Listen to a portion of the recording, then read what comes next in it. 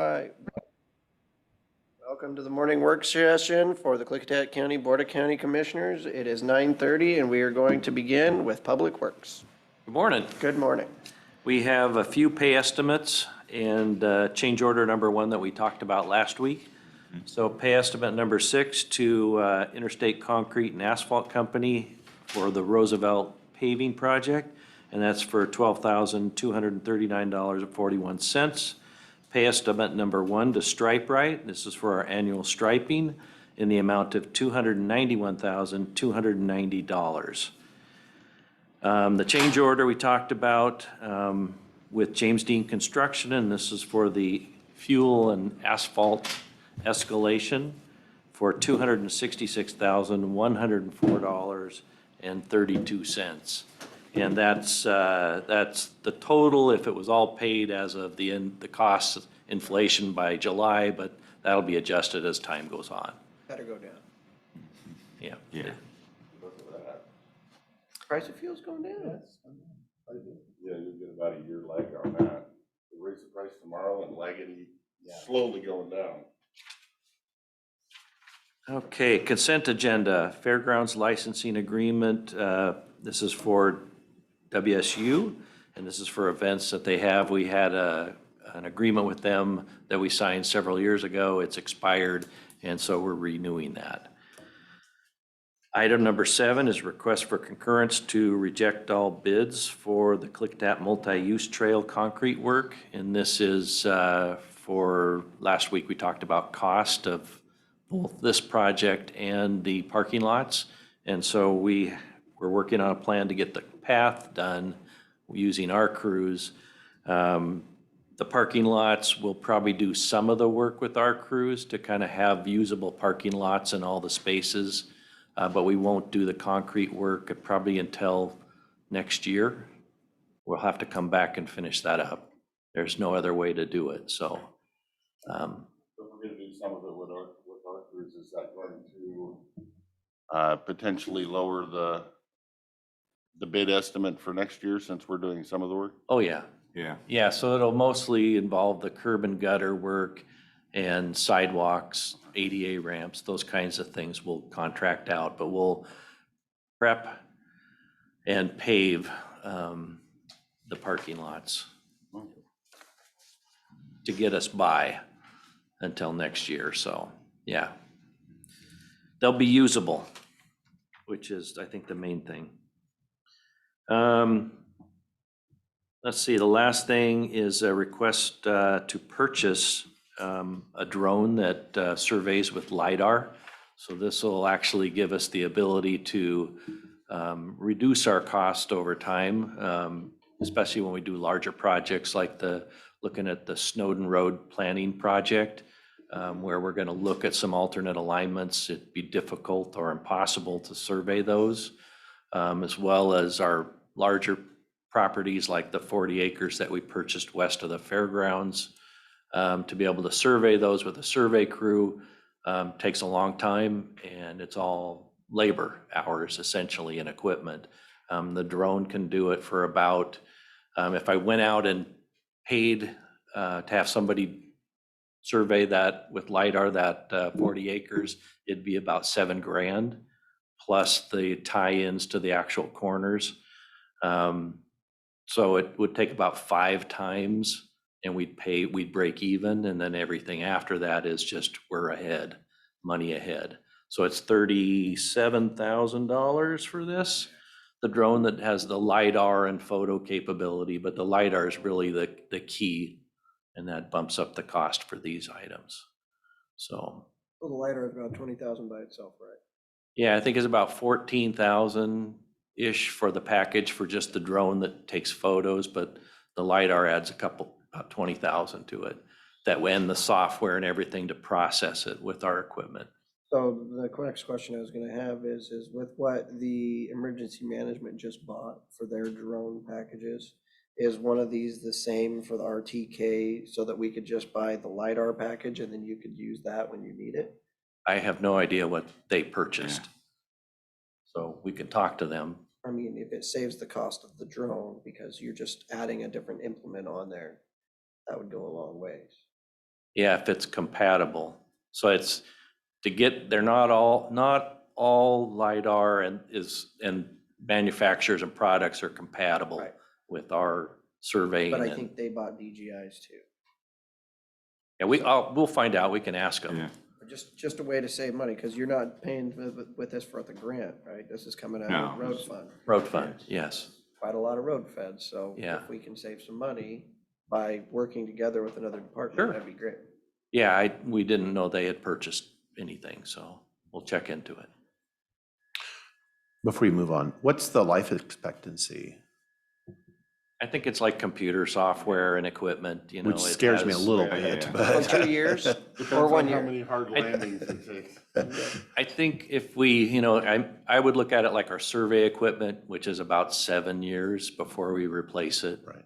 So that's the life expectancy. And so then back to your example, the $7,000, that's what it would cost if we had somebody go out and If we hired Bell, who actually gave us the estimate to go out and fly it. fly it. with LiDAR, it'd be $7,000.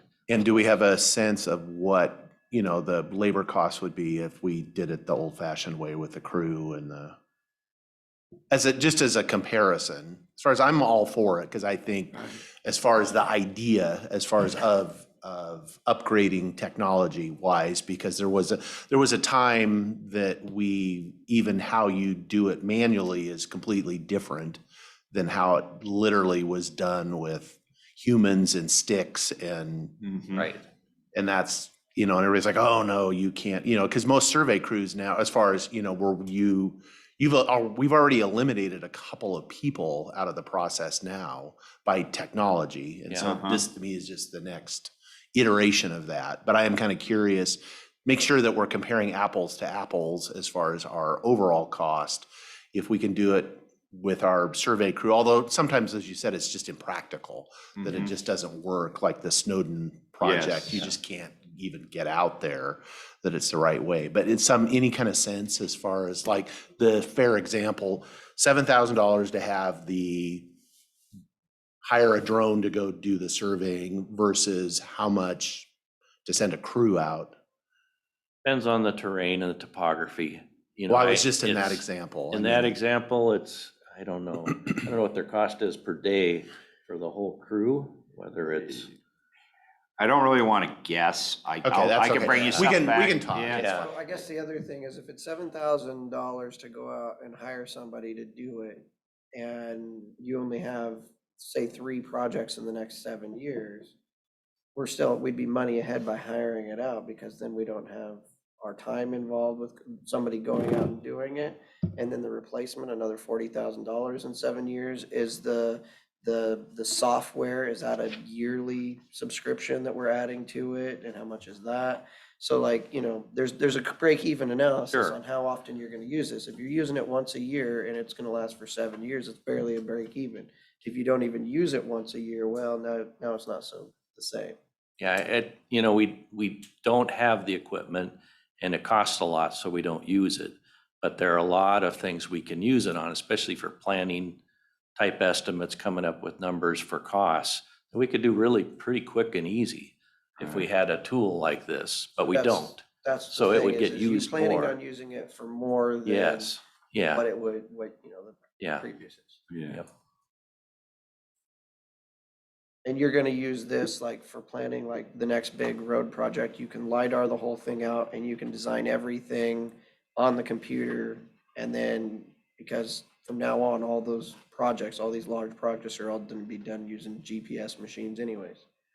Yeah, I think we're not 100% sure the accuracy of it. I mean, it has fairly decent accuracy, but with the surveying, when you survey something, it's much more accurate. So I don't know yet whether it will I think be it's as down to good. 2 millimeters or something now. It's pretty close, Yeah. but I'm not sure. I haven't used the equipment, so I don't know what the difference is or. And then does somebody have to get their commercial drone license? And Yes. You've got Yes. somebody signed up for Yeah, that? that's a part of this whole Mhm. package, all the software and the licensing and all those things. Big advantage to this is it gives us an opportunity to look at different options and different ways to move roads without, like the Snowden, without stirring, I'd put it, I'll just say it, without stirring everybody up. Because once you send the surveyors onto somebody's property, they go, okay, you know, we may never go that route. But then they're calling us, they're calling you guys saying, what are you doing? We saw them right next to our house and they might have been picking up a corner and we may never even go that route. That's why for Snowden, it works really well because we can look at different options and see what that entails before we actually put guys on the ground and finalize everything. But then we're not answering all these questions of stuff that what if? Any thoughts? I know you're eating, so I didn't want to be in the way. I'm good. Okay, wow. Okay, You guys pretty much covered everything I had a question on, so. all right, we'll give Jeff a call though and talk to him about compatibility. Yeah, I don't know if he had the matrix or a different one, but I know it was DGI. Okay.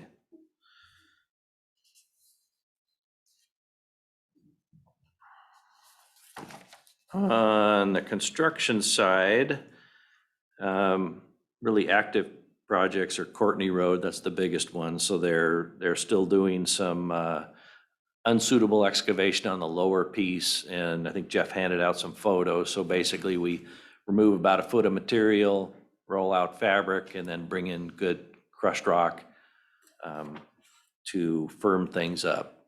So there's several places like this. They're still working on those, as well Is as, Is this a change order since they've already? no, it's part of the contract. We Yes. knew we were gonna have these. Yeah. Yeah, so there's a lot of roads that don't have base in our county, and they will continue to unravel over time. But this wasn't a part of where we were already building it? We expected this. This is yeah. just a lower section. When you drove up it, when it was still asphalt, you saw it was all alligatoring and stuff. Right. That's this. Okay. Yeah. Okay. Okay, striping, still working on phase 1, which is maintenance, and then they'll move into phase 2, which is all our new chip seal after our crews get done. We talked about the Klickitat path. Our crews are gonna take care of that now, all the concrete and the asphalt. Courthouse parking lots, we talked about that work. And then crews are working, or our guys are working on the next year's design projects for construction, so. On the maintenance side, BST surface goes down on Old Mountain, the last piece of that's the county road at the very end. And this week, as well as chip sealing, basically from Goldendale east, all the work that we have for chip sealing. So they'll continue right on with that, and then the stripers can come back and stripe everything. On the west side, crews are hauling rock on Johnson Road. And that's pretty much what the week will be. Mhm. Let's see, we talked about any civil work, the new parking lots, blinds, we're still waiting for the new blinds in the Mount Adams room. And a word from the HVAC manufacturer on our units. Radio site? Radio site, carpenters are on site. We're pouring the floor tomorrow. We do have power now, so we're moving right along. Propane's been put in. The tanks need to be put in, but the lines have all been put in. Everything is sealed back up. And it's just a matter of getting our consultant to give them up with the bid packet for the tower.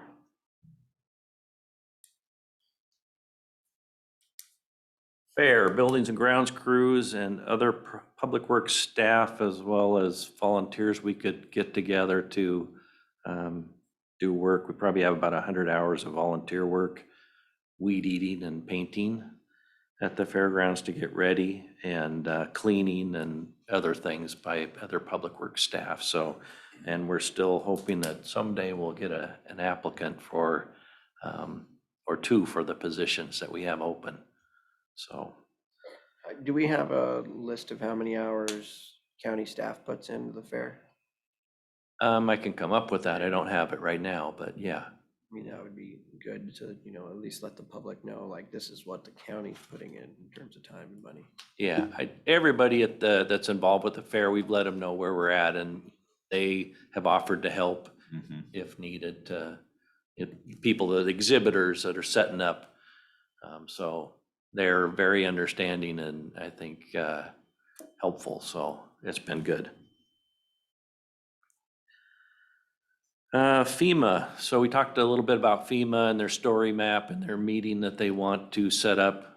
They gave some dates from September and October.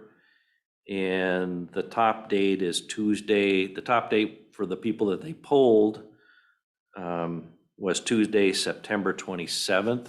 And this is 5:30 to 8 in the evening, all these days. And then the next highest day were the September 26th and 29th, which is a Monday and a Thursday. And then October 5th, they were all about the same. So, and then there's a few other dates that are less people could attend, but October 12th and 13th. So I don't know if any of those dates, 27th works for me. It's a commissioner day, so.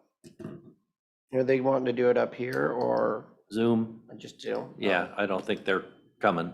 They'll just all log in. Mhm. 27th is fine with me. Okay. I'll let them know. Okay. Also have the landfill gas grant application sitting there for you guys. I'm giving a copy to Lee. If you want something changed, you just let me know. If not, I will email it to Lee. And we removed the deer Monday morning.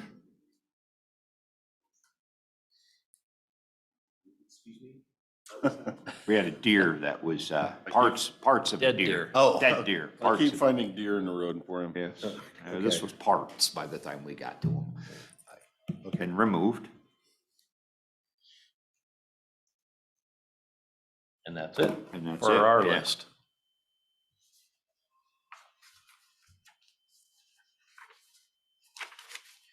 Does that look good for you, Dan? Did you go over this landfill gas application?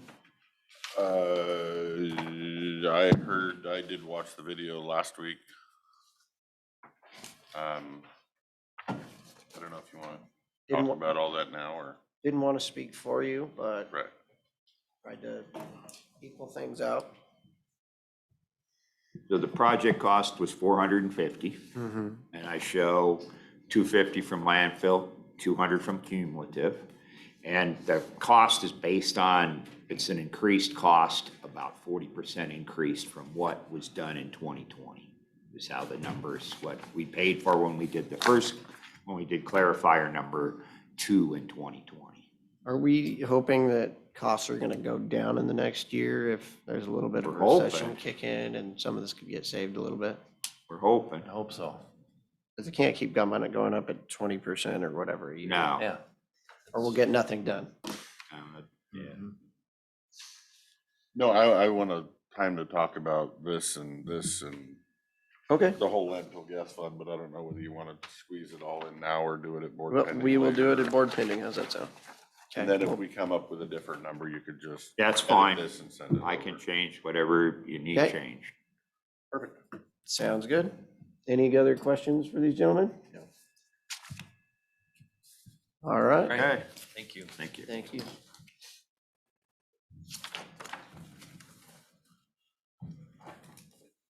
Good morning. How are you? You? Oh, there's a picture on the back too. We do. Yeah. A couple things I want to talk with you now, but I just haven't had the opportunity. We're running a little ahead of schedule, but next up we have Sheriff Sauger. Good morning, sir. Good morning. Sure. All right, perfect. Thank you. Carmen needs one. I'll get one.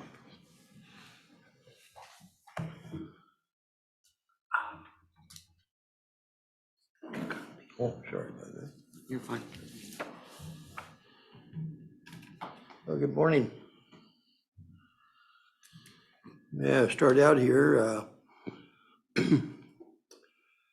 Number one, there were a total of 3,394 calls for service of this year to August 15th of this year. In addition to the calls for service, deputies served a total of 510 civil papers during the same time period. Item two, Zach McBride graduated from the Criminal Justice Training Academy on July 14th, 2022, and is now going through field training with the Klickitat County Sheriff's Office. Zach will be an outstanding deputy. Good job. Item three, excuse me. The Mud Fest in Glenwood was held on July 15th and 16th. There was a large turnout and a great success. The people had a great time and we got no calls out there from the sheriff's office, so went over good. Item four, on August 1st, Deputy Gavin Marble resigned from the Klickitat County Sheriff's Office for personal reasons. K-9 Profi will be reassigned to another deputy. The K-9 program will continue, but with a different K-9 handler. Can I ask a question? Please. Will there have to be like additional training for the, Yeah. I'm assuming, because handler. for the handler as far as that and stuff. Yeah, it'll be old hat for Profi, but What's happening with the dog now? it'll be turned over to a new deputy, another deputy. Right now, it's in the possession of Gavin. So he still has it 16 days after. Excuse me. It's going to be quite a process to get Profi's doghouse castle moved out of the backyard. It all has to be disassembled and reconstructed. And until we have somewhere for that to go, We should be making a decision on that within the next few days. Okay, that was gonna be my next Yeah. question. Oh, yeah. And then as far as training goes of the new officer, are you gonna have enough K-9 donation money to cover that training? Or are you gonna be needing to ask for budget money for that? No, we won't ask for budget money. Item five, Deputy Cody Melton and Tyrell Howard left on August 15th of this year for the Criminal Justice Training Academy in Berrien, Washington. So those two will be going through the academy. We have made a conditional offer to a lateral. Is it Kristen LaRue. She's a Wasco County deputy right now, but she's interested in becoming a deputy over here. The nice thing about that is there's no 5-month academy. She may have to go through a 2-week update for our state and then should be able to go to work right Are away. they gonna be able to work on the same shift? No. That would suck. Yeah, Yeah. well, you Not can't. be able to You ever could work on not the do same- that, and I neither, wasn't sure if there was management chain of command or if they're both sub, no, not, where the conflict would certainly be is if one or the other was directly over the. right. And I knew you couldn't do that, but I figured as laterals, I wasn't sure if you could. or couldn't. Yeah, no, I don't, we're definitely want them on separate shifts for a number of reasons, but it's gonna make it very convenient for her in a lot of ways. One, she'll be close to home. She doesn't have to travel over the Dells every day when she's working with the gas prices what they are. They got a small child. It'll make it easier for them to be on separate shifts to babysit, that type of thing. So there's a lot of pluses to it. Let's say, I guess that one worked. Plus, we're getting an experienced officer, so that's a plus. and a female that we desperately need on the road. How many years of You experience desperately does she need for have? pat downs. Pardon me? How many years out of the academy is she? Two? 2 or 3, I I think it's believe. 3. Yeah. I can't remember. It's been a little while though. Yeah. And from what I understand, she's an outstanding troop over there, deputy, so. Lane Mills will probably not be real happy with getting his troop, but, It's all right, we've sent some there too, haven't we? oh, yeah, Yeah. yes, we have, Fair's fair. Right. yeah. They say about payback. Yeah. Item 7, effective today, Under Sheriff Tim Nair will be reassigned to the Detective Division of the Sheriff's Office. The Under Sheriff position will remain open until I appoint a new Under Sheriff. Under Sheriff Nair is happy about being reassigned to the Detective Division because he looks forward to working with Robert Bianchi in the detectives. And to be honest with you, that's Tim's real love, is the detectives investigation. And that was at his request, by the way, so. So how long until you're hoping to have a new undersheriff? Well, due to the election process, it'll be after the election. It would do no good to appoint an undersheriff right now, and for some reason, if I lost that election, the new sheriff come in, most likely would want his own people, whoever that might be. So it wouldn't be fair if I appoint somebody now and only a couple months later they bounce back out, so. So it'd be after the November election. I like the way you're thinking of that. You're thinking of your employee on that one and you don't want them, yeah. Right. I appreciate that. Skip 6.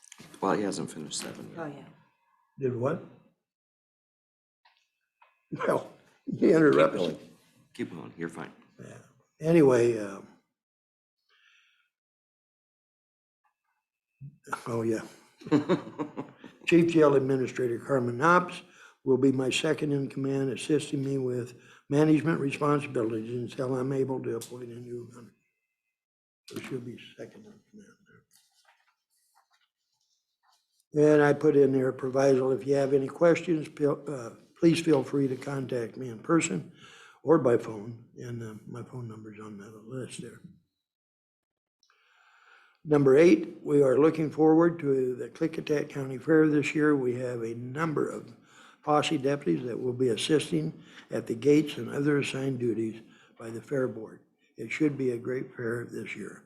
Be a little warm this year, I think, but it should be a great fair.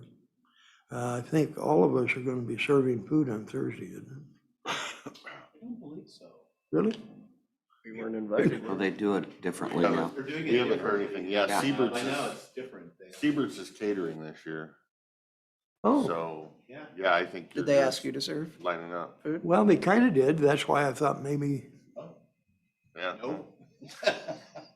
That's Well, okay. yeah. Awkward. maybe they're not going to have me serve it. Yeah, that's fine, however it works out. And of course, item 9, I'll turn it over to Carmen, Chief Jail Administrator's update on her responsibilities in managing the jail operation. Then after that, it'll be Chief Civil Deputy Ings. Carmen? Good morning. As you can tell by the first couple paragraphs, we had some unexpected challenges for the jail facility breakdowns that were not anticipated.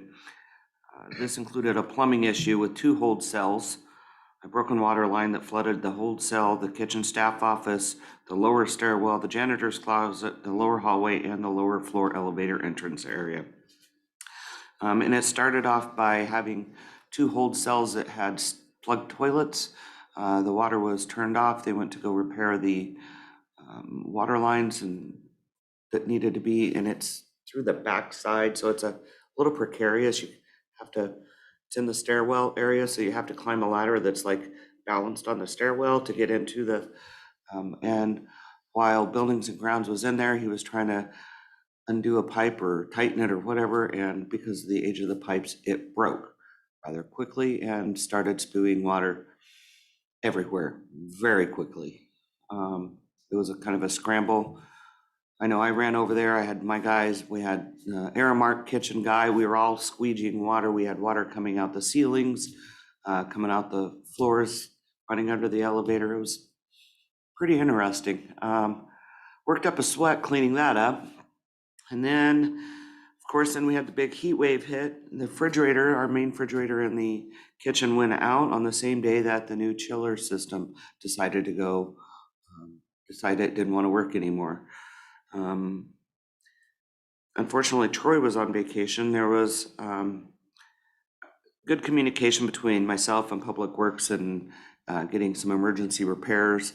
Since that time, they've been up there and they had to replace an electrical panel. It sounds like the electrical portion of that whole system wasn't quite up to what it needed to be, and it was blowing fuses. So, I mean, I know enough if things are blowing fuses that it's an electrical issue. That's the safety feature. So all that's been upgraded. Meanwhile, I ran to the Dalles and I bought some big fans and we got air circulating in there. Our booking room was 97 degrees and we had some busy court days and bookings and releases and stuff that had to be done. But they survived all of that. And I believe the fridge is up and running. I haven't heard otherwise. And luckily we didn't lose any food. We were able to get fridges up and cooling rather quickly. So you notice I put in there, one thing we can always guarantee is that this job is never dull. There's always something going on. So my guys, I have to commend them on all those challenges. They worked through the heat and managed to keep the inmates happy, and we got the repairs done. So hopefully it continues on that good note. We're not doing any training. Can I ask, I'm just kind of curious, the original problem with the toilets being plugged, was that I was an inmate stuffing toilets. okay, that's what I suspected, but Pretty common. pretty common, Yes. so. Okay, thanks. Yeah, unfortunately. I say the good thing is if the AC went out around the same time, you could blame that on him too. And then the rest of the inmates will hate him and he won't stuff the toilets anymore. Right. Yeah, unfortunately, inmates tend to flush all sorts of things that they're not supposed to. And I know they've been installing, there's this hook thing you can like put in the back of through the toilet that catches that stuff. I don't think that they've got them installed in all the toilet, but it does cut down on, you know, exactly where the plug comes from, because they just go check that. Oh, look at there, you were, you know, flushing sheets. It's in your block. So, but with the low They have staffing. some of those in your jail and not others? Correct. Alright. It's costly, you know, I don't know what the cost is, but right now with buildings and grounds being down, people, you know, takes a lot of time to go through and do all of that, so it's definitely not on the priority list at this point. So they have a lot of other things that they need to accomplish, and we understand that. The pandemic, as we know, forced many changes into the court system, and these changes have included adding a phone into the interview room to allow the attorneys the ability to call in during West Court District hearings. We were faced with a challenge. West District Court attorneys don't like to come to Goldendale. Evidently, they don't like the long distance drive, and this alleviated the need for them to drive up there to meet with the attorney, but it allowed them to have a private conversation with their clients during court. So we've got the plexiglass was also installed, and that way we have a clear and unobstructed view for the video court. Currently, only Superior Court and West District Court utilize a video system. And Superior Court, we only have to go up for arraignment and sentencing to be in person. Everything else can be handled by video. So that's pretty handy. Reduces the amount of security we need because inmates cannot go up in handcuffs. So anytime we move people, they are unshackled, which includes moving across a courthouse hall over to East District Court. They are unshackled when we move them. So there is some risk there. In all the years, there's only been one escape that I can recall. And that was when they were shackled, so. It'll happen. Yeah. Transports this month, We've had some busy medical, mental health and custody transfers. Lots of medical appointments to take care of. We've got some people who require some extensive testing and stuff that we're gonna be incurring some cost for that. And it's just a necessity. It's not something we can prevent. And inmate medical care is, of course, our priority from the time they arrive until their release. Care includes getting all the documents related to their health care from outside facilities. They monitor blood sugars and blood pressures, and they follow protocol dispensing medications as directed.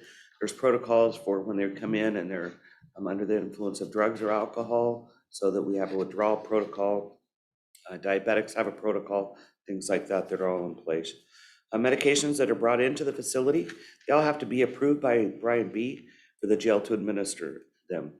And they can't come in like just a Ziploc bag. They all have to come in their original containers.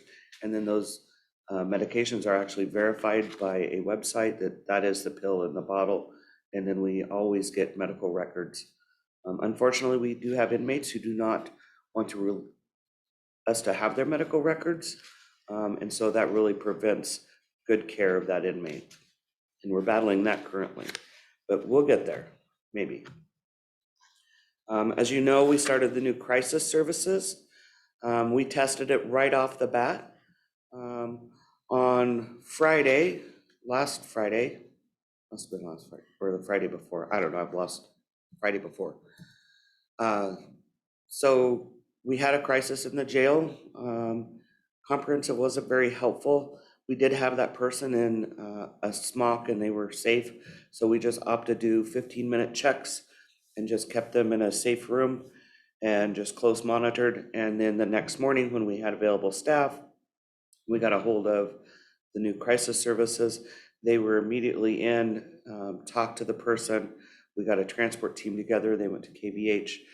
The evaluation was done and the medical clearance, and about 15 hours after that, they finally had a bed available and they transported that night to Yakima to a facility.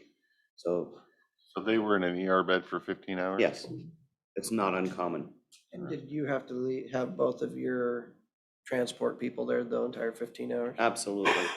And then they transported. And then you transport? No, they transported after spending all that time at the hospital. They then transported and returned back, and the one had to work at 6 o'clock the next morning. Did they use, I know they have some safe room thing out there now. Did they No. use the safe room or just an ER? No, they don't have a safe room. Well, I've been after since 2015 to get that hospital to put in a secure room so we don't have deputies and city officers standing around up there for hours. I thought they already did Oh. that. They started working on one. Okay. The money was raised for that very purpose, over 40 grand. And they have done some work on it, but bottom line is, when they were gonna try to pass the levy, we all went up there for a photo op. They were working on this room. As soon as the levy failed, crickets. They're still working on it. Yeah, there should be a safe room up there for the protection of their staff and save our deputies from not having to stand around because 911 calls are coming in. It's a mess, and it has been for years. So we don't have any control over that, but Correct. when it could be 15 or 24 hours to find a bed, do we have the option to transport them back to the jail so that these people can go home and they can be back in the jail? Sometimes, but most of the hospitals will not let us bring them back to the facility. They have to remain in a hospital until they're transported. And then you got two situations. One, if they're not on criminal charges, they can't be in jail. Right, but if we're transporting them, meaning we have jail staff, meaning Right. they had to have been in jail. Right, and so unfortunately, because of staffing issues, I had nobody else available to transport.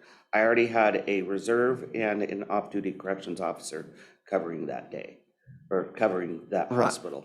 Right, that's what I'm saying Right. is that in that instance, you go up there and you take the blood work and whatever else they need to do. Right.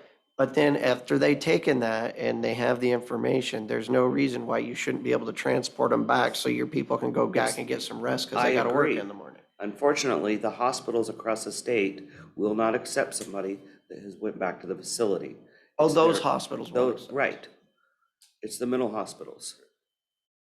Is there obviously, I think the mental hospital is saying they're obviously not in crisis if they're not in the ER room, kind of a scenario. Yeah, I'm not sure what their reasoning behind it is. Bridges has allowed us a couple of times to bring them back until we could get a bed, but it's very few and you have to talk to the right person. Comprehensive on that Friday, I'd gotten a call at 7 that night because they wanted us to furlough the person. I said, we don't furlough.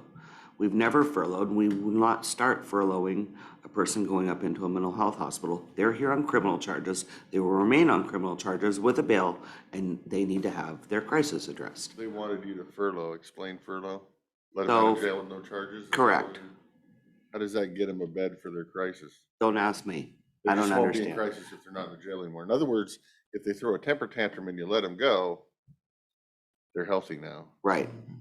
So it's very frustrating.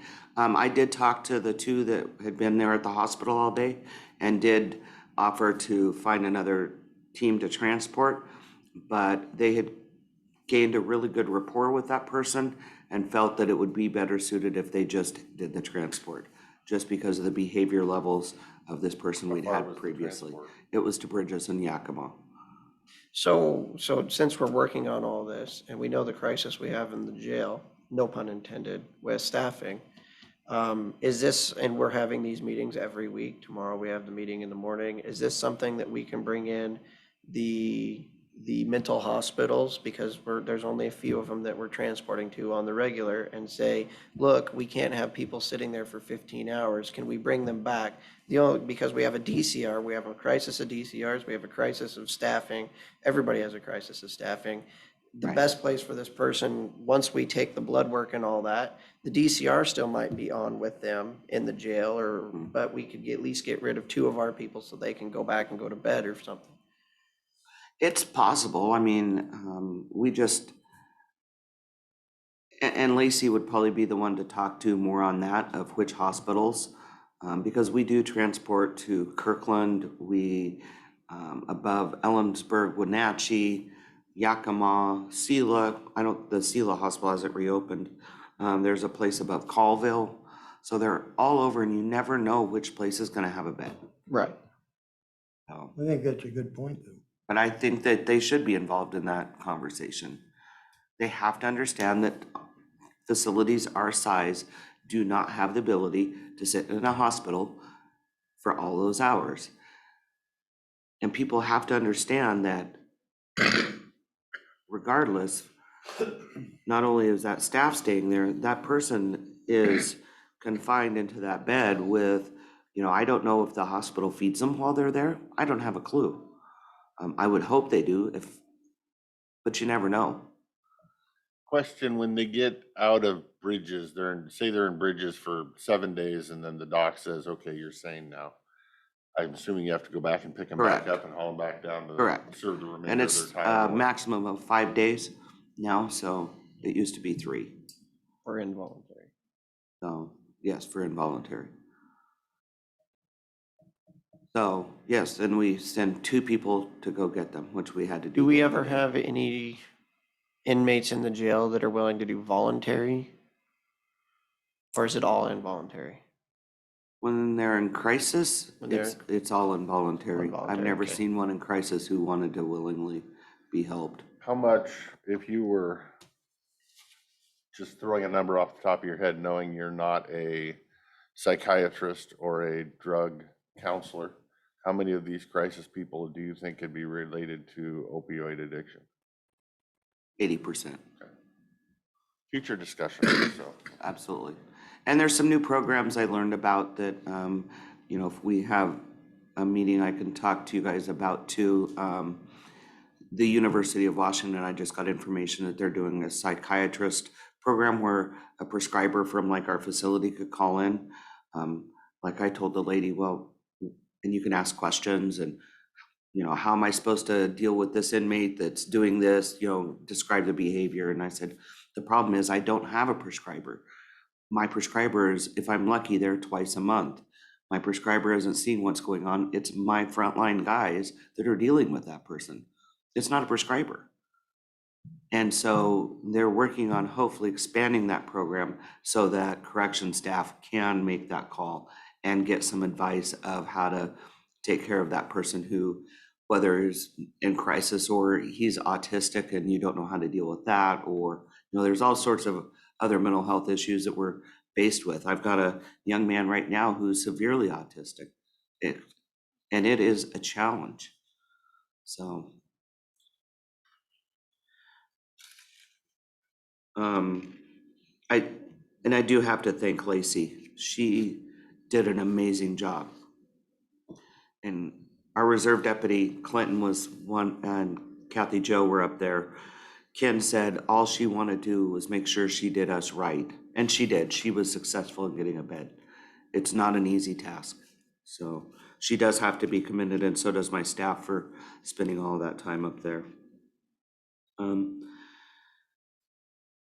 So yes, we've had a couple of major cases that have went to trial or pleading out.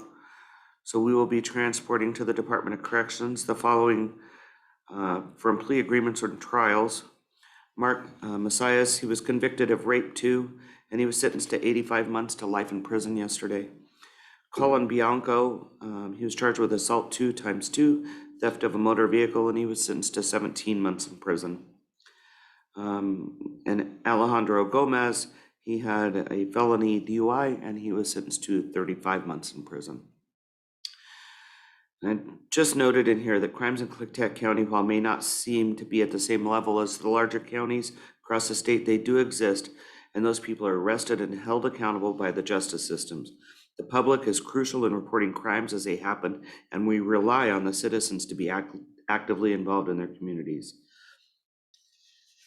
The one young man, Colin Bianco, he's 19 years old. This is his first time in jail.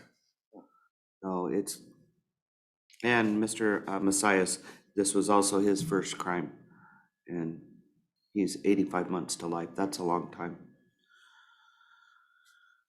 And I think the felony DUI sentence to 35 months is a staunch awakening maybe to those who were constantly arrested for DUIs in this county. So that wasn't the first offense for that DUI. Correct.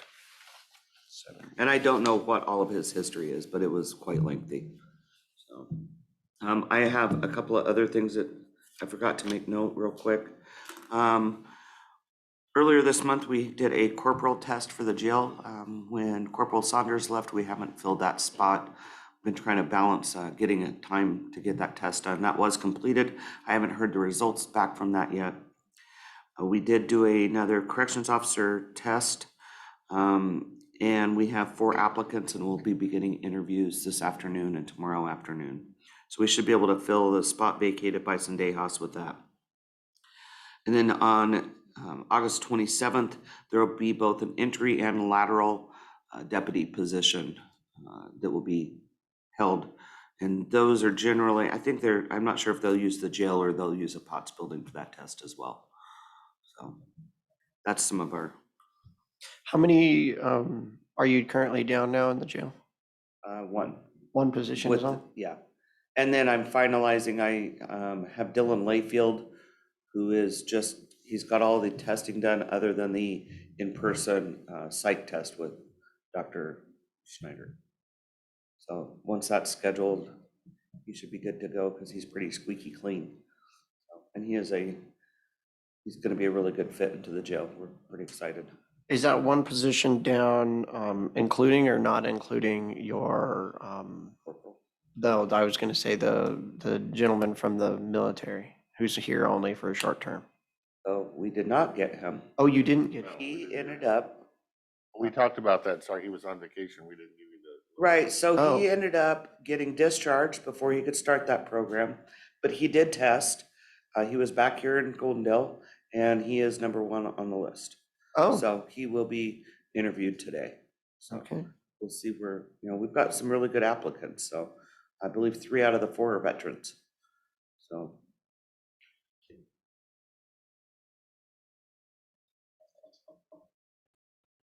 All right. The good news, we are, I'll bring the microphone closer. So we're staying on budget, not overspending. I know that in the patrol section, we're burning a little hotter than normal. That's because we have a couple of larger maintenance agreements that we've used. And so as the months proceed, that will equalize out. So it won't, yes. Are your numbers here, the percentages are, I'm assuming, amount remaining of the I budget, right? meant to put that up on top, yes, the It's amount remaining. Remaining. okay. Yes, I meant to put it up on top. By my math, looking at patrol and marine, I kind of figured that out, but I wasn't sure. if Sorry. everybody did. And so, so that will equalize out as the calendar months proceed. And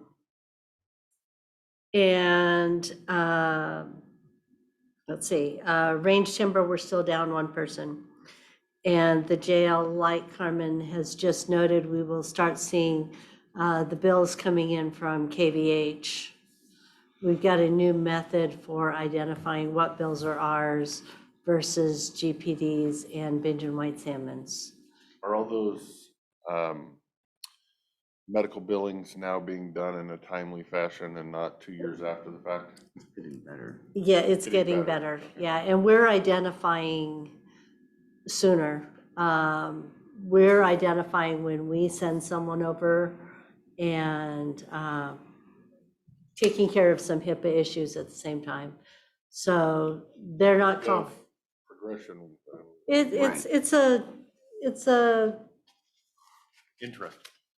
yeah, it's a process. And so we're just keeping an eye on the budget. We're keeping an eye on our spending.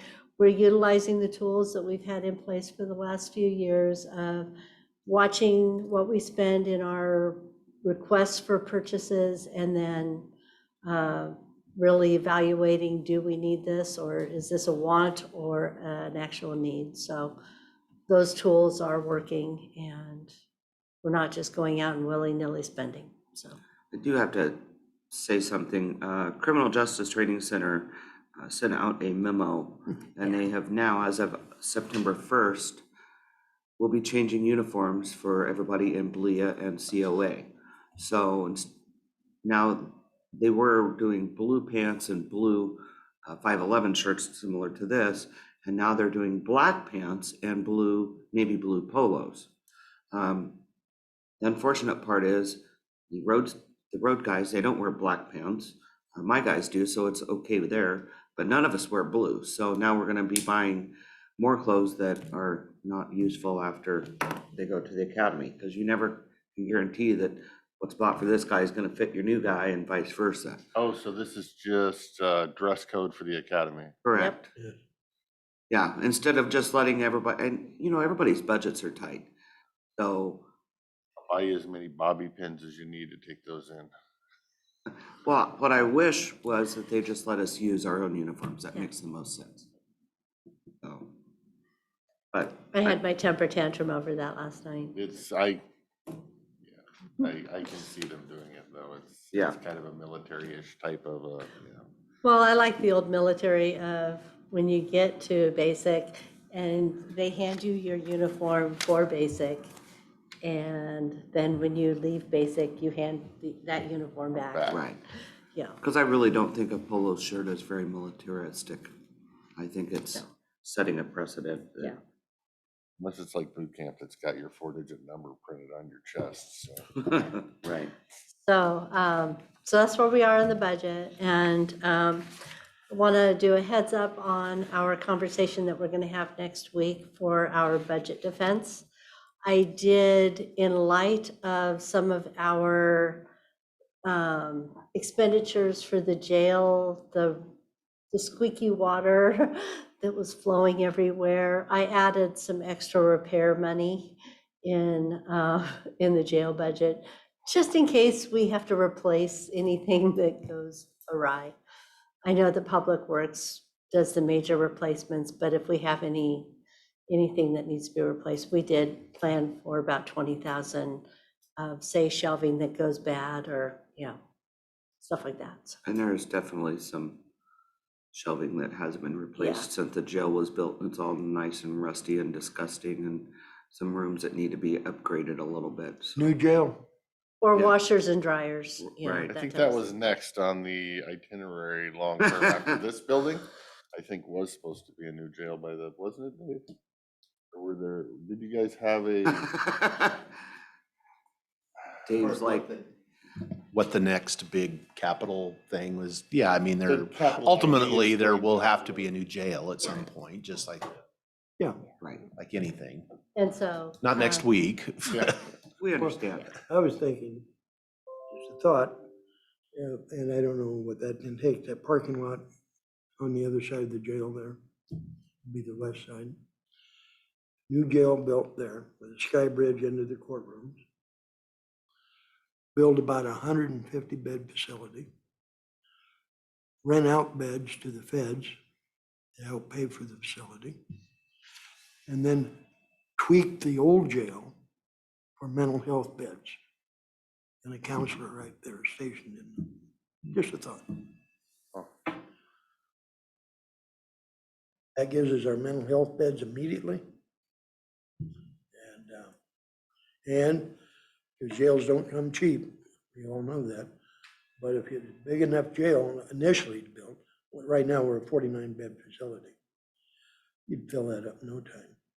Clark County, when we built that new jail, we built it for 300-bed facility. Within 2 years, they were double bunking. They're running out of beds. But the key to that, though, in my opinion, is if you got spare beds, feds will rent them. And they pay good money for those beds, whether they're filled or not. They take a block of beds and pay for that. Do we have spare beds now? Um, So Are we renting them? we haven't yet. Nope. It's a small enough facility, they could be filled. with- Because I know Skamania County rents theirs out. Well, I wasn't aware of that. Yeah. Not, I think they do primarily with Clark County, but they take all Clark County's overfill and that's how I they can keep, see that. yeah. and that's how they're keeping their budget alive for their jail. And so that was why I was asking, why are we not doing that for Yakima County? Or- Well, we're not against doing that, that's for sure. And only thing I'd suggest if we're gonna rent, I'd look at either another county or like Clark is doing with Skamania, or you rent to beds. State can be a real pain. I don't care who we rent to, but if we have space and there's income to subsidize the budget there, it's a good idea. As long as it's actually paying for itself, Yeah, because like yeah. with the city and the cities that we're taking their clients, it's not like we're making any money off of it, right? Well, some, I guess to some degree, we're making a little bit because, Bingen doesn't really house that many people and typically they're in and out in one day. So they're, And I would say that you are making money because whatever they're paying you is, I hate to use the word profit, but the jail expenses are gonna be the same either way, because you got the same amount of corrections officers. Correct. The only thing you're really paying for is food right, and the medical.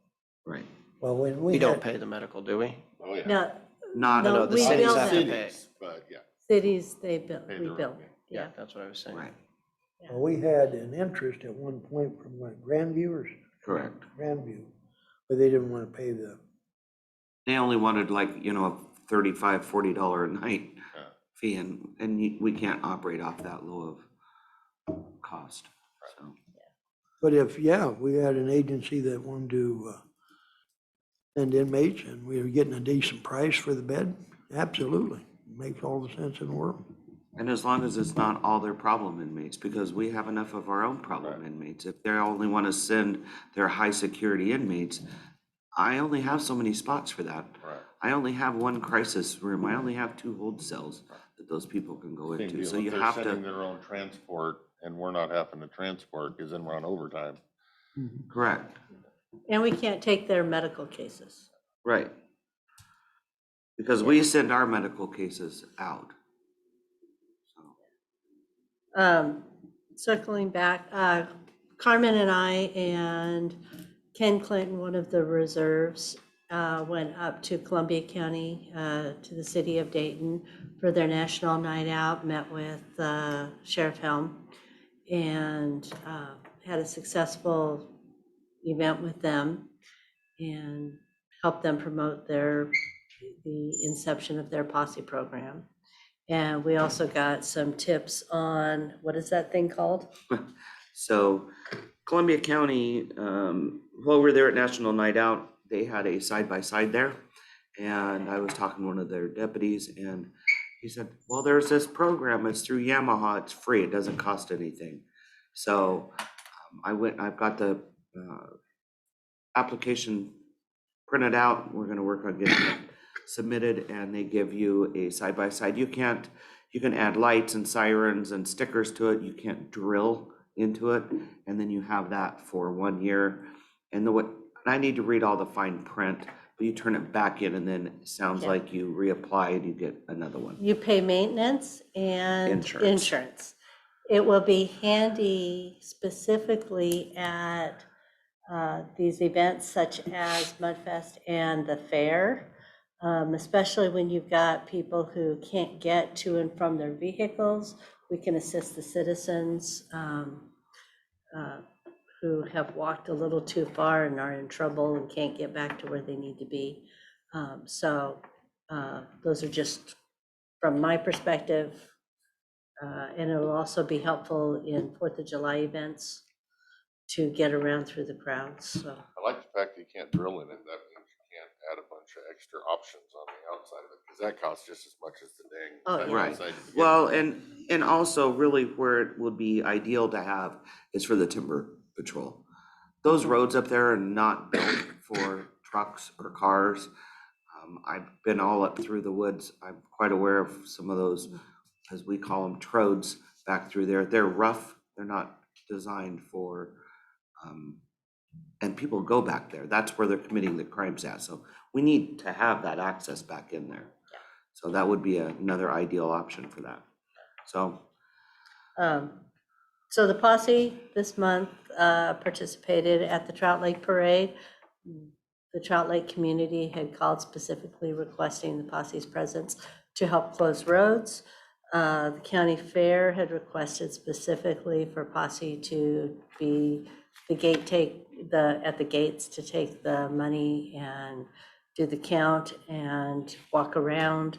Huckfest, they also would like them there for helping with the roads for the parade. So we've got posse on board for all of those. And then the sheriff's office does have a booth for the fair again this year. We're right down at the base of the grandstands. There's 3 where our booth was last year. And I would like to invite your code compliance officer. He can come and stand in our booth and talk to any of the community members like he did for Glenwood Rodeo anytime he wants.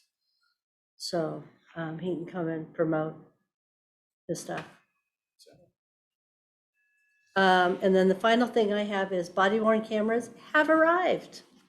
We had a meeting, a conference call with Motorola on the 4th to set up a deployment meeting, which is a preparatory meeting for actually getting the cameras deployed. It was how to prepare IT, all the different things we need to do so that we can have a 3-day meeting in how to deploy. So we're slowly working our way. Our pre-deployment meeting will be in September 19th, during that time period. IT was part of that Zoom meeting. Yes, they were there. So we're not even gonna deploy it for another month? No. Pre-deployment. right, That it'll be is- more than a month out. We're Correct. at least month and a half out. So, yeah, we don't even have the policy for the jail yet. I've reached out and I've gotten this week multiple agencies across the state's policy. So we have to review that and go over that. And we'll have to go over it with Motorola too. So So it's are a we process. paying for these things for this month while we're waiting a month? Well, we paid the price in December of last year. And I'm going to talk with Motorola and attempt to pay the next installment in my 2023 budget. So that way we're not paying in 2022 since it's not, they haven't done anything in 2022. That's what I was trying to get at is. Yeah, I agree. So that's what I'd like to try to do. I mean, I'm sure they're not gonna give us all the year for free if we're gonna get 2 months out of it. They're gonna. Well, they got $77,000 for 15 days, so in 2021, so. Because we paid them $77,000 on December 15th-ish, right around there. But that was for the first year. Right. So, And so when does that contract start? When does that year contract start? well, so the next one would be, in theory, December 15th of 2022, Because it was a 3-year contract. Right? 5-year Oh, contract. 5-year contract, right? At $77,000 a year. No, the next installments are all 68,000. Okay, so, but again, but it's a 5-year contract, but we're a year into it and we are almost. Well, a year part into it. of it is the installation and deployment and all of this. So this is part of the getting the equipment ordered, and Did you apply for the justice grant this year? I tried. Yeah, I tried, but we didn't get it because we don't have 35 deputies, road deputies. Corrections deputies don't count. Oh, So, they wanted road deputies in the justice grant that you and I looked at. So, but we'll keep trying, that was the body camera grant, not the correct? other, there's another grant, but I think the window's Yeah, no, already keep closed, so sending we them can- to me. We can try that one next year. Yep. There's another one named after a fallen officer that could be used for anything, so. Yeah, no, just keep sending it and we'll just keep applying. I'm all for applying for grants. And As long as they don't have too many Loopholes? conditions, conditions, right? Yeah. Yeah, I prefer no conditions, but yeah. so, So getting back to the budget, because the body camera thing will just piss me off. The K-9 unit, you only have 44% left for your budget. I only budgeted $1,500. Dog treats and balls. Yeah, So I guess, if what I've always been looking for is like an accurate accounting of what the K-9 actually costs. Because, because how many days a month is the K-9 in training, right? And do we account for that cost as part of that budget for the K-9? Because it's a deputy who's not on, there's a deputy who's not on patrol because they're in training for K-9 duties, right? 2 days a month, is it, or how much is it? okay, well, we can pull together costs, and some of the costs is a no cost because his food and that type of stuff is all free. So there is no cost associated with the K-9. Well, I have a question that kind of piggybacks on his that might answer And it. so, Once the K-9 officer went to training with the dog and got certified, got his license, dog got his license, they're good to go on the road, how often do they have to go back for refresher courses? they did 8 hours of training once a month. Yeah, So I think that's the part he's talking about. Well, I just, I know when the K-9 got sold in White Salmon, it's not gonna cost anything, we're gonna raise money, but, everything costs. Like the training that the dog is at, that's a deputy who's not on the road that you're having to cover with shifts or something else. What is the true cost of the K-9 unit, is what I'm trying to get at. I can pull that together. Okay. And if you will email me your specific questions, I will have it ready for Thursday's budget meeting. Thank you. So, but it's helpful if you give me the questions that you're. Because we're gonna go through another training, right? I mean, Well, with that and- deputy leaving, now we're gonna have somebody else who has to go through Yeah, they'll probably go months through of the- training, yeah. right? I mean, Well, months there's of training. gonna be some cost. Yeah, But take it to the bank. You guys didn't pay for that dog. The public did. $50,000 they raised. Everything that we've paid for the dog and the training in the past has been paid by community donation. Nothing by the county funds. Right, but the county is funding the maintenance of the dog for that. Absolutely not. No, for The the employee. fact of the employee, which is the highest cost. So I'm trying to understand what Okay. that cost is, because you're gonna have a deputy who's not on the road, who's Yes. in training for a certain amount of time, for the dog to do the transfer, correct? Okay, That's true. But That's that true. deputy is also gonna be a deputy whether he had the dog or not, because he's gonna be answering calls. While he's in training?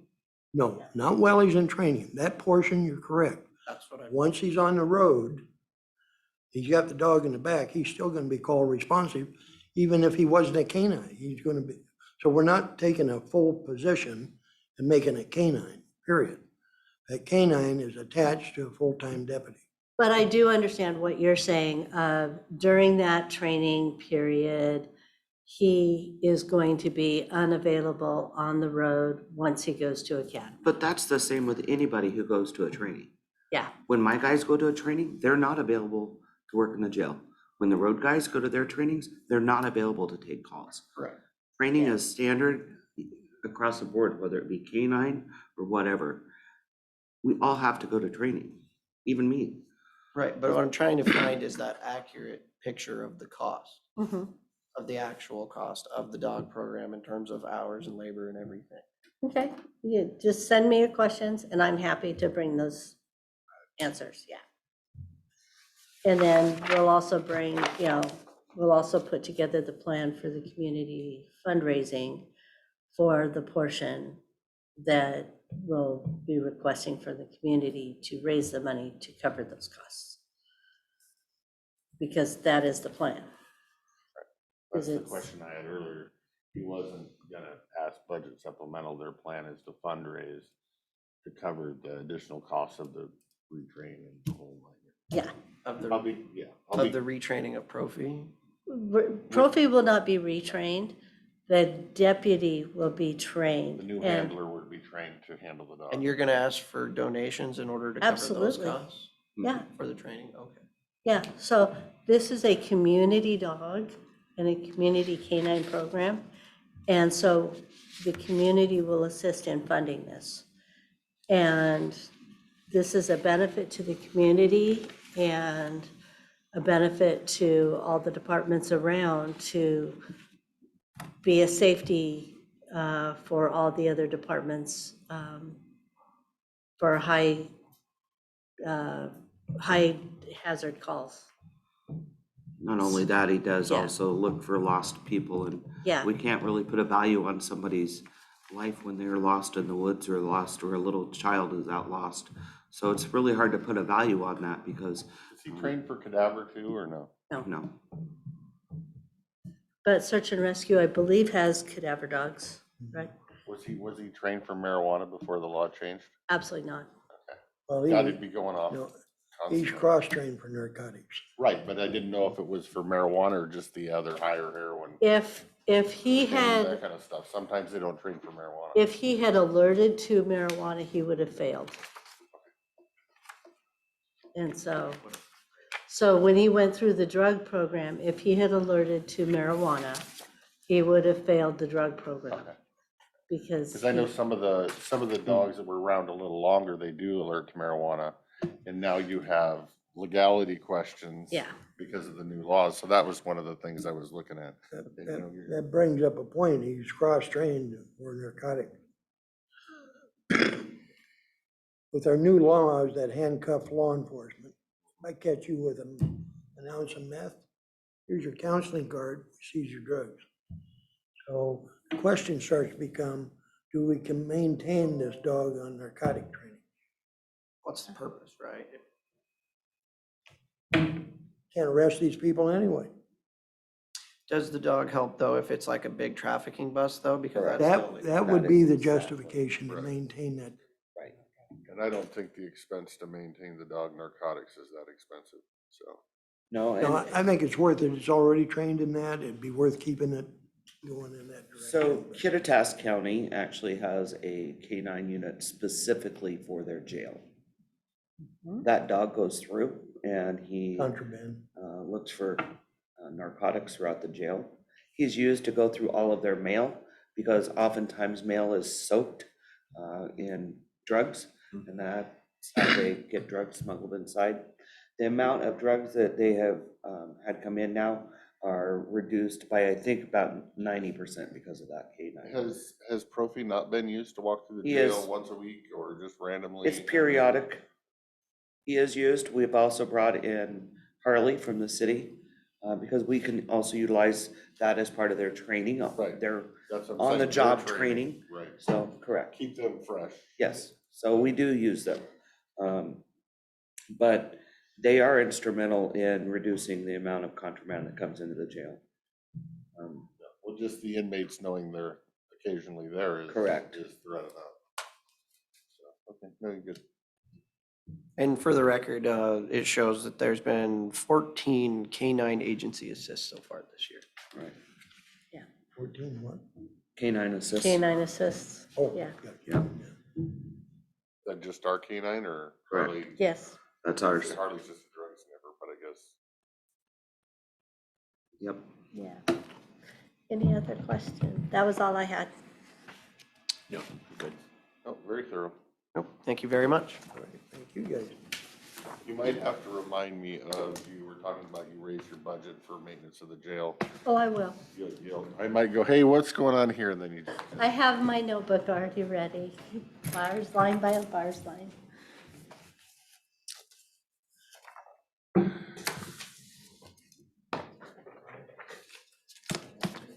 Next up, we have our code compliance officer.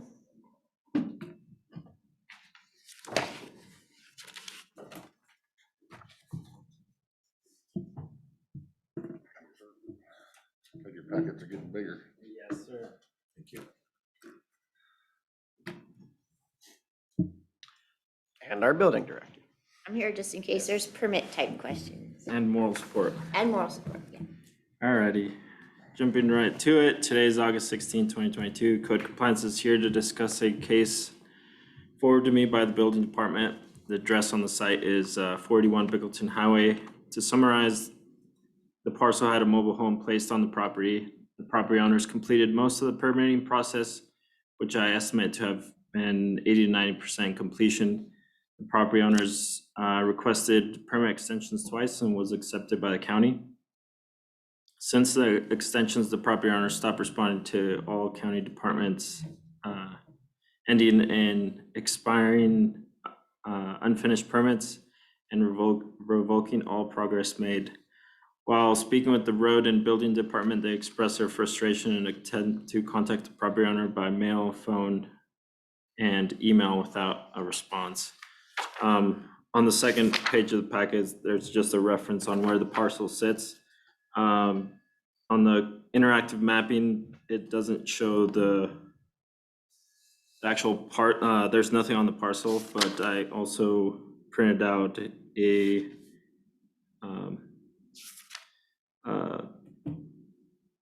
view from Google Maps, which does show the location of the parcel and or the buildings. On January 21st of 2022, Mrs. Lopez was sent a letter by the building department explaining that due to no continuous progress recorded in the last 180 days, her permits were at risk of becoming invalid, and a certification of non-compliance would be recorded on the property. The letter also explained that her project would not have been finalized and therefore not approved for occupancy. On January 28th of 2022 at 14:34, the certified letter was picked up in the post office, but the property owner conducted no follow-up. On May 31st of this year, a certification non-compliance was submitted and processed through the auditor's office, and a lien was placed for the amount of $230.50 for building permit BLD-20-0287 and MHP 20-0017 for the same amount. From my understanding, these fees would have to be paid first for the expired permits on top of paying for new permits at today's current prices. So the exact amount is unclear. On August 10th, 2022, I drove to 41 Bickleton Highway to document the property's current status and use. When I arrived at the address, I witnessed multiple cars on the property. I could see and hear people from inside the house confirming the house is used for occupancy. And I did take pictures and all, are all the way in the back of the packet. In the end, the two 16 by 30 storage shed and the manufactured single-family residence, for one reason or another, are not in compliance. This also includes the road approach with expired and unpaid fees, which are not included in the lien. Once speaking with the prosecuting attorney, he clarified code compliance could continue with enforcing since the charges associated with the property stem from non-compliance with the permitting process through the building department and not a code violation. My questions to commissioners are if you'd like me to pursue this case, ultimately, what you would like me to do with the property. Have you only driven past it once? Yes, And I'm assuming this little storage shed with the front deck that's really fancy, doesn't have any cars parked next to it as a second occupancy potential? it's supposed to be storage, but drive by it every day to and from work. Have you ever noticed any cars next to this thing? No, they're all in front, they have a parking area, it's a circular driveway. They're all parked like this. I believe they're using that storage, that 16 by 30 storage, which is that picture, was for storage only and not for occupancy. And I believe that people are living there, but because of the swing and the Well, furnishing. that's my kind of question, is if I was placing a storage shed on there, I wouldn't have placed it that far from the house. I wouldn't have faced the door the opposite direction of the house. I wouldn't have the front porch on a storage shed. To me, that looks like a tiny house. Yeah. You mean I an agree. ADU? Yeah, Well, they do. Whatever you want to call it. Not on Yeah, wheels. Correct. Well, either way, they're both unpermitted, so I think they're renting that for additional money or potentially. So, yeah, I think you might have multiple code violations at this property. My question, so this case was a little unlike most of the cases I received. Usually, most of my cases they're always stemmed from the public. So the public will reach out to, let's say, the health department. The health department will look at it and be like, well, I can't really do much with this. And then they'll forward it to me. This case was just kind of brought to my attention by the building department, which is kind of made me question if the commissioners wanted me to pursue it in the first place, since how it ended up under my attention. And So it was that- brought to my attention by Public Works. So Yeah. where this comes into my questioning of, I guess, the people that have been here the longest, is we do have the policy that you need two complaints. It can't be just an official or somebody filing a complaint. It can't be the Department of Ecology filing a complaint on a shoreline on white salmon. It's got to be two complaints. How does this fall into that? Well, if you, what he read from the prosecuting attorney, this isn't complaint, this is lack of following our permit requirements, separate- including separate payment issue. of said permits, so. And we did file But non-compliance. this- But then there's no way to know, did they follow through with health? I mean, they're entering a county road without the paved access. I mean, that's why Public Works was kind of questioning us too. So then And, I talked to George and we're like, well, let's at least ask and then we'll know. If I can, one of the concerns I have is, are we consistently Right. applying the rule? Because I'm aware of in the past that we have had projects that for whatever reason, they didn't complete, their permits expired.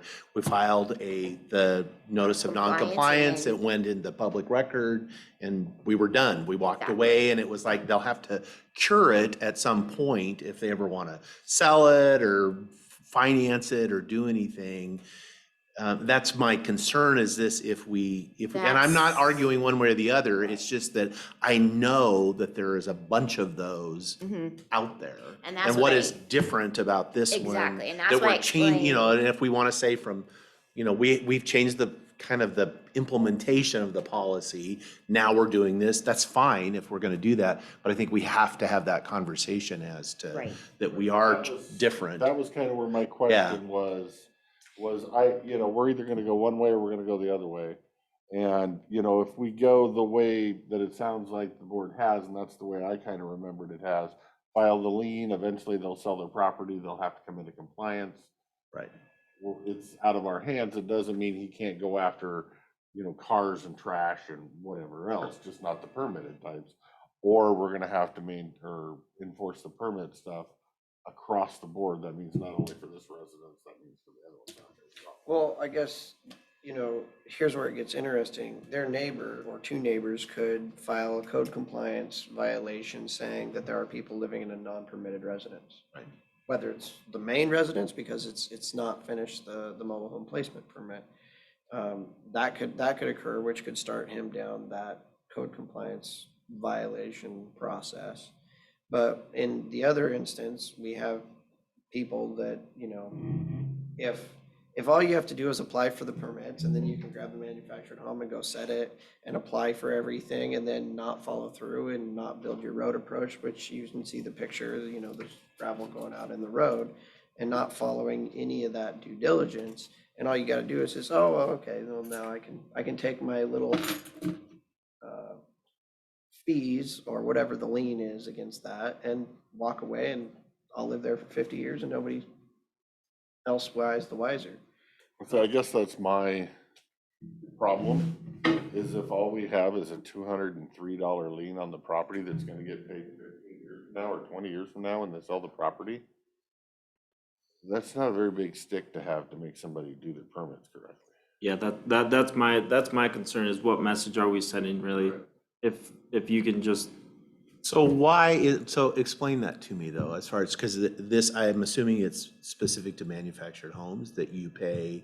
Because like when I get a building permit, I pay all the fees up front before I can go out the door. A placement permit, if it's a double And wide. whether I use it, don't comply or not, the county already got all its money.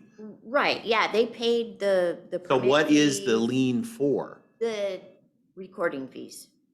Oh, for non-compliance. Right. Oh, okay. So if they decide they want to take it out of non-compliance, they They're will gonna have to, pay right? the fees that we paid to Right. bring it out of non-compliance, plus That makes the more sense now. reimbursement. Can Because you I was talk like, to are me about- manufactured homes So different? I explained to George, this customarily, this is how we've done it. This is how we've always done it, is you file the non-compliance and that's that. And eventually they'll fix it if they sell it or go to refinance or what have you. That's we're done as far as what I'm concerned, because we filed the non-compliance. That's been the typical course of action. So when Public Works asked me about it, I said, we filed non-compliance, it's not been approved. But then George being new, and wanting to know, okay, what's the future directive? Yeah, I said, I don't know, we've never made anybody homeless, we've never evicted. We've never done any of those things. And it was always, my understanding was if you've filed a lien, then there's already a lien and you're not gonna file another one. From my side of things, it's not like you're gonna, which I did talk and to so the, it's like, okay, but how do you guys want him to go forward in the Right. future? So I explained to him how it's been, but I think he was wanting to know, is that how you want it to stay? Or do you want him to shift gears? Lee, you had your hand up first. Well, what came to my mind is other code violation situations, such as a unpermitted gun range. We have all these types of issues where the county code needs to be upgraded, the teeth. Right. Yeah, I was looking at a lot of other counties and they usually for unpermitted dwellings with people living in it, they'll do fines either by day or they'll be like, eventually there'll be a, Aggressive. yeah, That's what we it's just- need for all of it, really. So we've talked about updating these codes. Our last code compliance officer, that was our directive that we wanted him to work on before he left. Lynn has worked on updating the codes. I mean, she's put a lot of time into this, that we need to update multiple portions of the county code. I'd hate to, we've done it a certain way for a long time, and I have no problem going a different direction, but we should do that through updating the code. And that should be the direction of how we do this. Not just, we're gonna take a different direction on this one. It has been a lien filed against it. There is a notice of non-compliance. It sounds like at one point these people were talking to us and communicating, and now they won't answer the phone or they won't have any communication, which is too bad. But again, we don't have the teeth in our. So if we don't have the teeth, what can we do? I don't Unless think, we're willing to say, you're living in a non-permitted structure that hasn't had it done, you're gonna have to be thrown off, which. So also with the road approach, that also, the permit was also revoked, which I'm not sure if we That's discussed. Public it. Works. Yeah, with Public Works, like what would you like me to do in the future with, because I don't think I've ever had anybody just, I mean, from my understanding, all they had to do was just concrete the last right, bit I of the think road. this issue isn't, them not willing to pay the county $300 to finish their stuff. Mm. It sounds like, from reading it, they had a couple decks that were supposed to be built to bring it up to code. That didn't happen.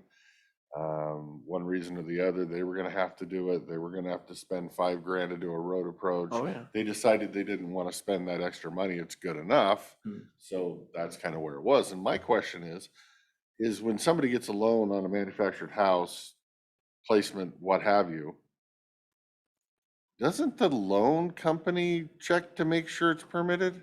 A good chunk of our public records requests every week are either lenders for refinancing, realtors, because they're gonna list a property, or people looking at buying a property, and they do call to say, was this permitted?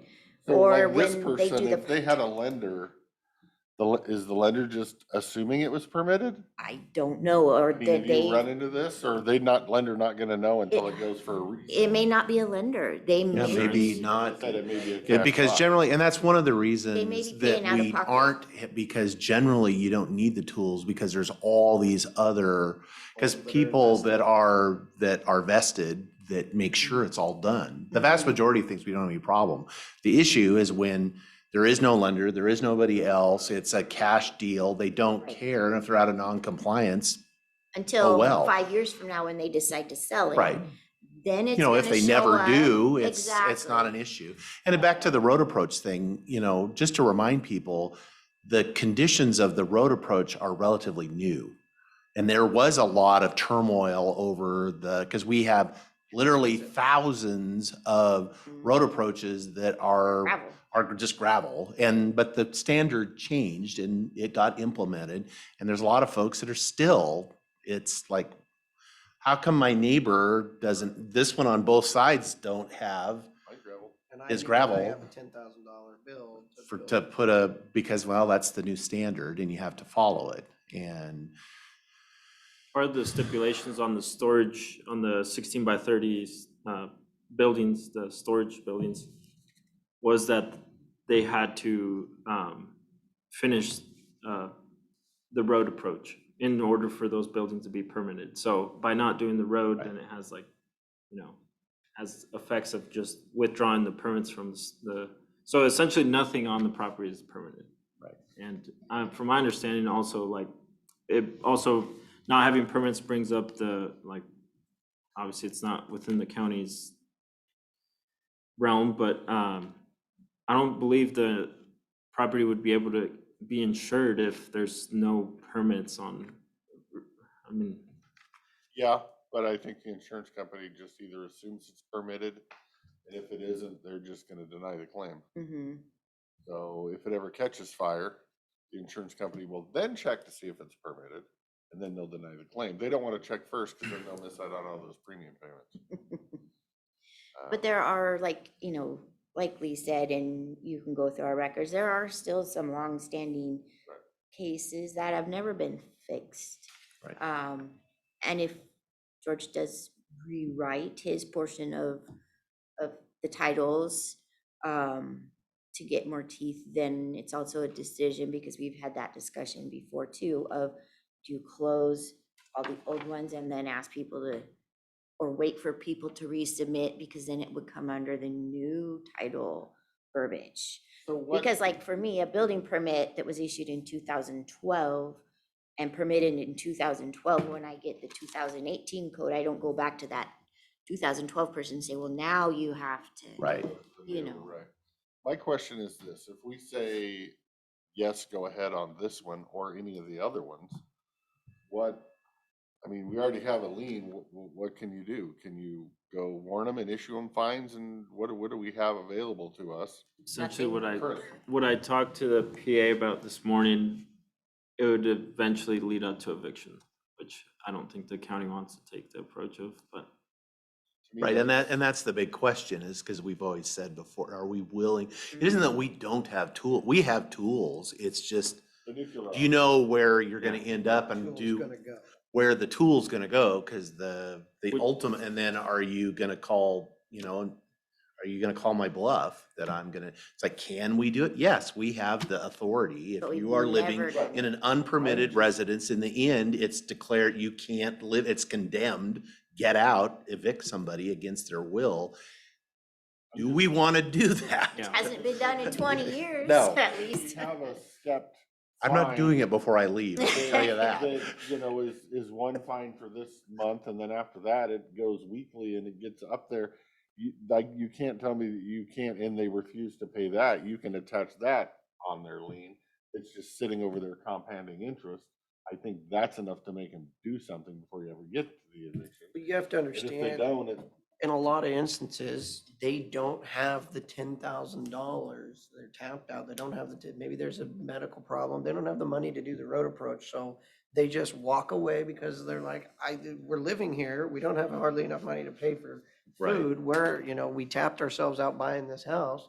And now you're gonna start throwing fines and fees and everything on, and you're gonna sound like Portland, who a guy has $277,000 in fines and fees because he didn't paint his house or but finish painting his house again, because he fell off we a have to ladder. be consistent across the board, and if we're dealing with this guy, which probably has a big issue with the road approach, and there's other people that have big issues with the cost of the road being 20 feet wide and what have, it's the same issue. It might be $40,000 on that one and only $7,000 on this one, but it comes down to the cost of them living up to our rule.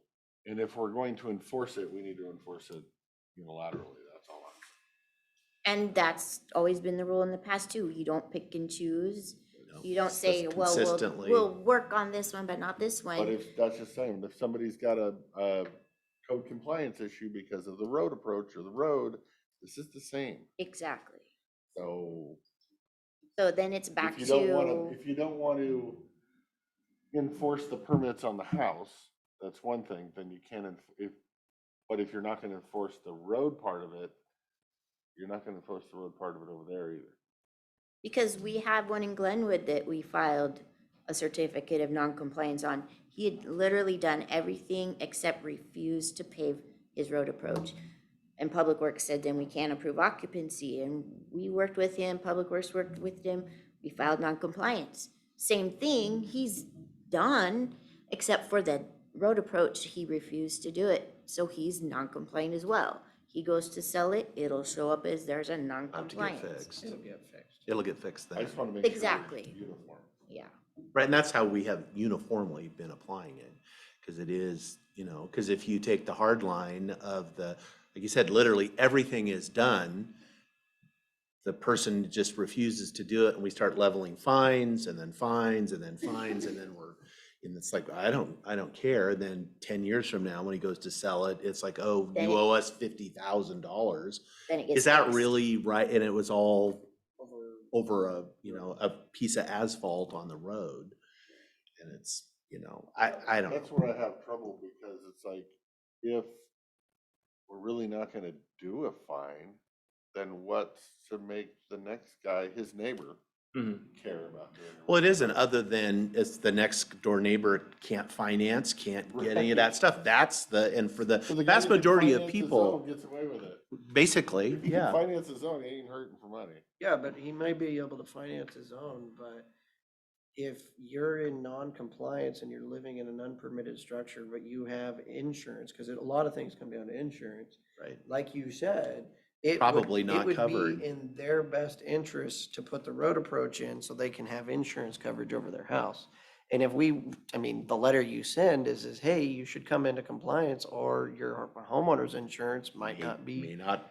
may not pay out. Because you That also right. have to look at the road approaches as fire approaches as a safety issue, like, because the road approach ain't good enough for a truck to get in. That's not generally, it's the paving was about getting gravel damaging onto our road, Right, which but I there's still agree a with. width of driveway issue. Well, like the question George asked me was, okay, so you did a certificate of non-compliance and a lien on the 2 permits through the building department. Does Public Works do a separate one? Do other departments do separate ones? I said, no, it's always customarily just been Right. this, my piece. Non-compliance, Mhm. right, because it's the occupancy. Exactly. Right, that's the occupancy, but we also have that if they don't do their own non-compliance, letter of non-compliance for the road approach, then they may go in, to sell it or whatever, the people who It doesn't want to show buy up it, it then. won't show up. So that's our biggest thing is our stick in essence is writing down what they're non-compliant about and what is gonna have to come up into compliance in order for that property to sell, in order for that to come off the title. Because once it's on the title, everybody looks at that. Right, and if people Right, and that is the call- idea. The whole point of filing it is so that the public has been made aware And as they, far. and they are. And they are, because it goes in the Mhm. public record, it is, although, and there's still, just because it's in the public record, I'm aware of one circumstance where it was filed on there, the people didn't care, they bought it it was a cash deal. They didn't care, they're like, yes, who cares, we'll assume that non-compliance, and they switched out, and everybody went on Mhm. happy. But they were aware, Right, and ultimately, it is that's really And what if- we're trying to protect, is that that you have the information to make the decision. and we've got plenty of people who call and say, okay, What's it gonna is- take? Exactly.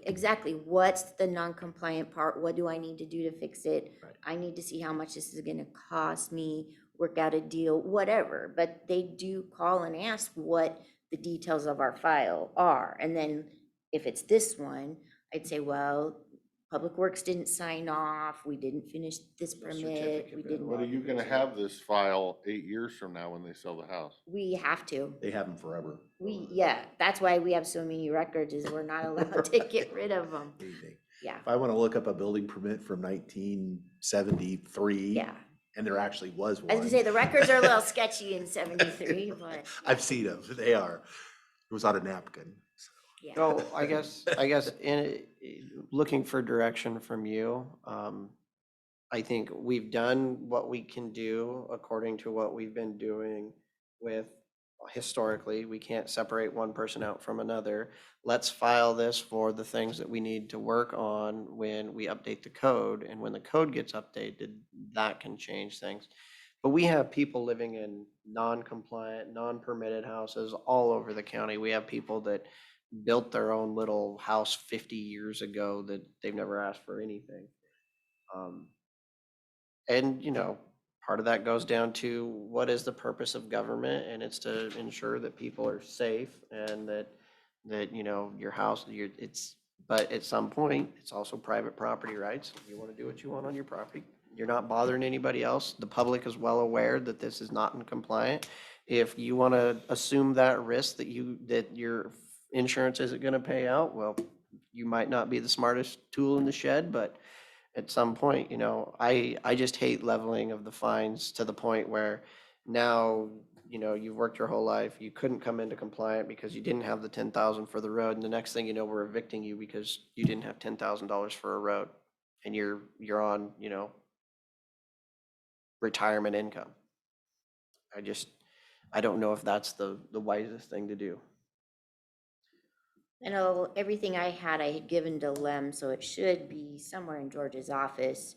Just the research that, we had done on it and everything for him to use the parts that he wants or what have you. But I guess think, I agree with Commissioner Anderson on all of that. I guess part of me kind of thinks that since code compliance has never been out there knocking on the door saying, hey, you're out of compliance, maybe that's enough to bring him into compliance. If it isn't, then you drop it. But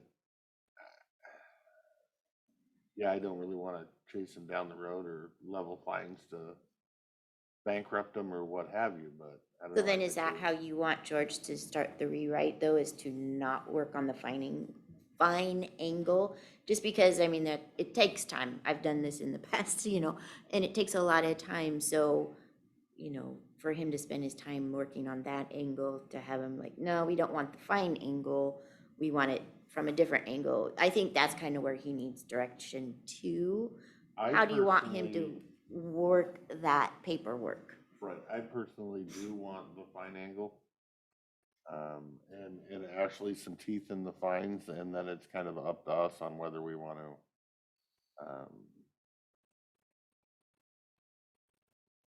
I don't know, I do. I think if you don't have a stick, you gotta have some kind of a stick. Or Yeah, I think they're just gonna run willy-nilly and you're gonna crash everywhere and Hulk vehicles and, like the guy with the junkyard, if you tell him, hey, if you keep doing this, you're gonna get a $50 fine every year. Okay, I make more than that selling an alternator. And if you're not gonna step it up on other issues where they're making, $1,000 a night. At least. I'll pay your $200 fine because I'm making $1,000 a night. So are you gonna ever have a stick, or are you just gonna let them do what they want to do? it also creates issues of like, obviously we have building standards for a reason. There's, fires and whatnot, safety. And if essentially what it comes down to is if you have enough money to build a home or whatever in your property and you don't need anybody's help, you can do it not permitted, and the county will essentially just not really do anything about it.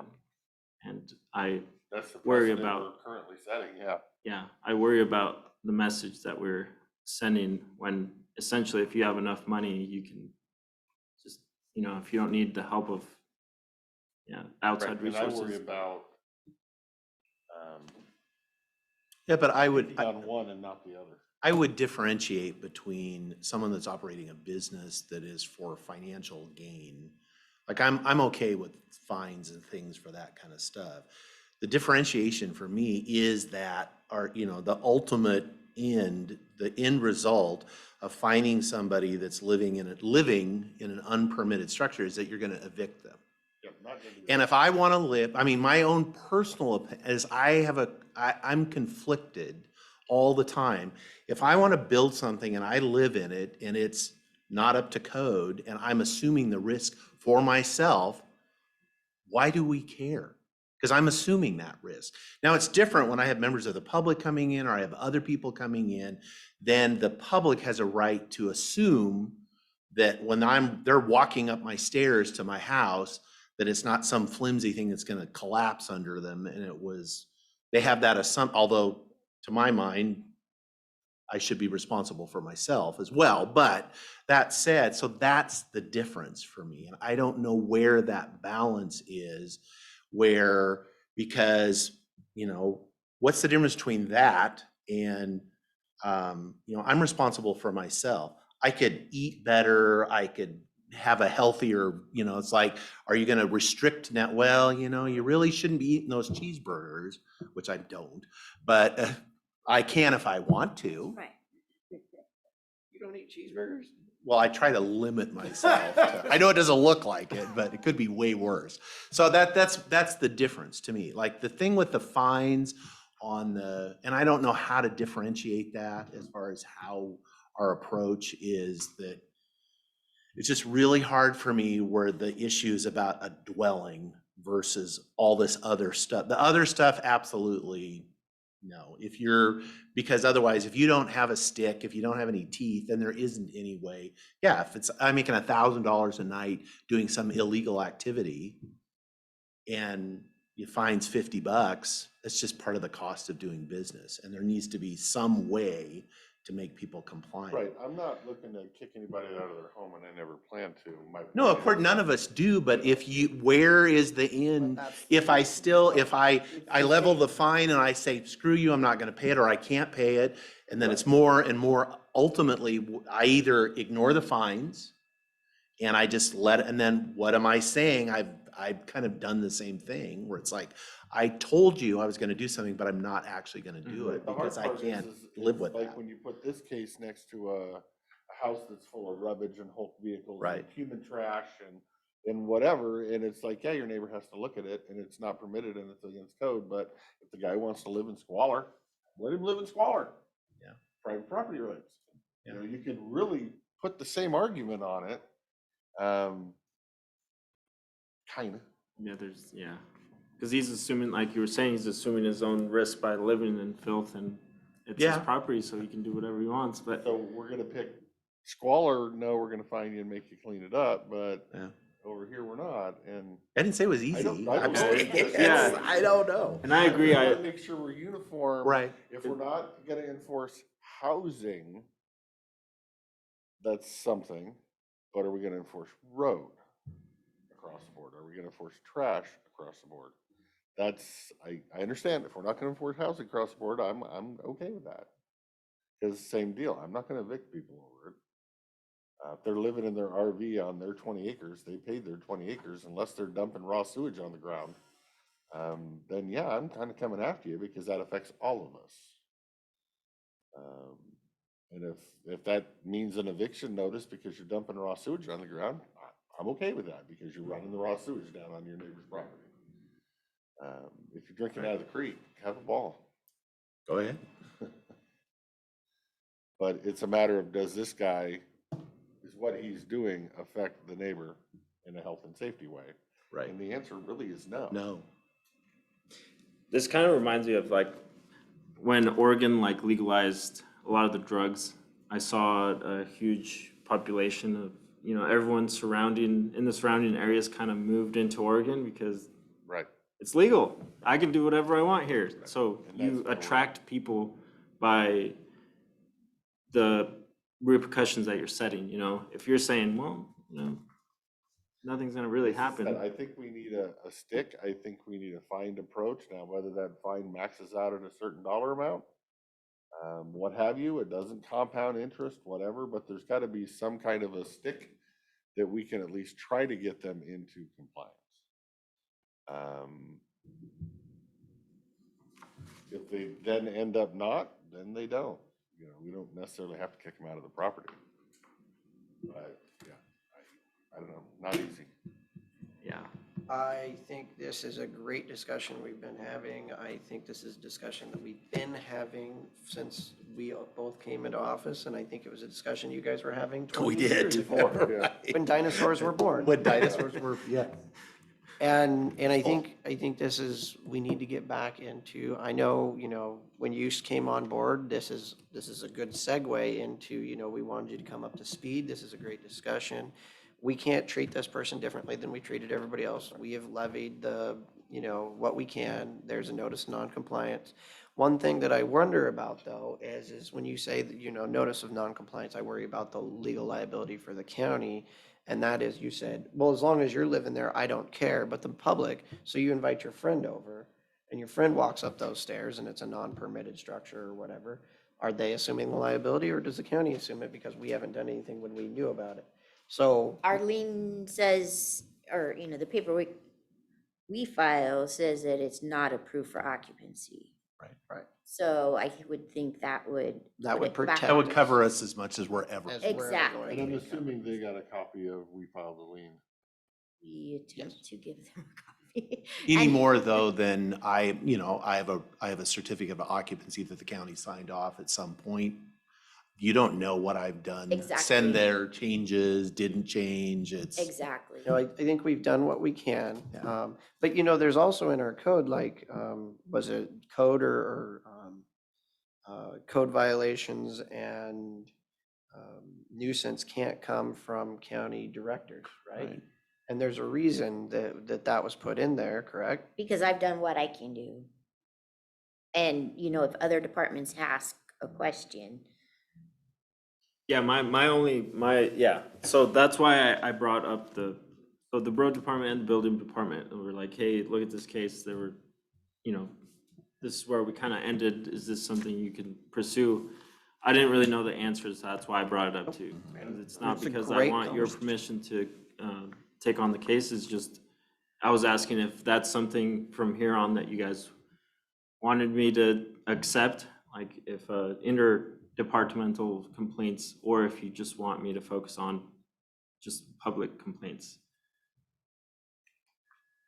Well, the interdepartmental complaint was dealt with by the building department by putting that. So in essence, it was already what we would consider closed because we did what we could.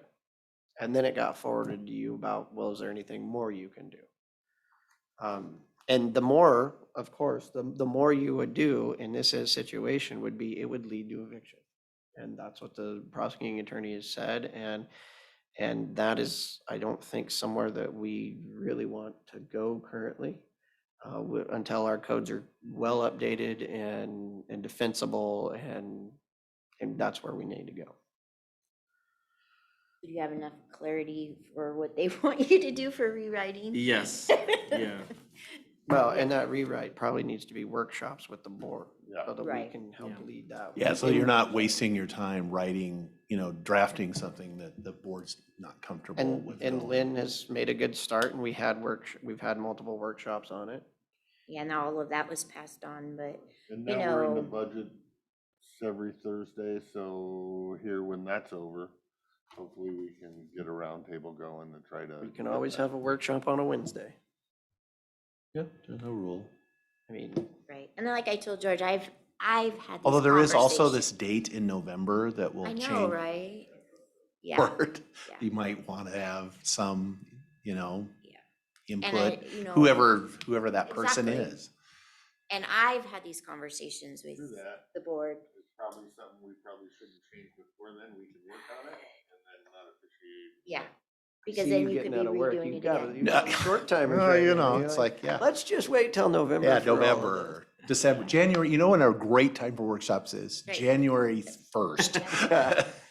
Yeah, and I just told George, this is where it's good for him to come down because Mhm. this is the conversations I've had in the past, and I can only relay so much to him on the direction that you guys want him to go, and then it's good for him to have the direct conversations, and I'm kind of the backing of how it's been, and then Well, Right. hard the part building for permit him side. is going to be, did you get the direction or did you kind of hear three different answers and you're not quite sure how that folds into one? So Yeah, the more time you sit there, the more comfortable you'll be with us. And then you can go, wait a minute, no, I'm confused to all hell. that's Do you right. want A or B? I told him by And the third or sometimes you're fourth gonna have to visit. do that to You'll us, just give to up. rope us into Yeah. A or B. Right. Because you kind of heard three different Right. kind of And things, there's so. never- Well, I'll be clear, as far as with this specific case, I am not comfortable being anything different than what we've done in the past. I am okay. Because we've done our part. Because we've done and- our part, we've done our protection as best as it's set. It is consistent with our inconsistency with fully implementing the policy as we have in the past. So we are consistently being inconsistent. Yeah. And so I'm And there's. meaning that we have never, like, we have things on the books that we should be going the next step, the next step. And the ultimate thing is if you're out of compliance, you're you're out of your house. And we have, in the past, have always said, we're not gonna do that. Stopping short We're of that. stopping short, and so that's what I'm saying, is I'm okay with that at this point, with this case, that we just continue to do the same thing. We've done what we've done in the past, we file the things, the public knows that it's non-compliant, and So my question is, that would change if someone from the public submitted a complaint against this property? it would, I mean, that, somebody could, the neighbors, Yeah. it would be through that, a code compliance issue then, and so, yeah, that would get processed just like anything else consistently. Usually with the code compliance, we would end up at the same place. We're gonna where end we up in the have same place, and already- so. But What we've at least already- he could go talk to them and maybe get them Yeah. compliant at that. Right, it would be another If- shot If at, they choose not to, then yeah, they still chose not to. So I think I'm with Dave. We're not evicting anybody. We're not we're gonna continue to say no interdepartment cases forwarded to you. It's gotta be 2 public complaints. And that's where, yeah. No change in policy yet. Perfect. Yeah. that consistent with, That's, I think we've all said the same Same thing thing. 5 times. right. I Yeah, know why but we we said did. it in different words, and We always say different words. I'm kind of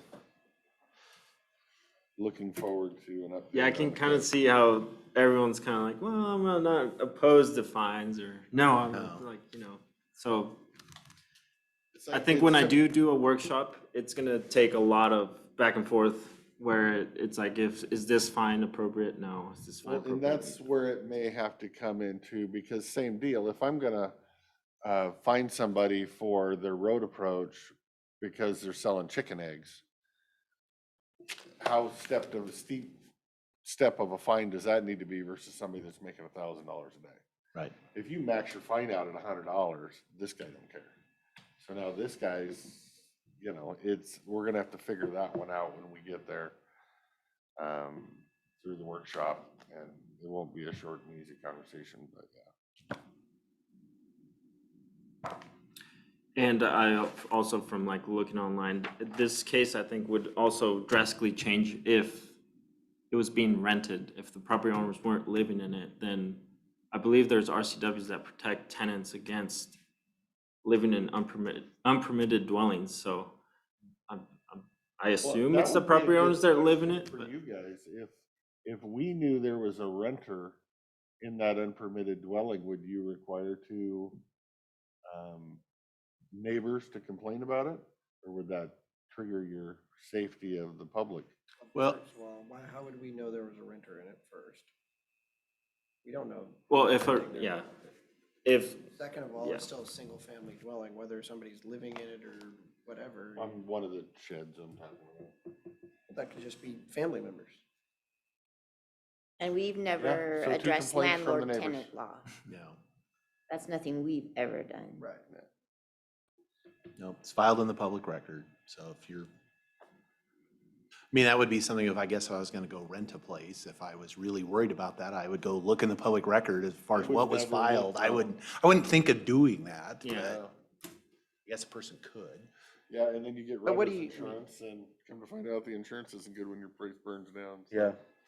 Yeah, no, it'd get interesting. Okay. But again, that would be a civil thing between Right, the you and owner the and the owner landlord. and the- Then you'd right. be living in his house when you owned it. Well, there you go. There you go. All right.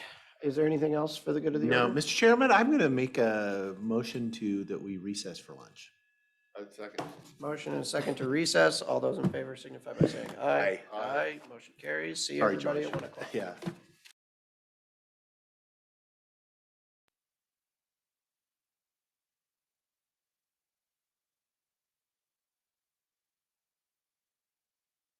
We got. There we go. There we go. Okay, good afternoon. We are going to call the regular business meeting of the Klickitat County Board of County Commissioners to order at 1:01 PM on the 16th of August. Let the record show all 3 commissioners are present, and we will begin with the Pledge of Allegiance.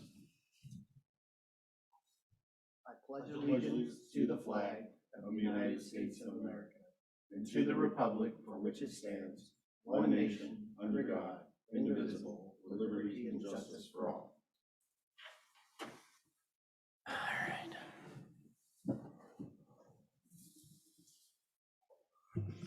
Mr. Chairman, I move that we approve the business agenda as presented. I'll second the motion. There's a motion and a second to approve the agenda. All those in favor signify by saying aye. Aye. Aye, motion carries. Did you guys get a chance to go over the meeting minutes? And we didn't approve them last week because you were gone the week before. Right. Have you? The went- last one that we got this morning, I haven't had time to go over, but the week before that, Would you, 2 weeks ago I did. okay, would you like to make a motion to approve those minutes? Is everybody good with that one? I have to Yeah. find it. It's not on my sheet here. That would be the minutes of the second. Yeah, I was gonna say, yep, okay, make a motion that we approve the minutes from the commissioner meeting on 8/2 of 2022. I will second that motion. Is there any discussion? Hearing none, all those in favor signify by saying aye. Aye. Aye. I will abstain since I was gone. Let the record show, Commissioner Sauter abstained. Did you watch the video? I didn't, actually. Good for you. No, I was on vacation. Not. I watched your guys' video last week over the weekend, so I could be up to speed. That's what happens when you're not, on the way out. Don't care. All right, we are going to move into citizen comment. Comments will be limited to 3 minutes per individual. We will respond back, the commissioners will respond back after everyone has had their chance to provide public comment. We will begin not in the room unless our one individual that's in the room would like to provide public comment. All right, we will go online for public comment. *6 to unmute yourself if you're on the phone.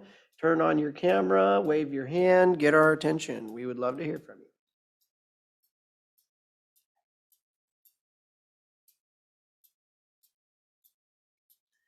Wow.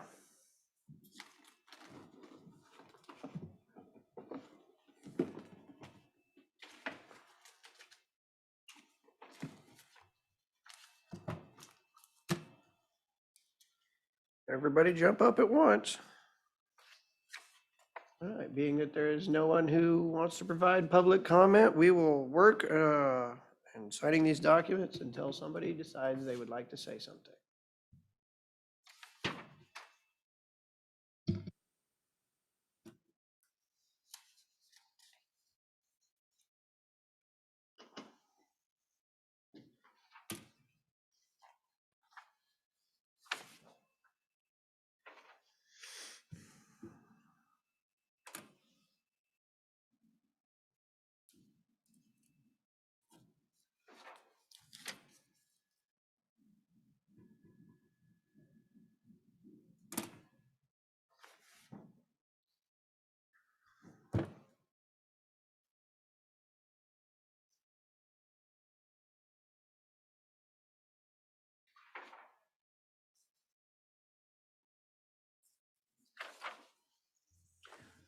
We are still in public comment. If anyone would like to give public comment to the Board of County Commissioners, *6 to unmute yourself, raise your hand, jump up and down, get our attention.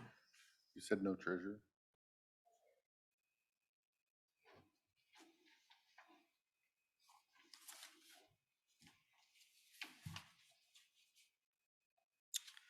So Lee, did you sign for your supervisor, the employee? Take it. Oh, you still have to sign your part.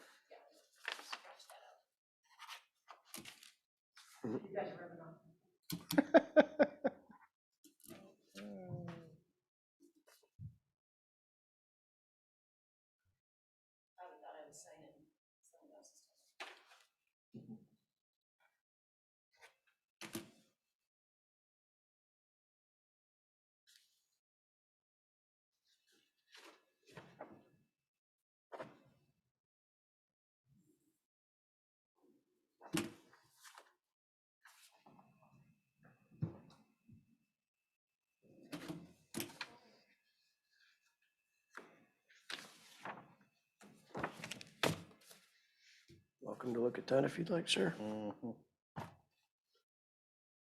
Right, we are still in public comment. If anyone would like to provide public comment, *6 to unmute yourself, raise your hand. We know you're out there. It's a little light today.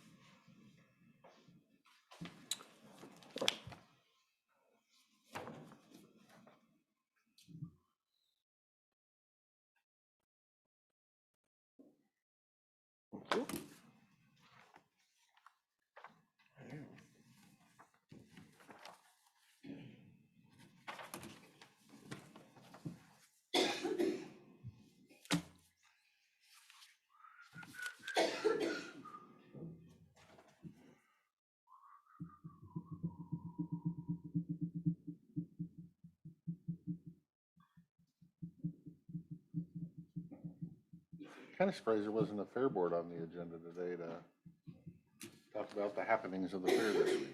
Probably busy trying to get ready for fair. Get the happenings going. What's happening?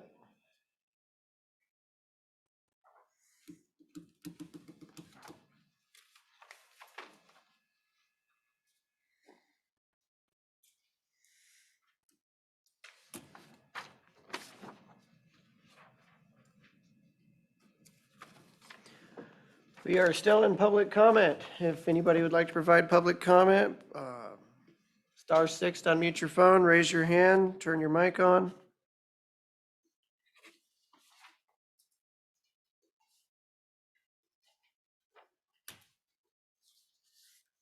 Have we ever had a day with no public comment?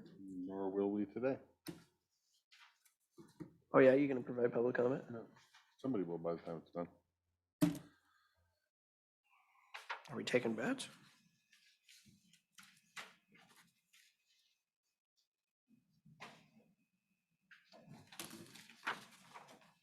Yeah, then the normals aren't on here, so.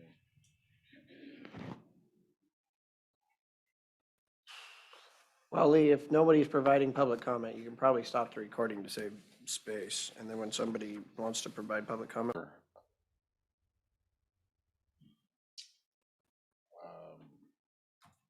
Landfill gas and opioid settlement. And what? The opioid settlement. Oh, yeah, yeah.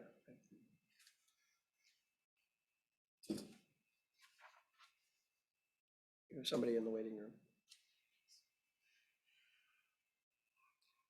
Okay, we are still in public comment. Nobody has commented yet, so we will give everyone a last chance for public comment, and then we will talk about the opioid settlement if nobody would like to provide public comment.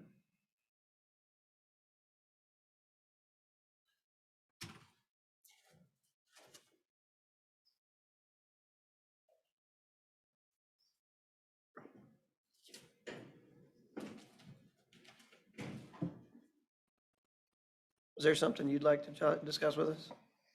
Come on forward. We don't have any public comment today. Good afternoon, Commissioners. Good afternoon. So as you know, we have posted a position for an IT manager, and the IT staff and the HR manager interviewed 2 applicants and have unanimous recommendation to offer the position to one of the 2 applicants in preliminary, and then I interviewed that person or met with them for a couple hours. So this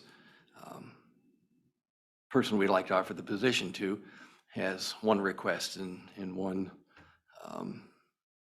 pretty firm condition that he would like considered. One, he's aware that the IT managers in that last batch of salary review discussion that I've yet to bring back to you, that group that's in between the 85% and the 90% of the salary study. And so if the commissioners should raise the pay grade on that position in the future, he would like consideration for that, which I think he would do anyway. Because the last time you raised a pay grade, everybody in that pay grade was moved up. So he's just aware that exists. He is willing to work for step 7 of the current pay grade 72 for the IT manager. So that would be a request before you, because we were authorized to go up to step 5. And so anything over step 5 has to be approved by the commissioners. And then the other issue is he would request up to 4 weeks a year of unpaid leave. That would be in addition to his normal benefits. He would start out with 2 weeks vacation like any new employee.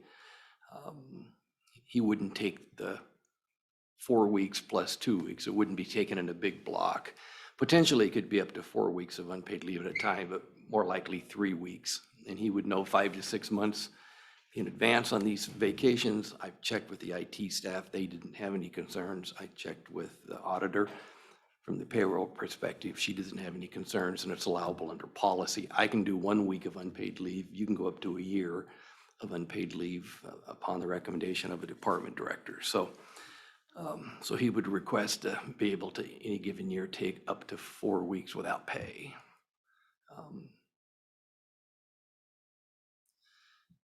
So the issues before you was, 1, is that okay? And 2, are we authorized to extend an offer of step 7? Thoughts, questions? I don't have any major concerns. I would say, we've understood that, this position's been open for a while. We've other ones that we're going to have to start kind of thinking outside the box, and that this would not be typical, that we would have somebody that was really working 11 months out of the year. But if that's what it's going to take to attract somebody that can actually do the job and that's qualified to do the job and has got the experience to do the job, and it's just, your recommendation and the folks is to do it, then I guess one way to look at it is we're only, it's unpaid, so we're not paying. The question would be, and the staff is comfortable with being able to function with this person being gone, the 12th of the year. One of the comments was, well, we're doing it now. So Yeah, that's true. Yeah.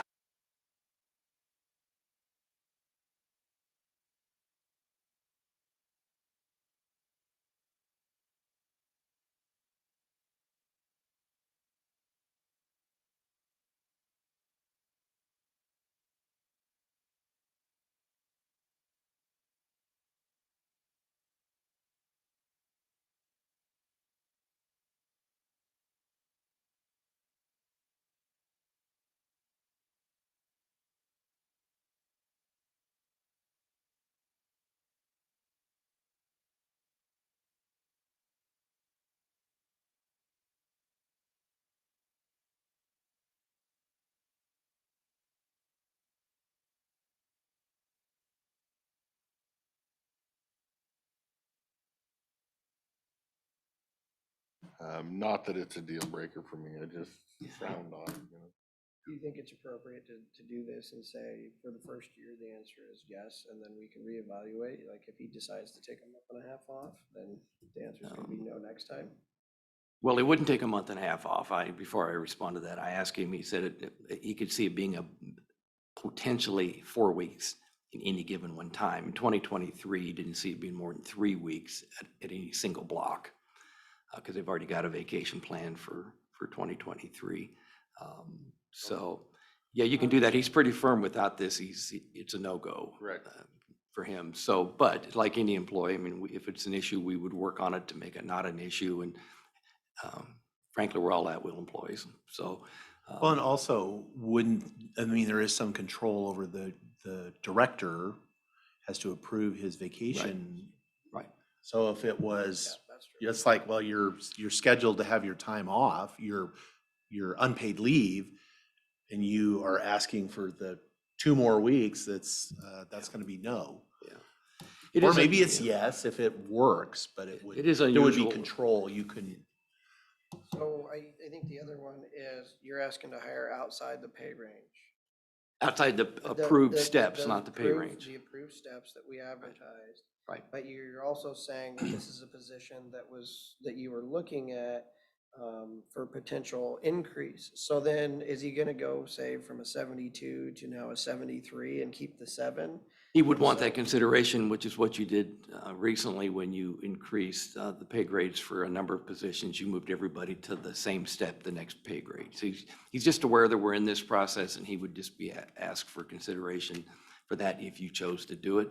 I mean, if we hired him and then a week later you made this change, as opposed to, I just told him there's no guarantees or promises, but this is what we did not too long ago. I would say the difference is, when somebody's been here for 7 years and they started at step 1 and they've worked their way up to step 7 and now we're bumping that up, that's one thing. But if you start and we hire outside the pay range and then we bump it up a week or 2 months later, that's Yeah, a little different. I understand. I would add that this position is already underpaid according to our salary survey.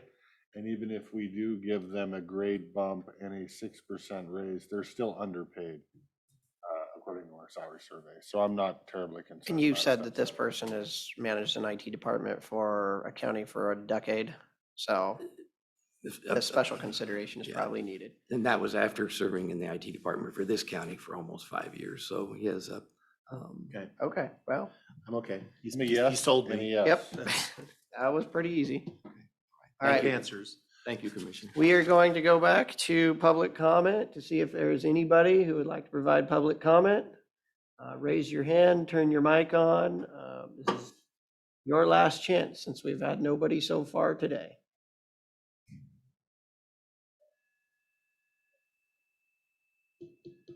Going once. Going twice.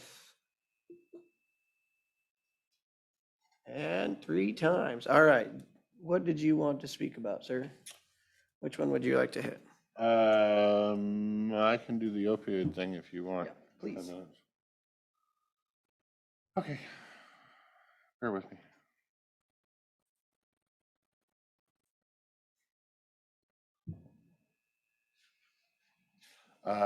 Screenshots of the slideshow presentation, Oh, which is better than me reading it dyslexia-wise for you. I will just move forward. And then I'll give you a little briefing. I'm figuring you can all read all those.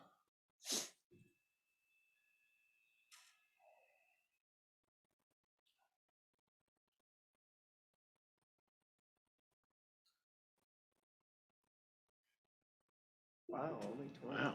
So far, well, I think a lot of the counties were waiting on official and numbers and things like that before they did anything. But yes, you have to respond as of September 23rd, blah, blah, blah.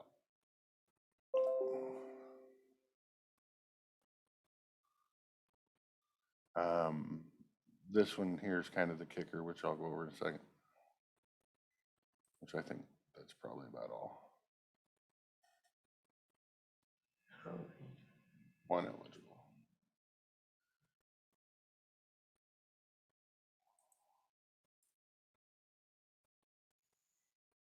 This one here I'll be discussing in a second, which gives us our percentage of what we would get if we signed on and everybody else also signed on. In other words, it didn't get thrown out.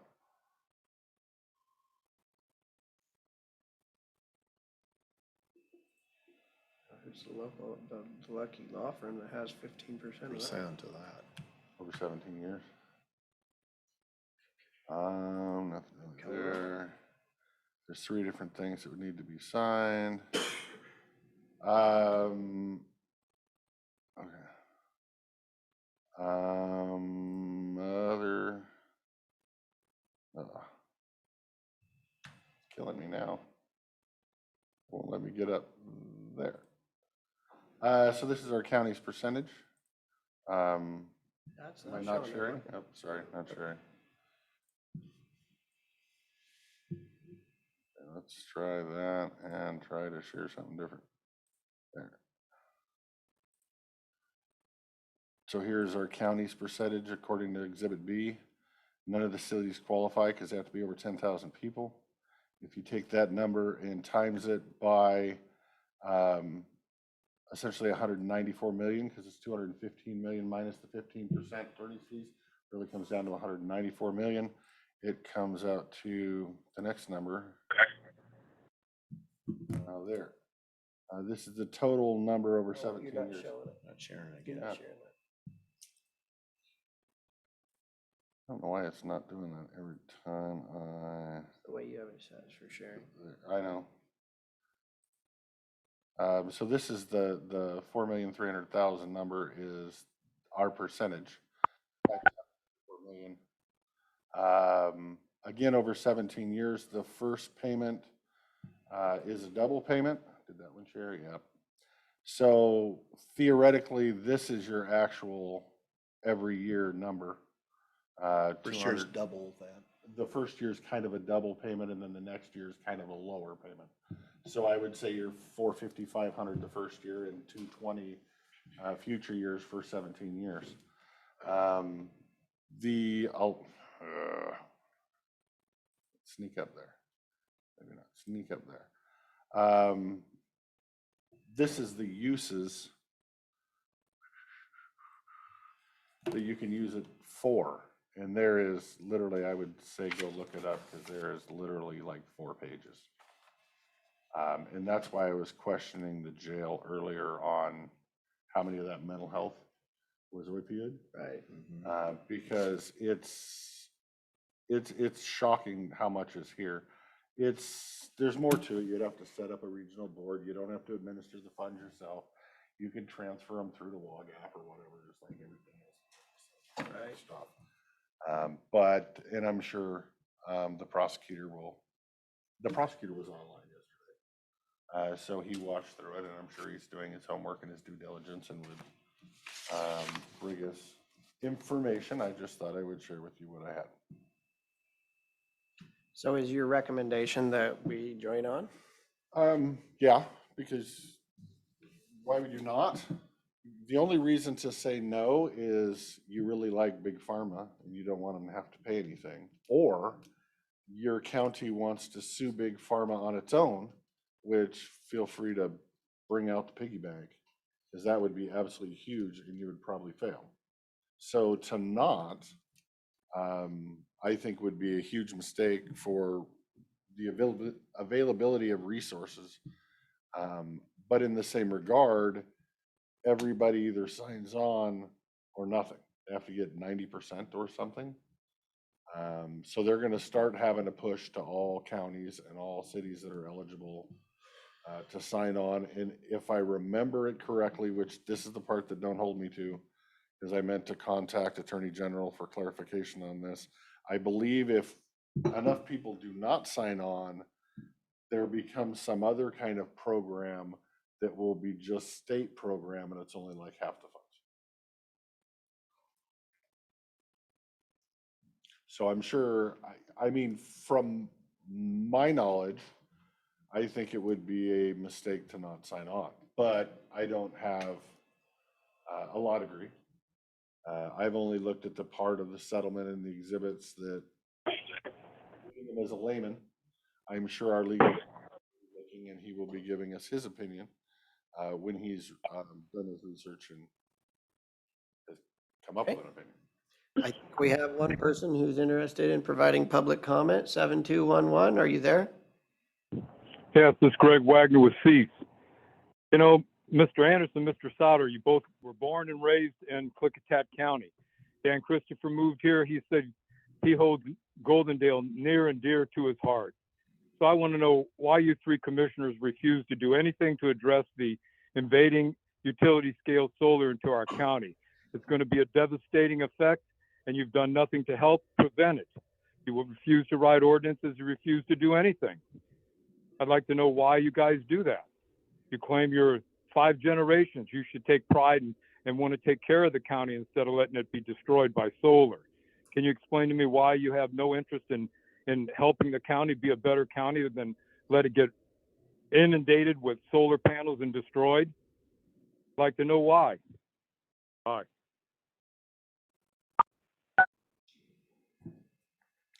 Thank you for your comment. Mr. Wagner, would any of my seatmates care to respond? All I would say is, Mr. Wagner, as far as your statement in referring to me, your statement is not true. Your statement is a bull-faced liar. When you say I have not done anything, that is absolutely not true. I have been working, and if you have a problem with the truth, that's fine, but I don't, sir. Commissioner Sauter? No. All right.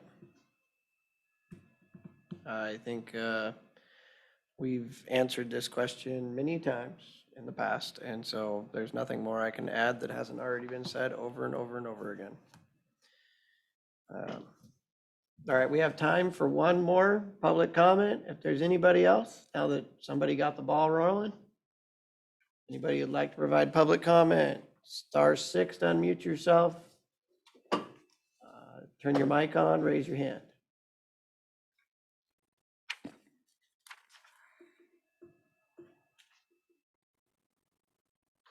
I'm not seeing any.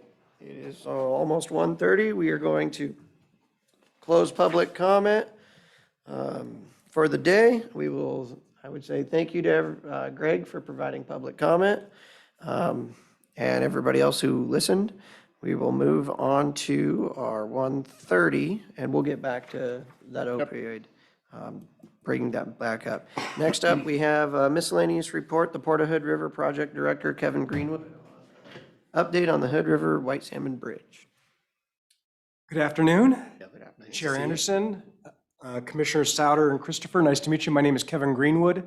I'm the Bridge Replacement Project Director for the Port of Hood River.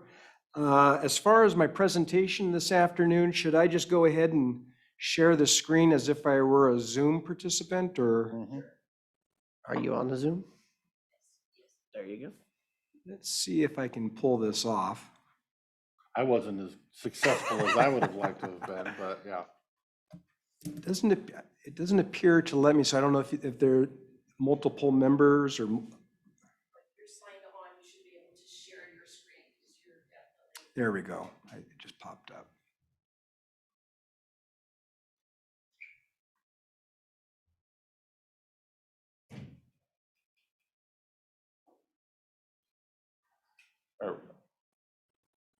All right. Can everybody see that?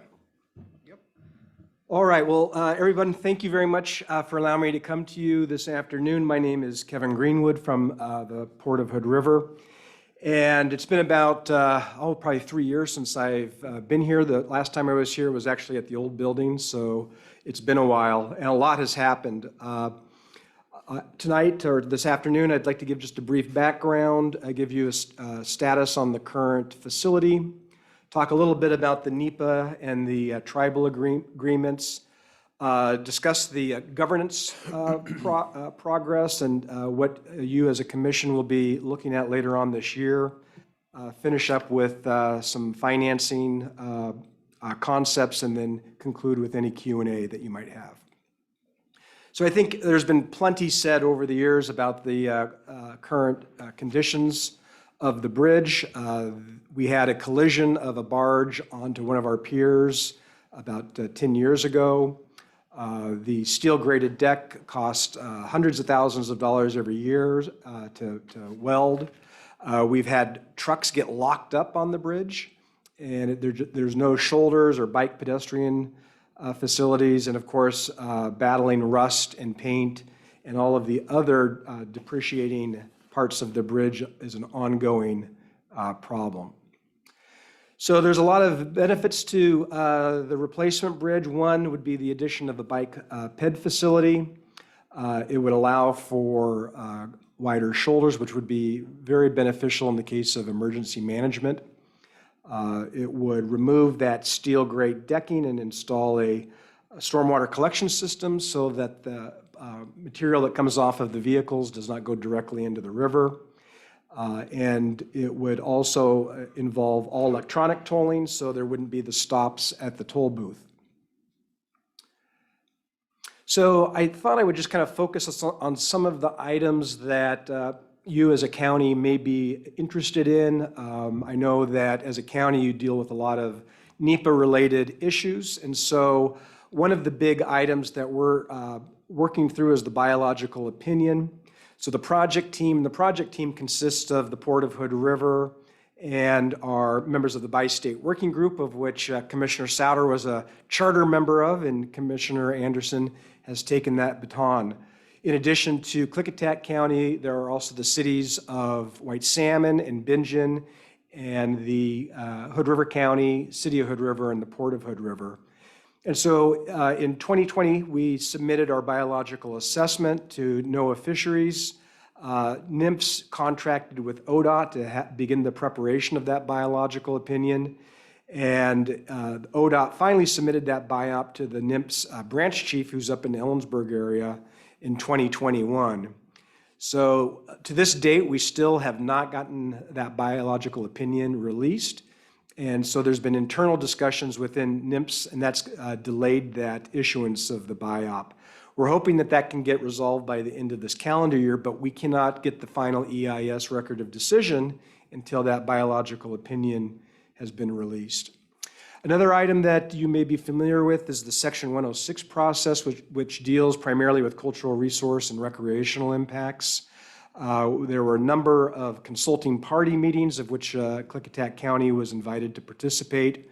And really that was focused on identifying mitigation relating to the loss of the historic bridge and a traditional cultural property, which the Yakima Nation has been partnering with to identify some mitigation opportunities on that front.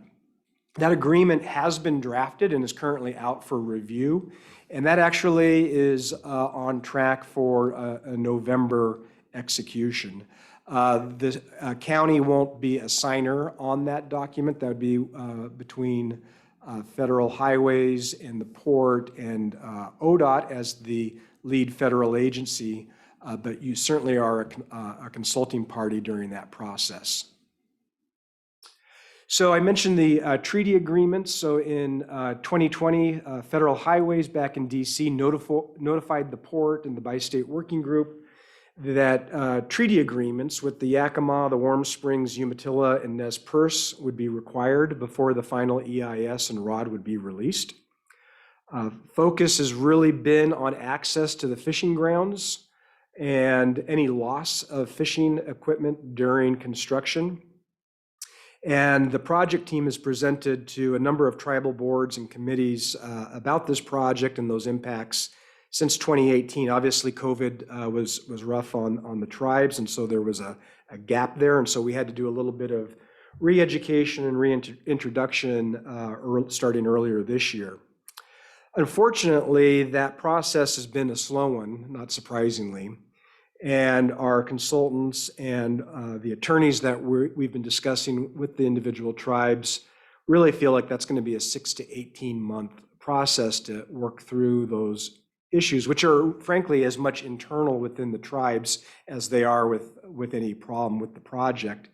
And really, we've gotten pretty good support for the project conceptually. In fact, the Yakima Nation allowed us to use their name and logo on some of the grant applications that we applied jointly with between the Port and Klickitat County.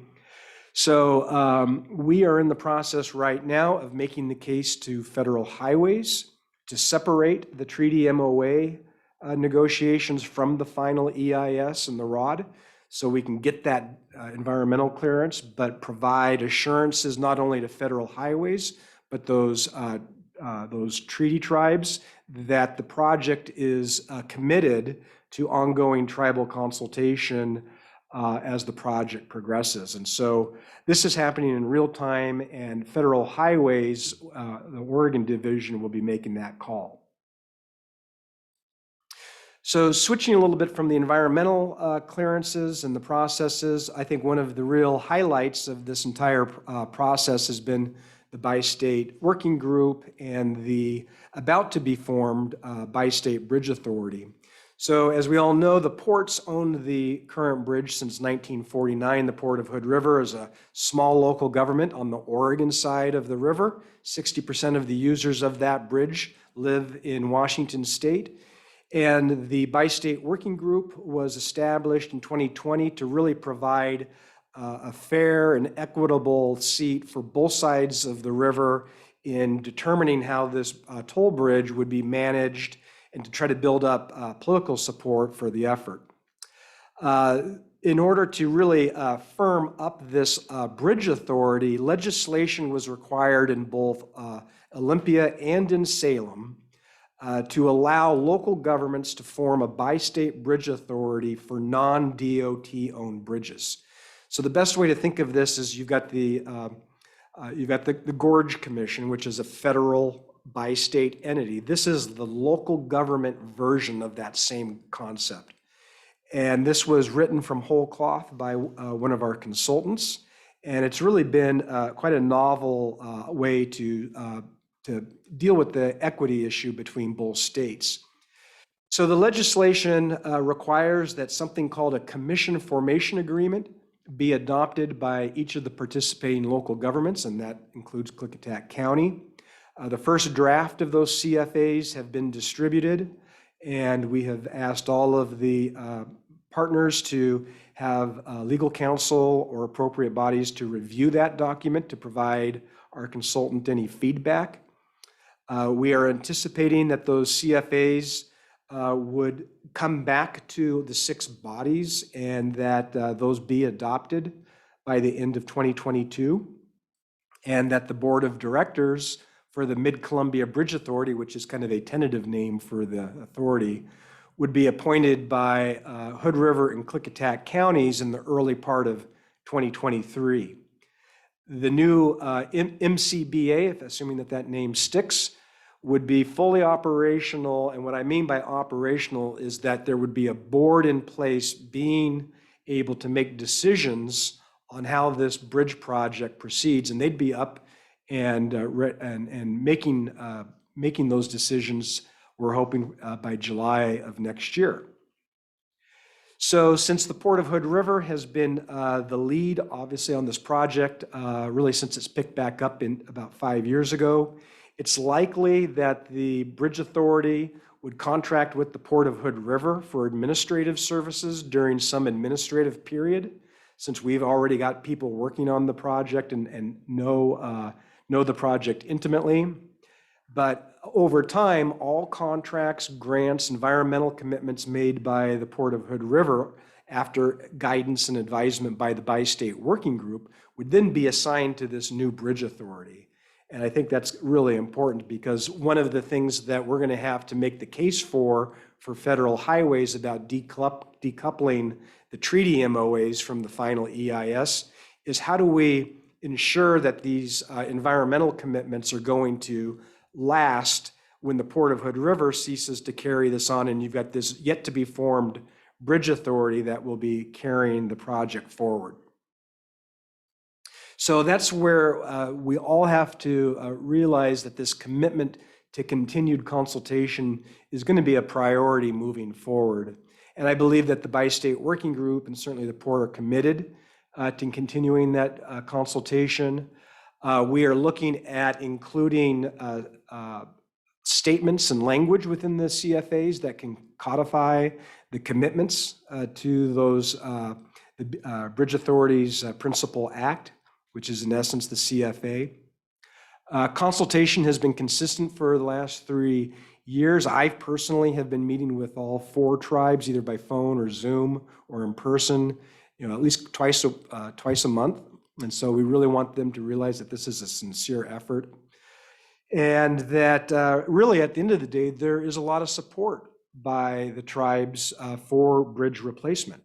So we anticipate that will be a major part of the commission formation agreements when it comes to this board, that there will be language in there saying that the new bridge authority will continue at that consultation. So switching to the project financing, we had a preliminary cost estimate done on the bridge, fully programmed out at $500 million. We have been looking at a number of grants, and I certainly appreciate this board partnering with the Port of Hood River on many of these grant applications. And so we are looking roughly at a split of 1/3 from Oregon, a third from Washington, a third from the federal government. Any funding gaps would be made up through the local tolling. Clearly, every dollar that we can receive through grants means that that's that much that we can keep those tolls down. Right now, the current tolls are $2 per vehicle, $1 with the transponder. And it should be noted that 100% of the tolls on the new bridge has to go into the new bridge. There can't be any of those tolls pulled off into some other economic development opportunity, which has been a big change than the way that the current bridge has been operated. So this, I don't necessarily need to read this whole thing to you, but this is just a summary of the project financing going back to the late 1990s, back in the days of earmarks. This project really started in Southwest Washington back with Doc Hastings getting earmarks that allowed the Southwest Washington RTC, that I know Commissioner Souter sits on that board. The RTC did the feasibility studies and the draft EIS, and then there was kind of a gap for a few years until House Bill 2017 in Oregon put $5 million up to get a lot of planning documents complete, focused specifically on the final EIS. But really, it's been an amazing effort over the last really 2 years. In 2021, we received $5 million each from through Oregon, through their ARPA. Washington Senate Bill 5165 put $5 million in there. We received a US DOT Build Award. Those are highly competitive grants. And that is going to be funding H&TB, which is our project management firm, who is now on board and will be taking some of the pressure off of my position. We are looking to complete that final EIS, complete those treaty MOUs.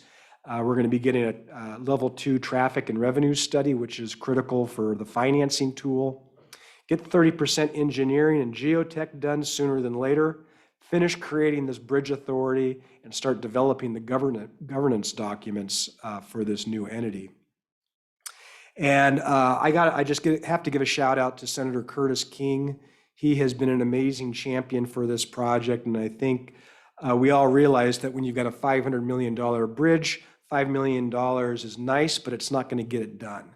And in Senate Bill 5974, at the end of the most current session, he was able to get $75 million, which is really a down payment on bridge construction, and allows us to show a non-federal match on these federal grants that we're applying for. And then I just listed some of the joint applications that we are currently doing this summer. So again, that's just kind of a summary of the ongoing work and the upcoming work. I do want to call out that fourth bullet on the ongoing work, the advocacy in Washington, D.C. Commissioner Anderson was part of the group that went back to D.C. along with Mayor Keithler from White Salmon and 2 representatives from the Oregon side. We had Hal Heemstra, who is the port's government affairs consultant, and we met with just a number of Representative Newhouse's staff. We met with the representative, and we're really making the case for ongoing federal funding. So just key milestones coming up. We're looking to get that AE design RFP out later this year. It'd be great if we could use H&TB just to do that work, and we're going to be studying that as well. We really want to get those NEPA and the tribal agreements done by the middle of next year. That new bridge authority governance documents as far as bylaws and all of those things would be done third quarter of 23. Get that 30% design by the first part of 24. Get the engineering completed and go out for a construction contract by second quarter of 26. Construction starts by the end of 26. New bridge opens in 2030, and the old bridge is removed 2 years later. Now this is, we'd all like to see this speed up. And as those federal grant applications come in, there's a lot of opportunities to speed this up. I know that's a wish of everybody on the bi-state working group and Senator King as well. So with that, I will hand that back over to the commission. And if you have any questions, I'd be happy to answer any questions or have a discussion. Any questions? Good to see you, Dave. Yep, absolutely. A long time no see. Has been. Yeah, especially in person. In person. Because we had the Absolutely. Zoom meetings for a while there too, so. Do you have the link to the Story Gorge? Oh, yeah, absolutely. So Mayor Keithler put together, right play it? now, right this second. Yeah, I might be able to do that. Let me check my email.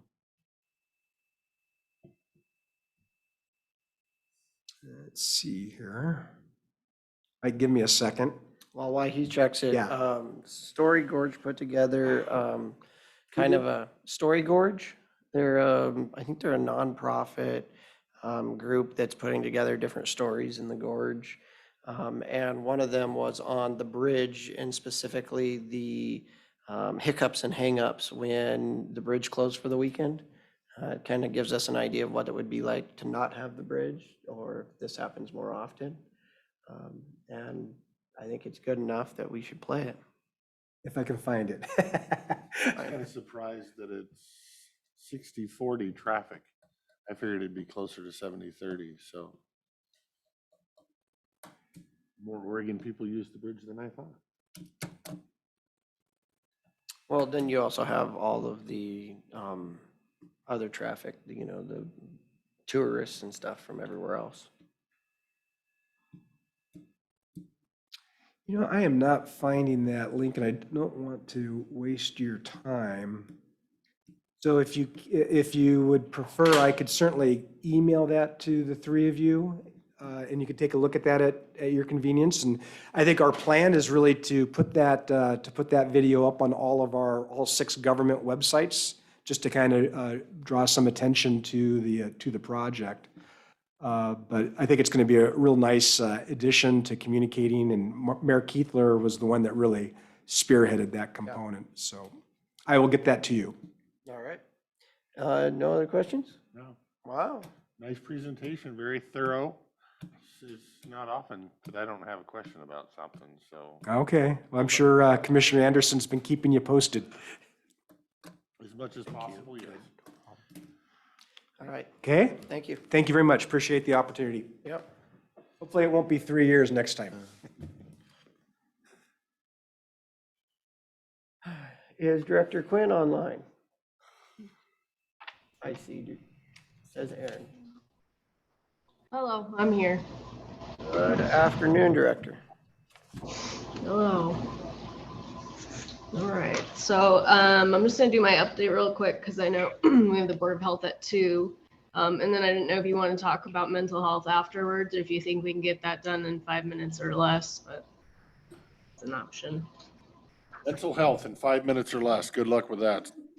Say, wow. I mean, I can, we shouldn't, but I can. So I got my update over to y'all so you can see the numbers for that. So just with a clinical update, family planning, the sexual reproductive, we're definitely getting more funding for that. They've done a lot of outreach, so we're seeing more clients come through for that. In our WIC program, Joni Zolp, who's the WIC coordinator, just finished her last WIC audit ever. She'll be retiring in the next 6 months, and just got a glowing report about the program and how it's being run. So we were really proud of her for finishing her last audit with flying colors.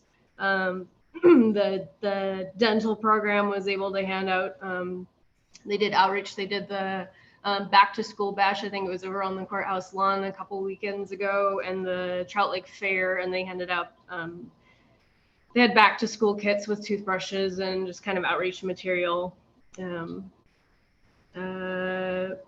As far as the perinatal mental health program that we've done for the last year, that actually is rolled under the SEEK umbrella. So that's now under a nonprofit. That's no longer under us, but we're still supporting the work that they're doing.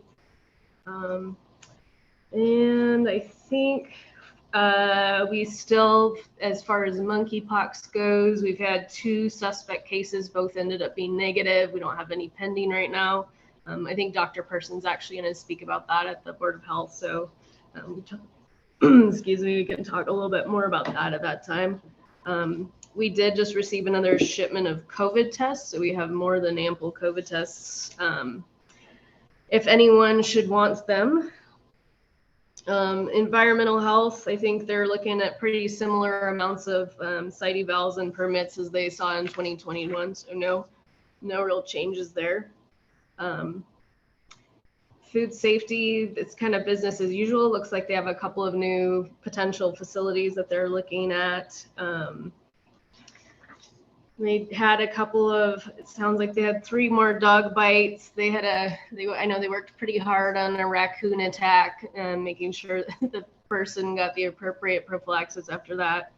They are still doing the mosquito trapping every week. I think they're still using the sites in both Goldendale and Trout Lake for that. So a couple of the lakes locally are have the algae blooms. So they've posted signs for caution for people to avoid swimming in those while those are blooming. So, and then as far as staffing goes, sorry, we have one person that's going to be on maternity leave in September through January for environmental health. So we're going to be a little light there.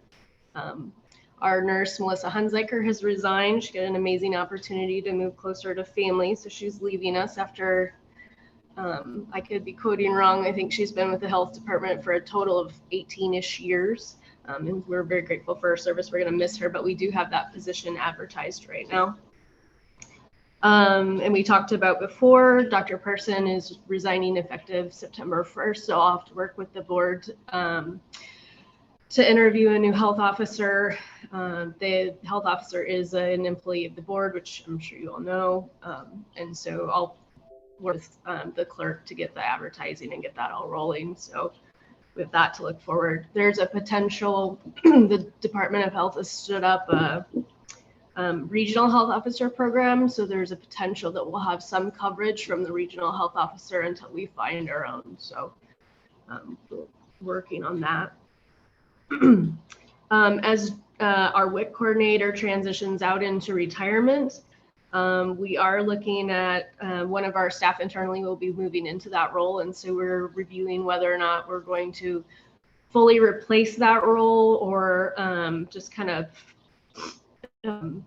reassign some of those job duties. One of the things we're looking at that you might see a contract for in the next month or two is looking at outsourcing insurance billing. We have insurance billing contractor that's expressed interest in working with us. They think there's a lot of value. As far as I know, the health department's never actually had a certified biller and coder. So I think there's a lot of value to make sure that we're capturing revenue appropriately and making sure that we're getting our bills done correctly so we do get that revenue back, as well as adding some insurance companies so that we can continue to get serve more clients.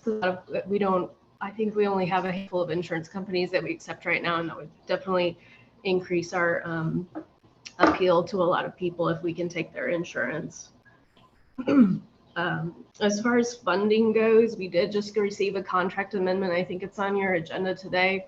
It's going to be for an additional $1.2 million for the Foundational Public Health Services. So that's an additional $600,000 for July through December of 2022, and then $600,000 for the following year. So just so that's on your radar. We were awarded the telehealth grant. I think we asked for $20,000, and they really liked our proposal. They came back and they asked us to actually apply for more. They had more funding. And so they asked us to apply for $52,000. So we redid our proposal to be at the $52,000 and came back last week and asked us to apply for more. So at some point in the next month or two or three, More money than they know what to do with, apparently. I think we wrote a good proposal, but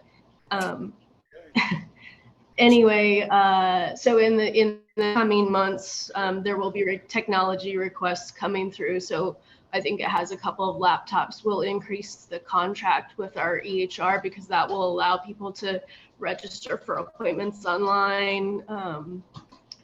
They'll be able to review their lab results. It's just really going to increase a lot of capacity for that. And it will also include Polycom TV set up for downstairs in the Goldendale office. We have one in the White Salmon office that will allow patients to be in either office and be served by, if there's only a nurse in one of the two offices, they still have availability, and then our nurse practitioner can see them from either Oregon or Washington, wherever her laptop is. So, and it increases our ability to do telehealth. So, you know, someone in Roseville could just call in as well. I think just kind of as a big overview of the health department, that's kind of all I had pending any of your questions. Any questions? See, the grant thing worries me, but I mean, it's been worrying me for a year and a half now. That the state is pumping so much money into these county health departments that it's, I mean, and it's fine, great. I mean, it allows us to do a better service right now. But I think there's so much grant money that it's almost like you're building this empire. And eventually the state's not gonna have the money anymore and the state's gonna cut it. And when that happens, each of these county empires is gonna collapse.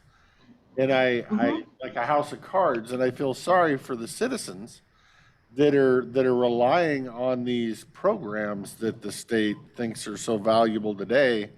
But I can just almost guarantee you in 3 years, they won't feel they're as valuable anymore. So I'm sure you're aware that it's a house of cards and you're planning accordingly. So until I am, and provide the services they're going to give you to provide. So keep doing a good job.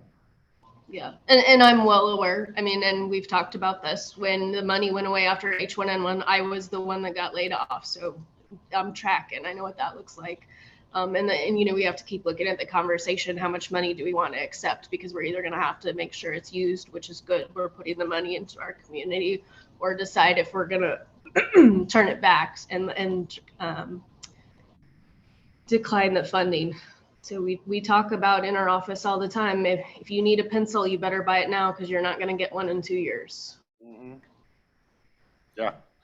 I have nothing else. Anything? All right. Thank you, Director Quinn. It is now 2:00, which is right on the dot. We are going to recess the Board of County Commissioners meeting to open the Board of Health meeting. And I think we just leave the I'm same assuming. Zoom on. So I could, actually, I need a motion to recess. Mr. Chairman, I make a motion that we recess the Board of Commissioners meeting in order to open the Board of Health meeting. I'll second the motion. There's a motion and a second to recess the Board of Commissioners meeting. All those in favor say aye. Aye. Aye, motion carries.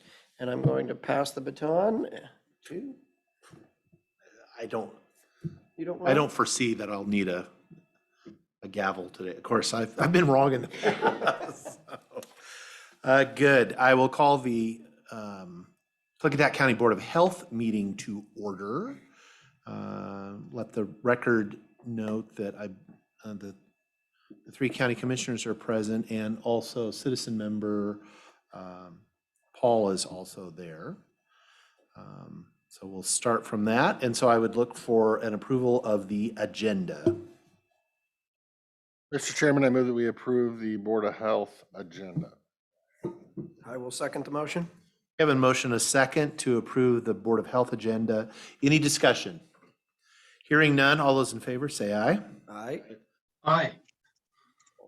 Aye, motion passes. That brings us to the minutes. Hopefully people had an opportunity to review the minutes. Were there any changes, corrections, alterations, additions? Not for me, although I did not notice what the date was of them.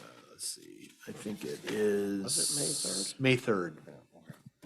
I was scrolling and trying to scroll fast enough to find it, May 3rd. I have no comments on the minutes, sir. Okay, I would entertain a motion then.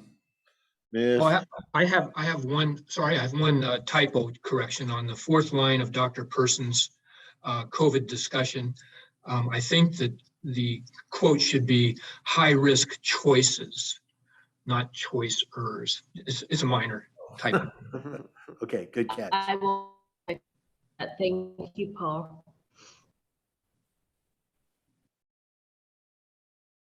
Okay. Okay. Make well, that with- motion now. Okay, with that correction, Mr. Chairman, I'd make a motion to approve the May 3rd minutes as amended. I second that. okay, I have a motion and a second to adopt the Board of Health meeting minutes from May 3rd as amended. Any discussion on that motion? There being none, all those in favor say aye. Aye. Aye. Aye.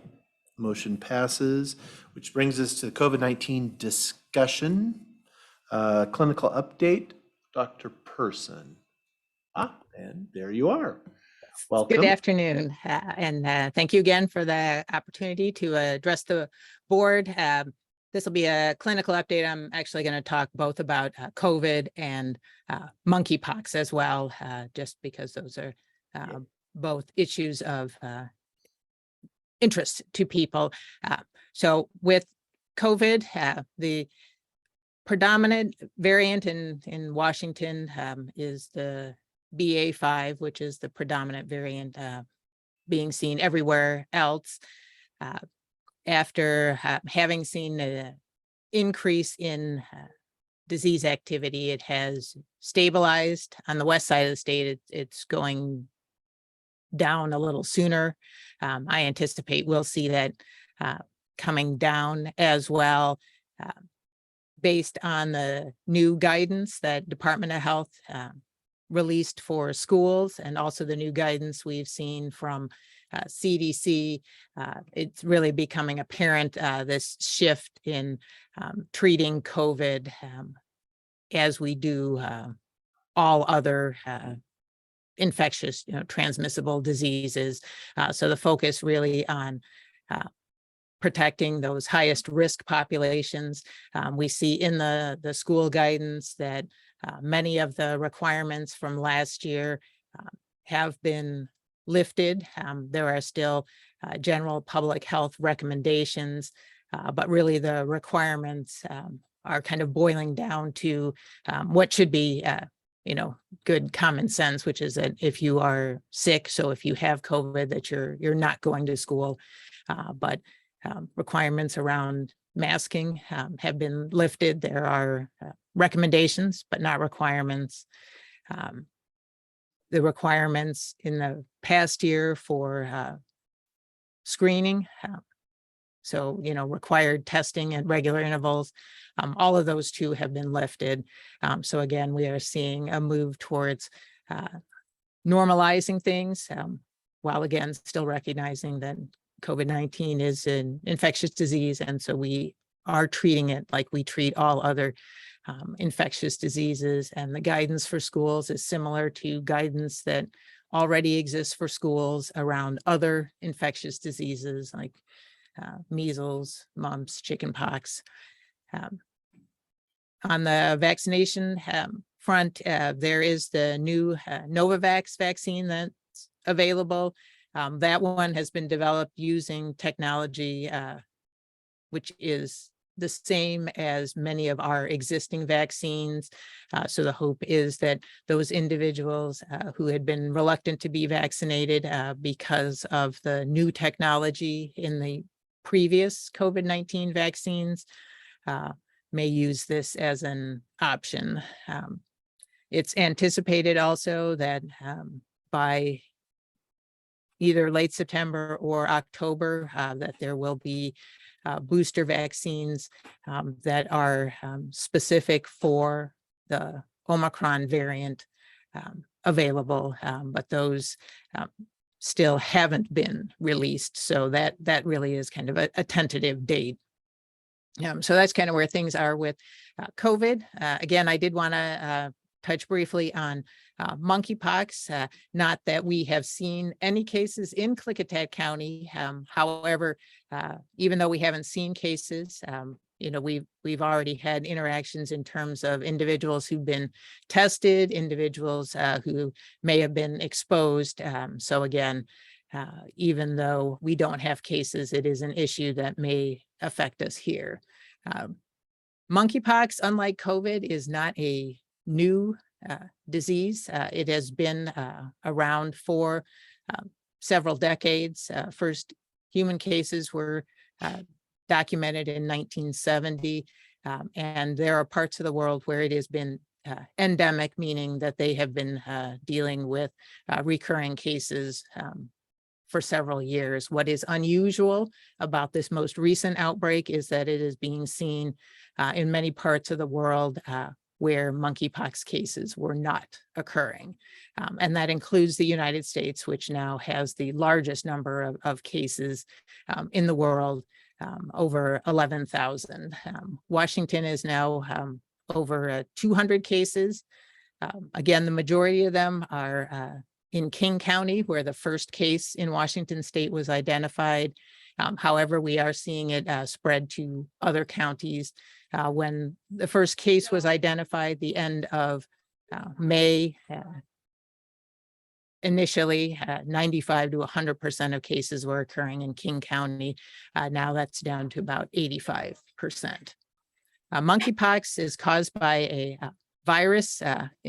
Despite and the name is misleading, it really doesn't have anything to do with monkeys. Like COVID, it is a virus that has an animal host, an animal reservoir. However, that's felt to be more small rodents and not monkeys. It is part of the orthopox virus family, which includes things as serious as smallpox, and then also other minor rash illnesses like molluscum contagiosum. It is not at all related to chickenpox. Again, it's a rash illness, so most people who have it will experience a rash that looks like, raised blisters. What is unusual about this outbreak is that many people are experiencing rashes in the genital area. And that's why it has been sometimes mistakenly identified as a sexually transmitted infection. This is not a sexually transmitted infection. It is spread by intimate skin-to-skin contact with the rash or contact with clothing or bedding that may be infected by the fluids or contact with an animal that's been infected. Again, because many of the cases have had a rash in the genital area, the population where it has been most widely identified so far is in men and in men who have sex with men. However, monkeypox can occur in anyone, and there have been cases in women and children reported, but they represent, or children, I should say, represent really the smallest minority of cases. Worldwide, 0.5% of cases have been reported in children. And in the United States, again, out of that 11,000 plus, only 7 cases have been reported in children. Their exposures were all within the household. So again, as kids are going back to school, while monkeypox is something that the community should be aware of, and is not something that we see as a risk in the school environment. Again, because we are not seeing many kids being infected, and then also because transmission requires kind of close skin-to-skin contact with the infected lesions. It's not going to be airborne or spread by aerosols the way that something like COVID is. So passing someone in the hall, you can't spread it. Monkeypox also is not something that can be transmitted when people do not have symptoms. So again, we don't expect it to rise to the level of spread that we saw with COVID.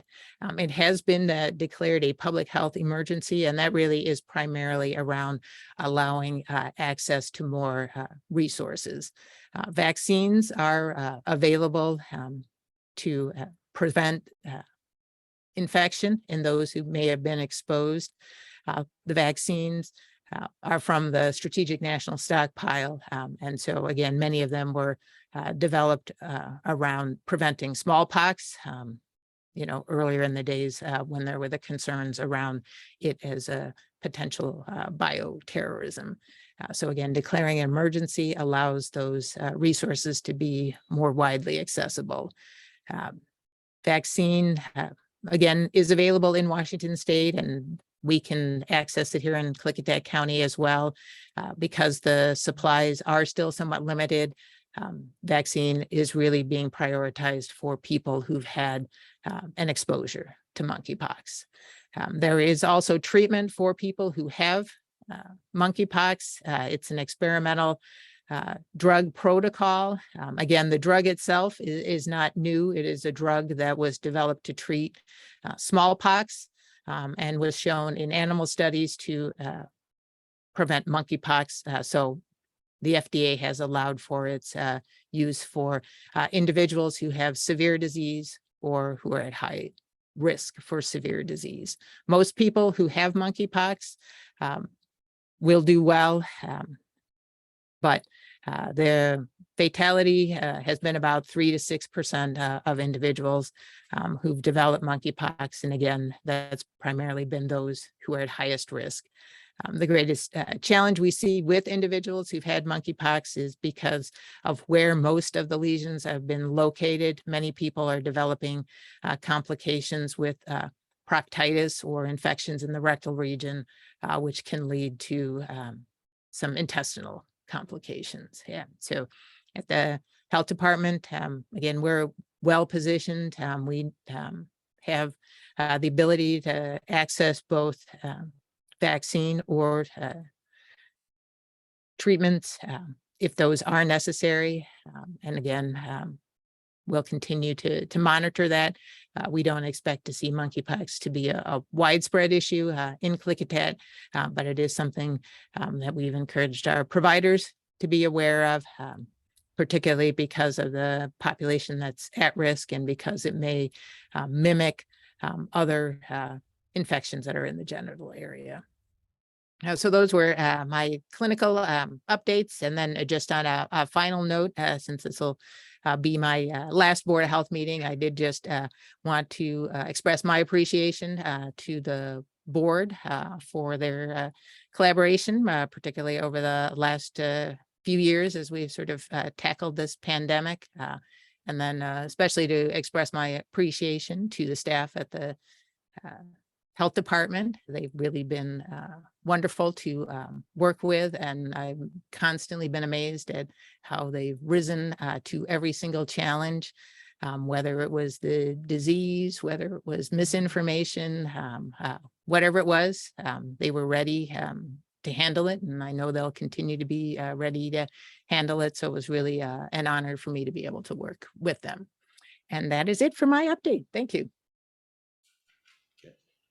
Mr. Christopher? Oh, I forgot who the chairman was on this one. Sorry. Quick question. I think you said the monkeypox is spread by skin-to-skin contact. Just looking for a little clarification, not spread by blood or saliva. Is that correct? No, it's not spread by saliva. However, if someone does have lesions in their mouth, if they do have kissing or spread of saliva, and those instances, we can see that transmission. So thank you for the clarification. Nope, thank you. No, if I get asked, I want to know the answer. So thank you much. That's all I have. Good report. Any other questions for Dr. Person? Clinical update, not seeing any. I would just take the opportunity, as you said, Dr. Person, this is your last meeting with the Board of Health. I just want to thank you for your very steady, competent advice and really leadership during the pandemic. We did go through some pretty, I'll say dark sometimes, definitely stressful times over the last couple of years. And I have really appreciated you hanging in there with us. And I know the staff has really appreciated the level of support that you have. I know Aaron called you lots. And we have really appreciated that. We really felt like we were well advised and we were really well taken care of. So I appreciate that. You're gonna be a hard act to follow. Hopefully, Aaron's got some ideas. But we thank you for your service. Thank you. Dr. Person, I would just like to add that I heard a comment by a staff member early on in the pandemic time that a highlight for this individual was Dr. Person. The individual was always able to contact you and appreciate greatly your support and immediate responses to their questions. And we are going to miss you. All of Klickitat County will miss you. Thank you. Mr. Anderson, did you? No, I just wanted to second everything that was said by my other seatmates. Thank you, Dr. Person, for all your time, your effort. We've been fortunate to have you. Okay, that'll move us along then to the situation update. If that's what my agenda says, Aaron, that you're up. Yes, thank you.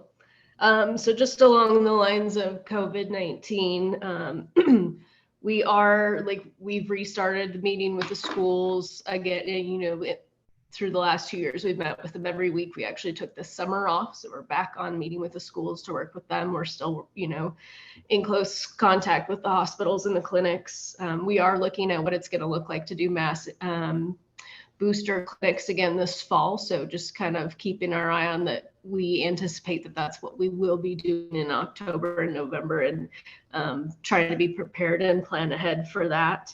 The Novavax vaccine that Dr. Person talked about, we're actually will be offering starting Thursday. So it's August 18th in White Salmon, and I think the following week in Goldendale. So if people are interested in the vaccine, they can call either office and schedule that with us. We had and just our case counts.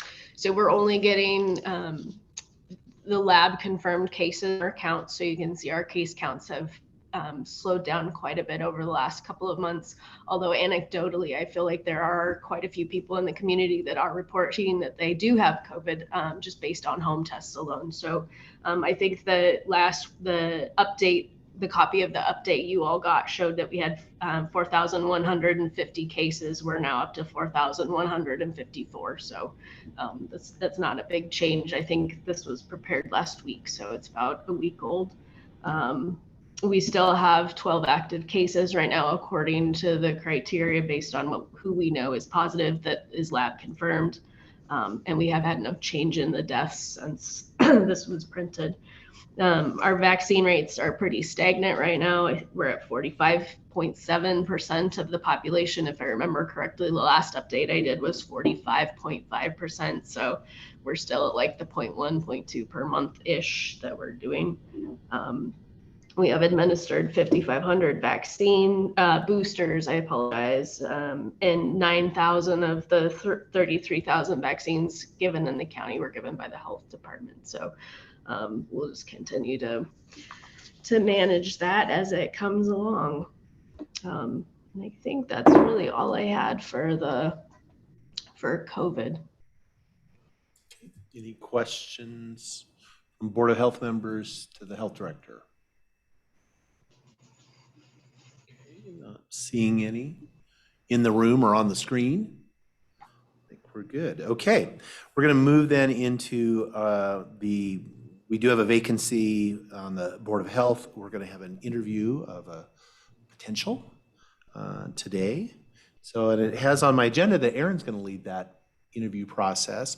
I would beg a moment's, not recess. I need to run and grab my interview questions. I left them on my desk, unless you've got some extras. Recess, Okay. 2 minutes, I'll get water. Yeah. Okay, we're going to recess for 2 minutes and get some water and our interview questions, and I'll ask Sunday to come up. This meeting is being recorded. That's a new voice. Wow. Haven't heard that one before. Siri Okay, changed thank her, you. voice. All right.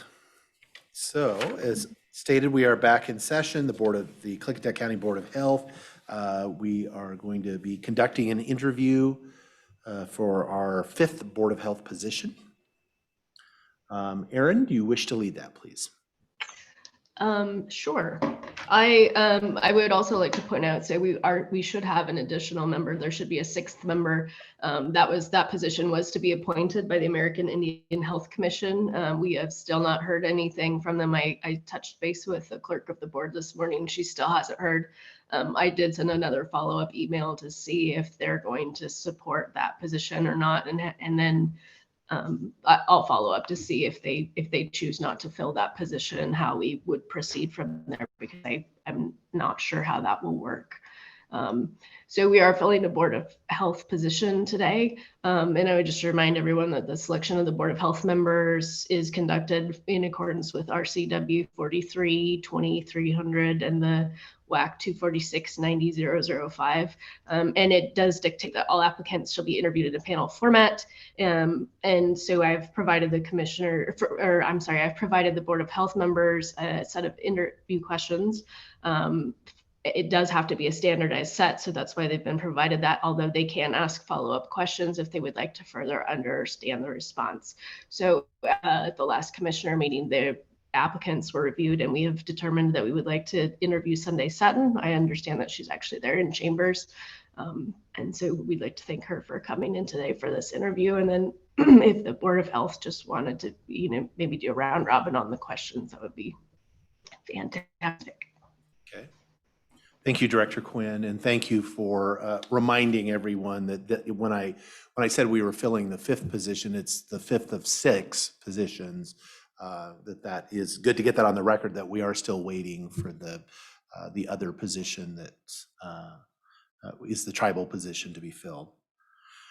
Yeah, so we have prepared, we have 7 questions, and I would support Director Quinn's request that we just do it round robin. We'll just work our way through each one of us around.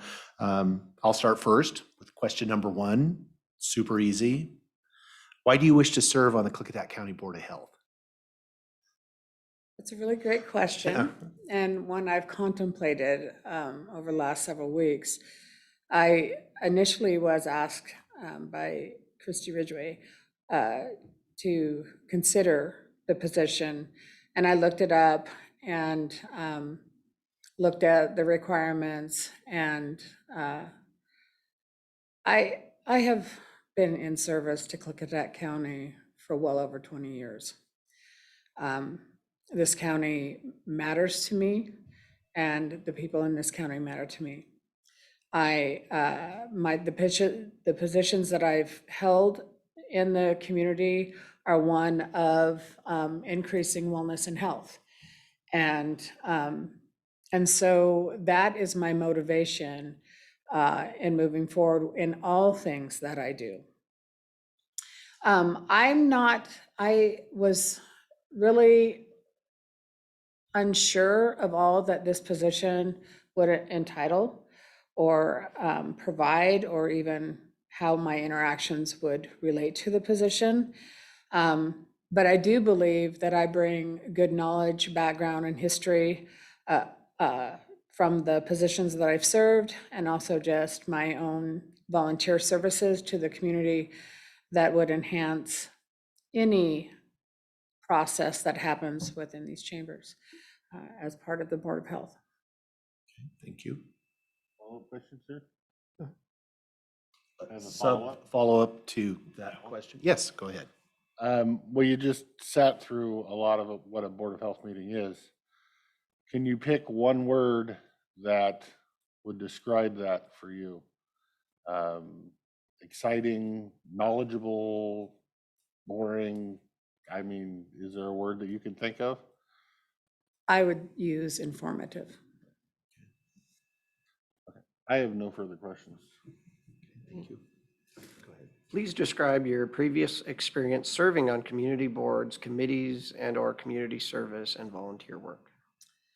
So I have been serving on the CPAC Coalition for well over 15 years. What is that? Coalition Preventing Abuse in Klickitat County.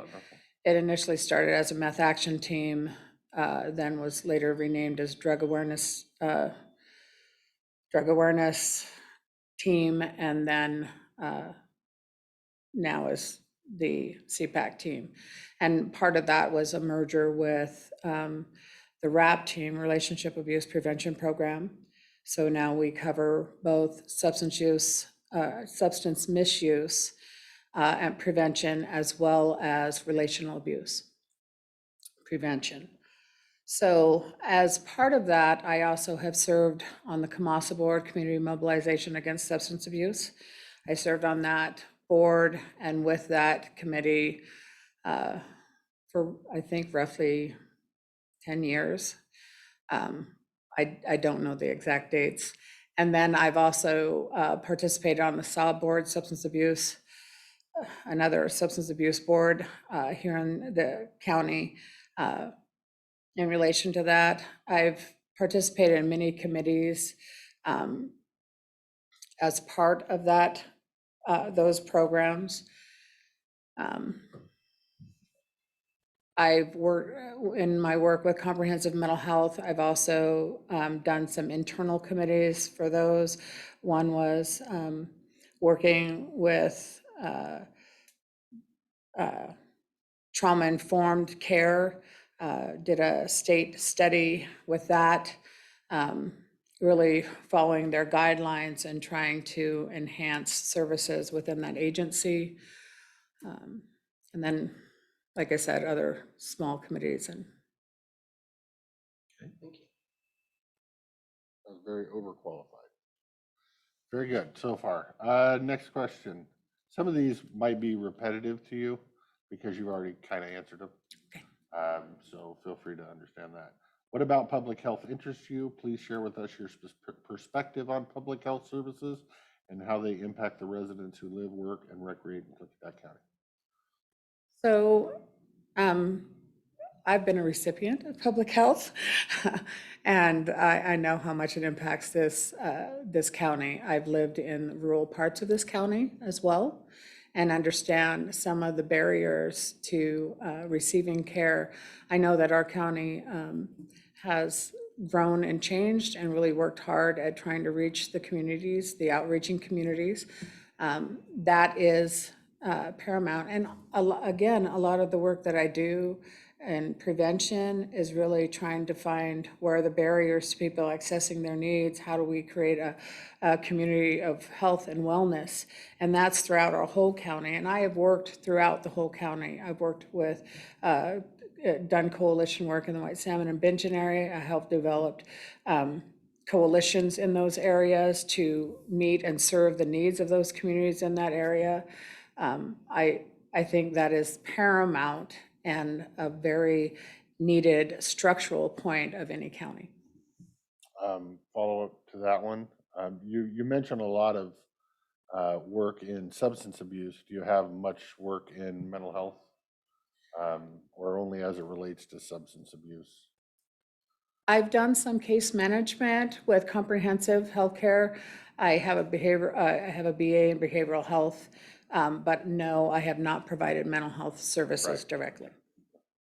Thank you. Paul, do you want to go first? Next. I think you've addressed pretty well, actually, a number of your qualifications, Sunday. I appreciate your being here and being an applicant, that's for sure. I was wondering, where do you see yourself fitting in the categories that were specifically lined out for this position that you're applying for in the RCW? What aspect of the RCW do you see you being a representative for this position? So I have read through some of the RCWs. There was a lot listed. And so to define one, I don't think I could do at this time. I think that I have many of the qualifications for this position. And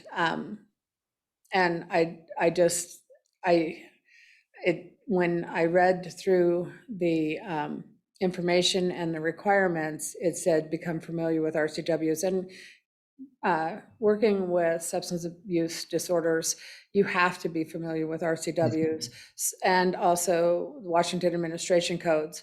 And you have to have time to retain that information and that knowledge. And I have not had that time. Thank you. Can I help her out with this question? Please. Sure. Yes, thank you. So there are 3 categories that we could have chosen from, and I'm going to just talk about them very broadly. So one is a healthcare provider. One is someone who's received public health services, which she talked about in her last answer to a question, and someone who's a community stakeholder. So anyone that's working with an agency, much like Sunday is. So she technically qualifies in 2 different categories, but as evidenced by the answers that she's provided so far. Aaron, I appreciate that clarification. I was looking at specific RCWs and not the qualifications under which. So I do appreciate that help out. And when they were answering that, I'm like, why did you not have that paper? Here for you. Yeah. Choose of one of 3. Here's your 3. On our part, we should have had that. Right Yeah, away. sorry. Okay, thank you. How do you see yourself contributing to the Board of Health? What do you think you'll bring to this august group? August, I'm gonna have to look that one up. I think one is perspective. Just from the area that I have worked in, but also lived in this county. I think, knowledge is imperative, but so is wisdom.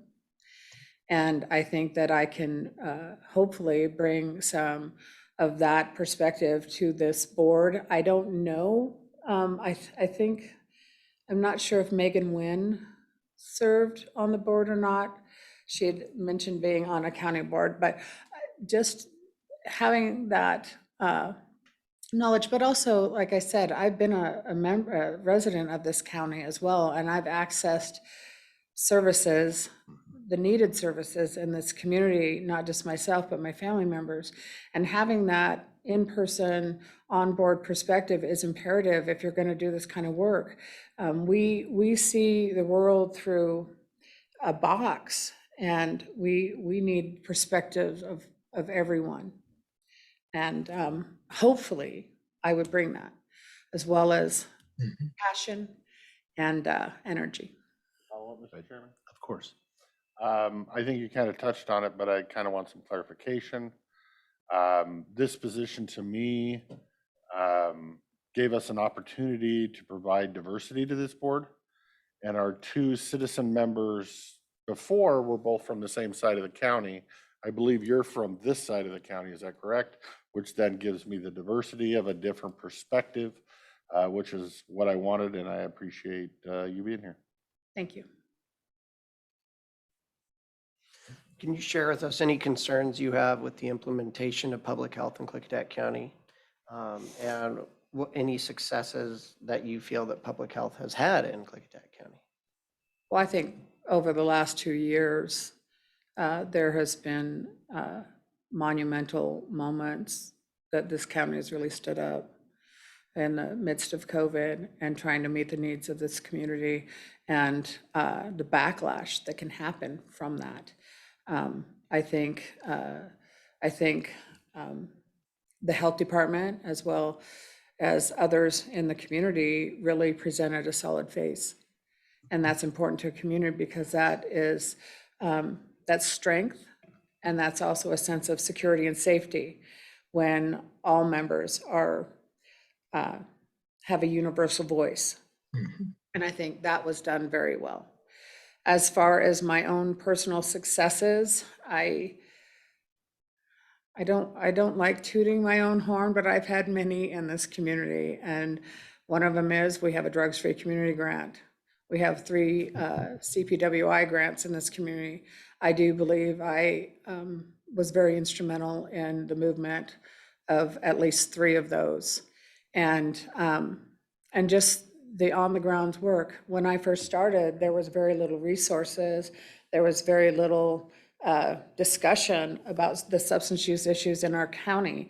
And that has changed, and our voice has changed, and the way we talk about substance use disorders have changed. And I don't own all of that, but I do feel like I've been a significant part in that I was persistent and continued. The CPAC Coalition is the longest running prevention coalition in this county. And at times, there were just 3 of us doing it. And we were able to receive additional grant fundings for the work that we continue to do when everybody else just kind of quit. And that is a personal success to us. Hopefully we can arrange more funding. Last question. Board of Health meetings are held on a quarterly basis at a minimum and maybe more frequently, obviously COVID type situations. Do you have any concerns about being able to attend meetings either in person or via Zoom? I don't foresee any problems with that. Okay, great. Any other follow-up questions for Ms. Sutton?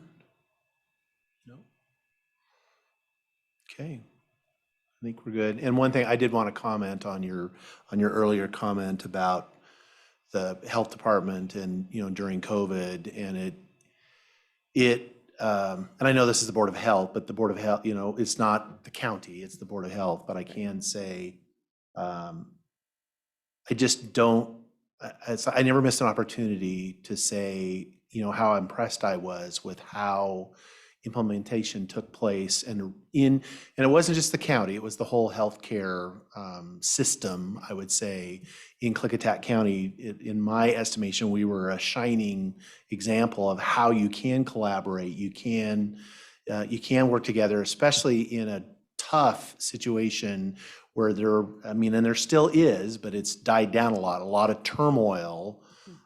And I think our healthcare folks and our folks in the health department they're my heroes as far as, because they, you know, I don't know if we had any death threats, but maybe, yeah. Well, I know we had death threats, but. Now you're scared. Yeah, not as a Board of Health member.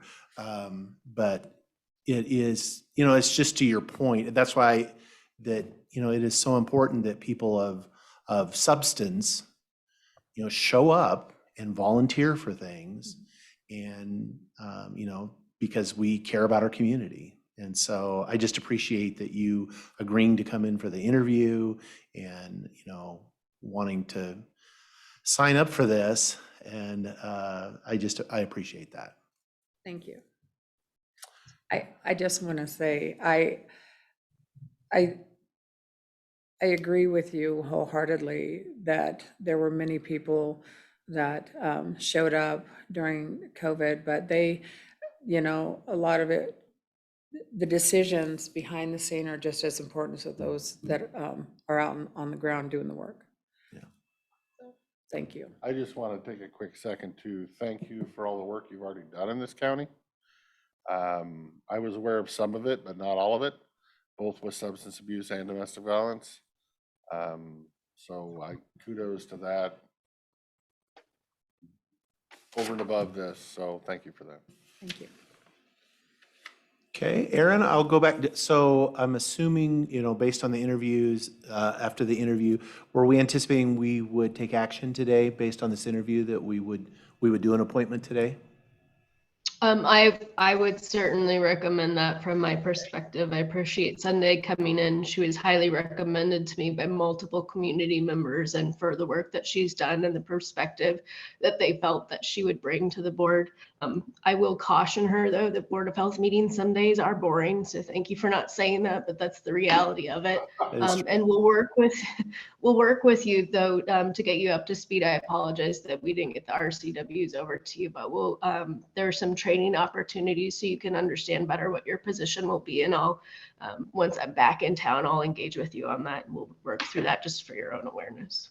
And just for a clarification, the last, you know, 2 or 3 years, the Board of Health has been anything but boring. But we will go back to, we hope to go back to. It used to be boring, and I'm hoping really boring, yeah. I'm hoping we'll get back there. Yes. Oh. The Board of Health needs to make a recommendation to the Board of Commissioners, and then the Board of Commissioners accepts. Takes action, correct. Right, that's what I Correct. was I'm ready to asking. make that motion, sir, whenever you're Okay. ready. I would entertain a motion. Mr. Chairman, I move that the Board of Health elects Sunday Sutton to serve on the Board of Health as its Citizens Advisory Member. Okay, I second it. we have a motion and a second to recommend to the Board of Commissioners to appoint Ms. Sutton to the Board of Health position. Any further discussion? Hearing none, all those in favor say aye. Aye. Aye. Aye, motion passes unanimously. Welcome. I'm sorry for you. Now you're here. You know, I did kind of hesitate when I was told I was the only interviewee. So I'm like, what am I getting into? But I just appreciate the opportunity. Okay, great. Yeah, Okay. we're good. Okay, that brings us, our last agenda item is public access to the board. So this is an opportunity for citizens to address the Board of Health.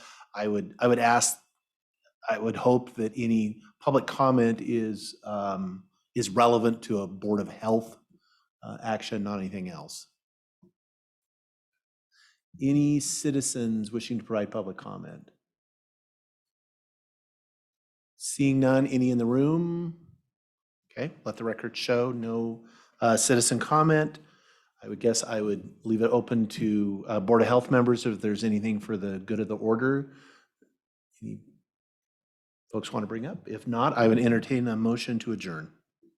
Mr. Chairman, I'd make a motion to adjourn the Board of Health meeting. Second.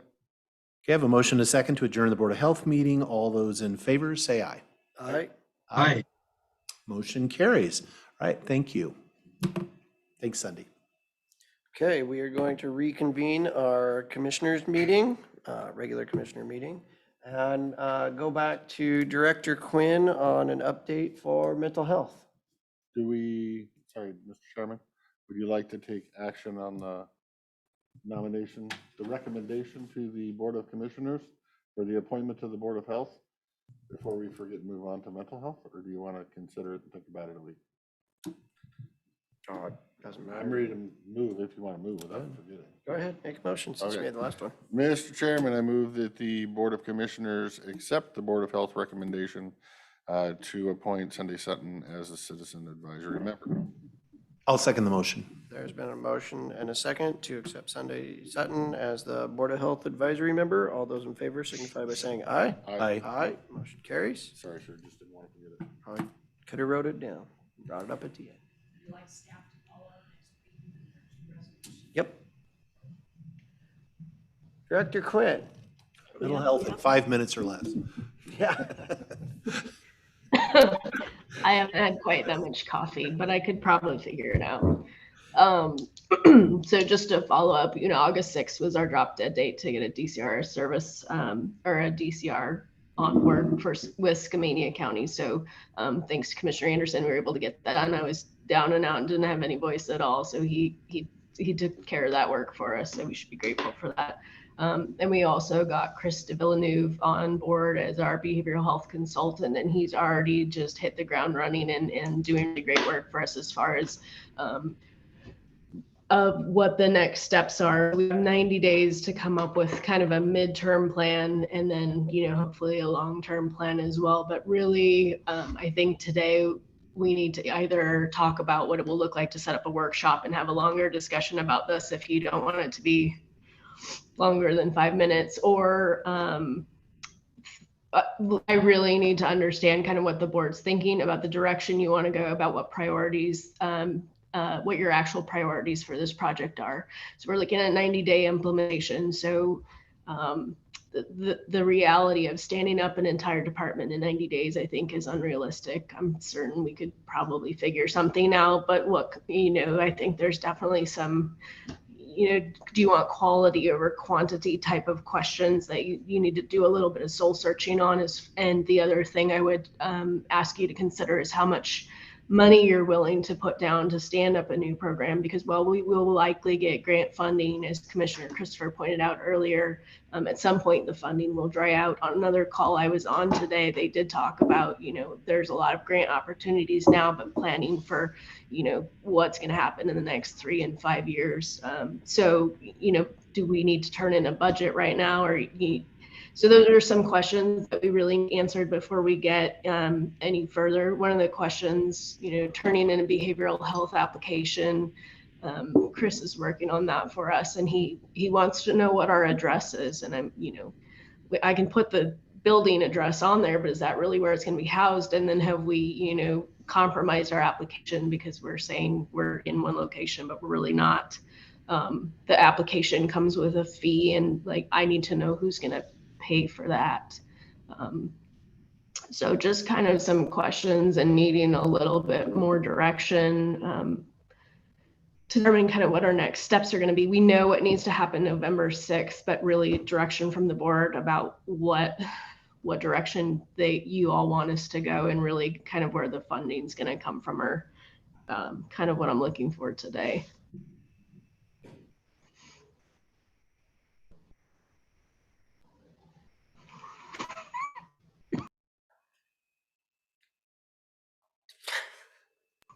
All right. Silence is deafening there. So I guess I can add a little bit to it, for that midterm, the Skamania County stepped forward and is helping us, and Skamania County wants out as soon as possible. They don't want the liability associated with it. So we have to have something in less than 90 days. The direction that Aaron needs us to know is that, are we all in agreement that in 90 days, we will have that under the county umbrella? And we will have the application hopefully turned in, and the state gotten back to us on us being a health agency? And is that the most important thing for Chris to be working on? Once that's done, then the next question is right now we're using Lifeline for crisis services, and we have one DCR. That one DCR can't work all the time, 24/7 for more than 3 months. So we need to ensure that we can have more DCRs. So we need to find those or train those or build those or whatever. And then the other question it's gonna be difficult is, if we are the health agency and we do have a DCR and Lifeline, the next question is how do we get all the information and roll it up to the state with electronic health records? And we need to get that. And so Aaron needs direction from the board on, are we going to be spending foundational public health money, or what are we going to be spending to pay these bills until we get something worked out with Beacon for reimbursement? And we don't know what Beacon will reimburse for. Can I just clarify one thing? So I'm not certain we can use the foundational public health funding for this project. There's definitely some parameters on what we could spend that on. So that's maybe not an option. And I'll look that up, but general fund dollars. That's likely where it would come from in the short term. Or reserves.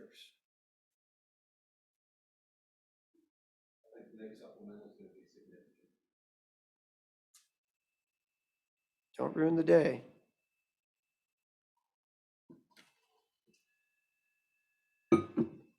Do we, I mean, is it practical for us to get our own things set up by November 6th? You said, it's possible. I mean, can we get the paperwork? So what I'm like, get it to the state and get it back and get, because I just worry about if that's our plan A, we better have plan B in case, knowing how that works. What happened, yeah, and again, thank you to Commissioner Anderson, because I was gone, but I was thinking on August 6th, I was like, that's one of the things I did fire up my thing and checked on, just because I wanted to know if I was just not coming back, frankly. Because it's, you would need crisis services? yeah, or I might need crisis services, because those deadlines are it's like we would have had what would we have done? And that's the thing is no matter what we do, I think we need a plan B for what happens if we don't have something, whether that is some agreement with Skamania County that they would give us a little bit extra time if we, we've got this in the works. We're waiting for our stuff to come back to hand it off. And is there November 6th, is that, or would they stay on for another week or 2 weeks or something? But is it even practical to get our stuff in and be the health provider by November 6th? So Chris has already got the application filled out, minus it's pending an address, and I just feel comfortable putting an address in there when I don't know where we're gonna live. I don't, anyway. And then the application fee as well. And one of my concerns is we're under the 90-day mark, and we're looking at there's a lot of players. There's, we have to rely on I've got some ins at the state, but that's not a guarantee that they're going to get that turned fast. They say they will, but you can't assume that's going to happen.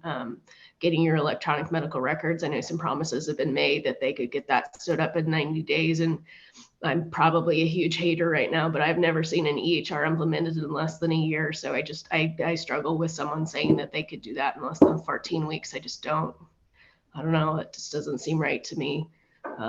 I just think there's so many logistics to manage, and even with Chris on board, I have concerns, and so not having a plan B makes me very nervous. Well, we almost didn't have any plan at all. Right. And so we're already operating on plan B. Yeah, really, we are on plan B. And I would also say that we should not anticipate that Skamania will cover any additional time. Okay. We could ask, but my perception is that the answer will be no. Okay. So you're saying midnight on the 6th. If we're doing our own, I can't imagine us hiring a mental health director. I would assume mental health would fall under public health. So I would say my opinion would be mail the address as public health's address. Whether their mental health is actually working in this building or another building, Still the county. It's still going to fall under the purview of who I see as being the overall chain of command. That's a significant change. Stop while I'm ahead. That's a significant workload increase for the public health director. Short-term, long-term. I mean, It is right now. you may not come back. Fine with that plan. And then in terms of financing, Jen's not here, but we are within a week or two of putting the supplemental together, so it would be an appropriate time potentially to set money aside to cover some of these costs that she's talking about. The next one's not till October. So that timing might be good, but. How much is the application fee? It's $1,000. We just spent it in that conversation. What if you got to hire somebody? If you're going to Oh, hire no, I somebody. know. And then to- even if yeah. we're going to be reimbursed for things that we need cash flow, as far as bills got to get paid, and then we can get reimbursed. More importantly, how much is the software? So I'm gonna just say, I looked up this morning on EHRs. Your typical EHR is gonna be anywhere from I think it said $16,000 to $70,000 as an upfront cost implementation. And then like the one we have for public health right now, which wouldn't work in this scenario. So because we've explored that. I pay $16,000 a year for upkeep. So there's a lot of that. Getting them all the IT equipment that they would need, the cell phones. I think there's a pretty substantial cost at that. We would likely get all of the crisis monies from Beacon that Comprehensive was getting, but and we all know business is not my strong suit, but when I did some quick math on it, the amount that they were getting would pretty much just be wages and benefits. It would not be EHRs or copy machines or any of that sort of stuff. So that's just, those are go ahead. The money Comprehensive was getting from Beacon, are you saying that the state will only pay wages and benefits? Or that? No, I'm saying when I did the math to see what the wages and benefits would be, that's about the amount we would get. Was that for? Am I? How many DCRs or people did you do the math for? I did 4 DCRs because on all the conversations that I have had, that is kind of the minimum you need for the population we have. Like ideally you'd have 5 or 6, but 4 is the minimum. I did a director because I don't want to be it. And I did an administrative assistant because there's a lot of paperwork process. So I did it based on 6 people. And I just guessed on what, I know what the average or what comprehensive was advertising DCRs at. And I just kind of guessed at what a director would make. Was And that, was just that based on full-time performance. employee DCRs or was that paid on-call DCRs? I did FTE. So then we look again at, do we need a different model? But I just, I think it's going to be expensive. I think you need to look long-term as well, and how much money in the future and that would be willing to be provided. So I think the next big question is, we need to sit down with Aaron and find out, we need to sit down with Leah and Aaron and find out what Beacon's gonna be willing to pay for and what they can upfront it. I mean, once we turn this application in and come up with $1,000, which I think we can find underneath a rug, the next big question is that software that's gonna be a big hit. There's $1,000 there. That's A couple of horse heads, but That's that's not all for right. that. Dave S. And then we gotta find, klickitatcounty.org. then we gotta find the people actually. I mean, I'm not so worried, with the standing up the program. For me, it's the staffing that I'm worried about. Well, and to me, it's kind of I mean, I guess I look at things as a private sector kind of person. So I kind of look at, God, if we have 4 DCR calls a month, but yet we have 4 DCR full-time employees, what are they doing the rest of the day or week or month? To me, it's like, God, I'd rather pay an on-call person $10,000 to answer the phone for the one call that comes in a week. I just look at it that there's got to be a better way than to pay people to sit around and wait for a call to come in.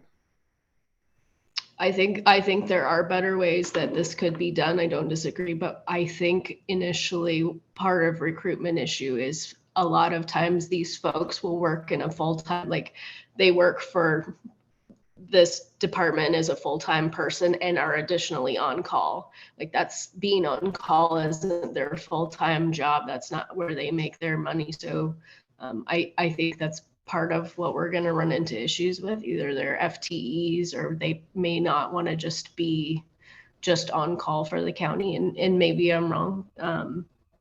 I guess I'd say I kind of look at it, if we have 1 call a month, on average, no, 4 calls a month on average, right? Between 1 4 call and a 6. week, and I'm just throwing numbers out, I'm saying 10 grand. I mean, that's an awful lot of money, for 1 or 2 DCRs that could just be on call with no other job.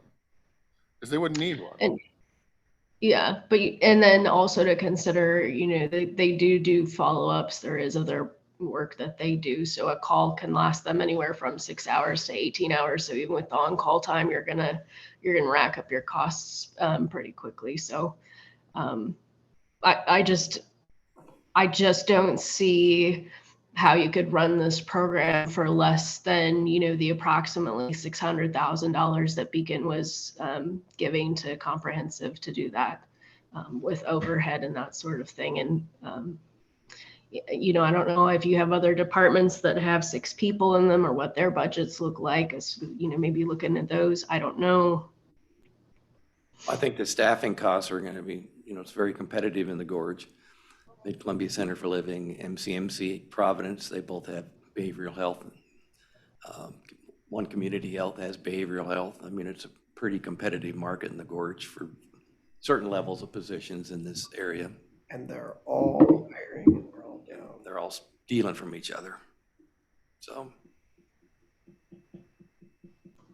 then the next question is so then the direction from the board is, do we want to provide the minimum and plan for the minimum, which is crisis services and DCR services, and that's it?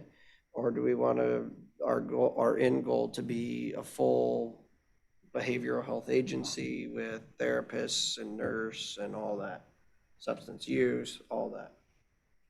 And I think, Chris and Aaron need to know that direction of what we're saying, because that's not a $600,000 a year program, that's a $1.2 million a year program plus. And the $1.2 million plus program comes with a year implementation plan. I think we could potentially stand up a DCR service. I mean, I think it's unreasonable. We could certainly try in 90 days, but there's no way you're going to have a whole clinic in 90 days. Like that's a much bigger lift and a much bigger ask. I am not interested in the whole package because I think the hospitals and other places provide a lot of that service. And I'm not looking as a government agency to compete with the private sector. So DCR only is kind of where I'm at for now. Yeah, I would say that would be the criteria for me. If the services are being provided by other providers, we don't need to be in that market. But obviously the crisis, we're it. We have to provide that. So we're the provider of last resort. And sorry. And I don't think, oh, good. So I think also just to understand and clarify that, well, it is the commissioner's obligation to appoint DCRs. I think it might be worth our while to look and see if we're responsible for having them. We're just responsible for approving them is my interpretation, but that's something I could work with the PA on understanding better.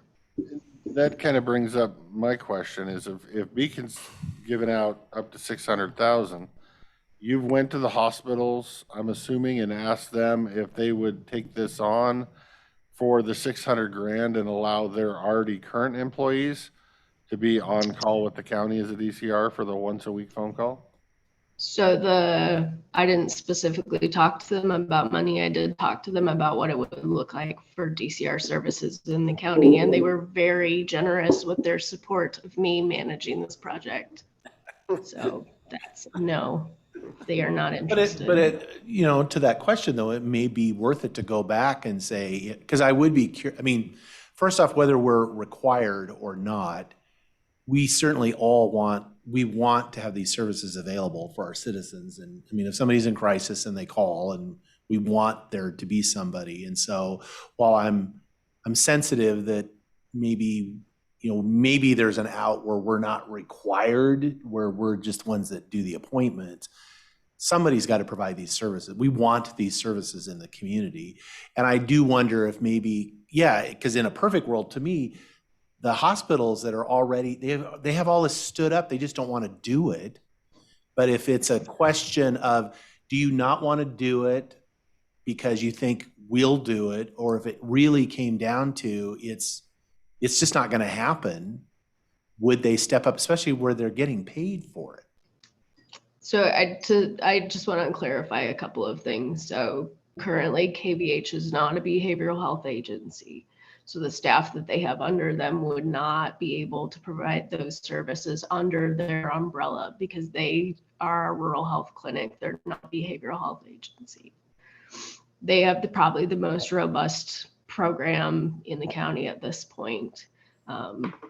I would also say that there are not adequate services in the county, just so everybody's aware. There's a lot of challenges getting people in.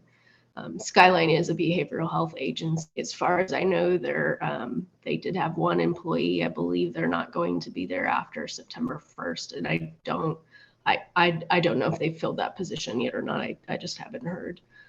North Shore is a behavioral health agency, but my understanding is that they didn't have any interest in doing that. And that's part of the problem is there's DCRs in the community, but having a behavioral health agency umbrella that they can roll up under and work under, that's one of the challenges we're coming into.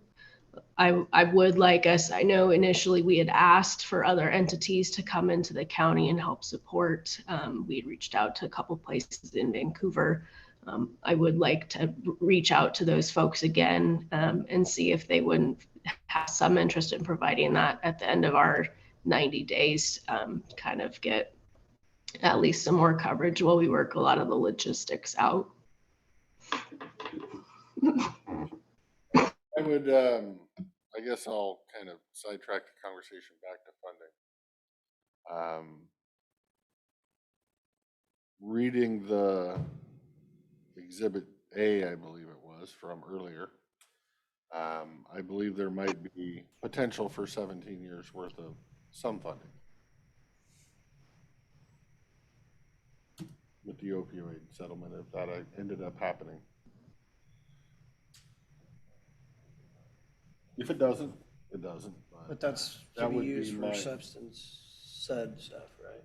It has to Which be on a lot of, substance. well, yes and no, but Opioid on there connection. you have mental health and you have that connection, which is why I was trying to kind of get to that connection earlier. I believe it, the way I read it, I believe mental health to be a allowed use. And they made the allowed uses of those funds to be very, very broad for a reason. So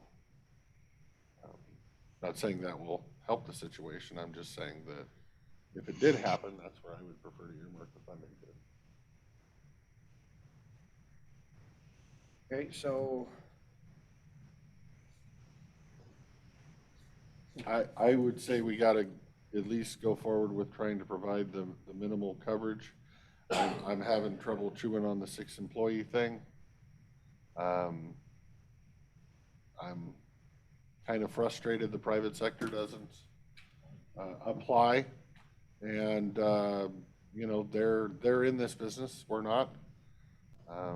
So, you know, next time they want $350,000 for an air conditioner, they might get a different answer from me, but partners are partners. I don't know. Probably speaking too much now, aren't I? definitely. So you have to understand though, that this is the least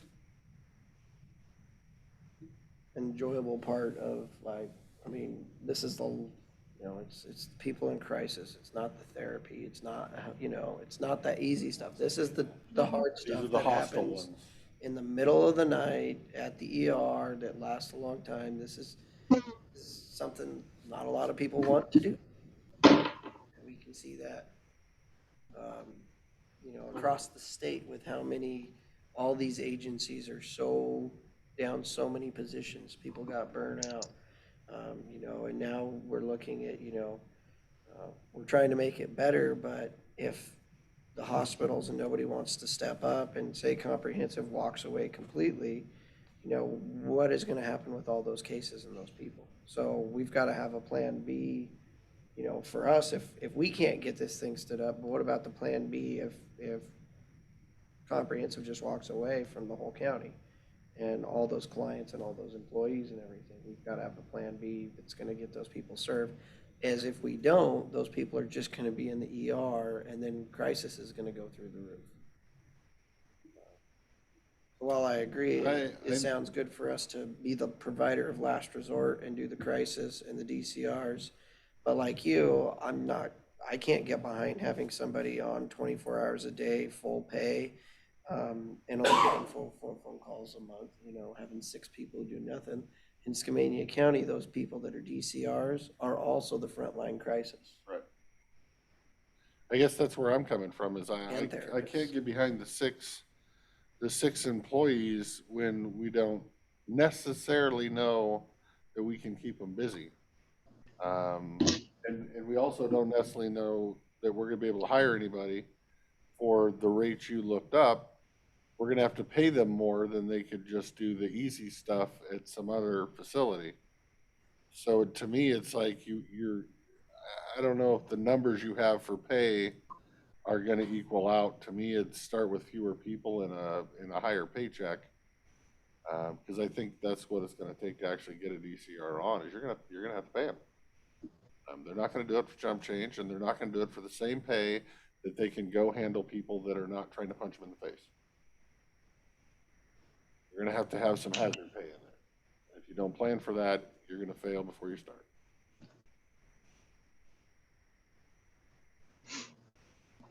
I guess the next question would be is, you know, what about the mobile crisis, all that kind of stuff? Is that something we want to have anything to do with? Do we want to be involved in this? I know that So Go ahead. sorry. Go ahead. I apologize. Technically, we already involved in the mobile crisis, so we did a pass-through grant with Beacon so that they could do the, or I'm sorry, the responder. That's already, we've already gotten the pre-award letter, so we're gonna be pass-through grant. What City of White Salmon Police Department is already gonna take the lead on that. We're just the pass-through agent for that. That's not mobile crisis though. I know I've misspoke on that point multiple times today already, so I apologize. But to your point, we are acting as a pass-through for that, but that's not something we have to take the lead on. And that's the ride-along program or whatever it's called. But that's not a basic, that's above and beyond, and that's not, yeah, I won't start with basic. Go from there. That's where I'm at. Is there anything that stops us from, starting, we're submitting our paperwork, do we have to commit then to what level of BHA we are as far as the level of, or can we scale up? Because I mean, I think we need, crisis services and that's the most critical first piece. And as you said, yeah, I misspoke when I said there's others, as far as all these other services, like it's super robust and it's great. It's not, but they're there. They're not great, but I think I'm just really struggling with this idea that we're going to decide on a path today for all of this, like I only have these choices. It's like, you're gonna do this, or you're gonna do this. And I just don't see us doing that. I think I'm kind of in the triage mode of, I'm looking at that November 6th thing. I can't choose a path that can get implemented by November 6th that's got all this other stuff. But is there anything that we're doing, submitting, that keeps us from getting that stood up? Let's get our feet under us. And then we can decide if we want to expand our services for those other, the other stuff. And maybe that's the way, you get folks where, they're doing other stuff and then they're doing both. It's like, no, you don't have to only do crisis. You're doing crisis, you're doing this stuff, and you got to take your turn on Right, call. that's what I'm thinking. I want to start with the DCR stuff. If we find out that the DCRs that are our employees are twiddling their thumbs and could do more, then I'm fine with taking on more as long as it doesn't require more staff to get them busy and actually bring in an income into the department, which you would if you did the other stuff. Right. So in the application, do we have to specify, or can we say up to services, or how specific do we have to be? So I did meet with the healthcare authority and they counseled us to just do our initial application as DCR services only, and that there wouldn't really be any hiccups in the future if we wanted to services onto that. So that's what I think we should do, mostly because they told us to do that. I think that, so what they will do is they'll do the application. They'll want to know that all of the clinical policies and procedures for the DCR program have been written. I think that's being taken care of. They're going to have background. They're going to want to know who the staff is. They're going to want background checks on them, which is fine. Technically, we don't have staff really yet, so that will look interesting on how to do that. And then 6 months later, they'll do a provision. They'll review the application. They review they're going to review the clinical policies and procedures. I need to get clarification. They might want to see what the electronic medical record is before they sign off. They might want to see staff before they sign off. I'm a little concerned about what's actually required for the sign off. I know the steps, but I don't know what they're going to have to see before they actually sign on the dotted line. I have an email out on that information. And then 6 months into it, they'll come actually review the program. They'll grant us a provisional license, and then 6 months to a year later, they'll come review the actual program before they actually sign off finally as a full certification for that program. And then in the future, if maybe we wanted to add substance use disorder, that's just redoing the application again. So. Okay, good with that. Okay. We all on the same page? Yeah. All right. I think we are. All right. I think You have your direction, Director Quinn. And if we're not on the same page, we meet every Tuesday. I just want to make sure that I'm on the same page actually though. So you want me to just go ahead with the behavioral health application Yes. and who's paying for that? $1,000. Who's writing the check? Like who do I? That guy. That guy Right there. I can't see here Let you're the pointing record at show me. I'm we're pointing excited for at them. Rob. Great. Said he'll I find will it. get it. We'll get in touch with Rob then. Find it somewhere. And so is there any, did you want me to pursue looking and seeing if there were other agencies that were available that would potentially fill that gap? If we can't get our stuff taken care of first. Yes. Plan B. Nobody wants, but you can look. Yeah. Okay. At least lie to me and say there's a backup. I'm a terrible liar. Yeah. There's no backup. We can only do what we can do, so I don't stress out about what we can't do. There's gonna be no knight in shining armor that comes in to save Shows the up day. and say, yeah, we'll do it. That's what I don't know. What happens if you've made every due diligence to do it and you can't do it? But I also know that, If you know, in there's- this society, if I'm in crisis and I call and there's no one to take the call, then it's your fault and you better. Yeah, but she's also got a point there. If the funding dries up and your income funding dries up, what do you cut something? Do you cut senior services or do you Right. cut I DCR don't know. services, you know? And that's a question in the future. Yeah, I that don't may know have to come up. what we're actually required to provide. If we're not required, then we don't really have liability in my mind. You do the best you can, and if there's a gap, there's a gap, and we'll do the best we can. Yeah, and it's not that no one's gonna answer the phone call, right? So people can call the regional crisis line, there's 988, there's 911, like there's always someone that's gonna answer the phone, just to be clear. We're talking about people not having the DCR level services, but just wanted to clarify, some will always answer the phone. In clarification, we're still gonna have the doctor on the stick thing along with the DCRs, or are we only planning on doing DCR only, no doctor on a stick? So that doctor on this, my understanding, that's Carmen's program, that's with the jail. That's a different program. And I think it certainly would be up there to clarify that, but that my understanding is that's actually a little bit more medication management for the inmates in the jail and prescribing. And, you know, that's going to be a really important piece of the picture, but that's Carmen's work on that project. I am not. I'm aware of what she's doing, but I couldn't speak to Right, it. but I thought 911 would dispatch to an on-the-phone crisis responder that would then be able to determine whether it actually needed somebody to show up in person. That's Lifeline. And so Lifeline's, go ahead. I heard you speaking of, you started it, you gotta finish it now. The difference between the doctor and the stick is that's your psychiatrist or psychiatrist. The triage, the other one is virtual crisis triage. So they're two different, they're essentially the same thing, but we have two different names for them. One's a doctor, one's a mental health provider. There you go. Now, do you Does feel that- like you have direction? Yes. Okay. Are there any other questions? We'll get it done. We always do.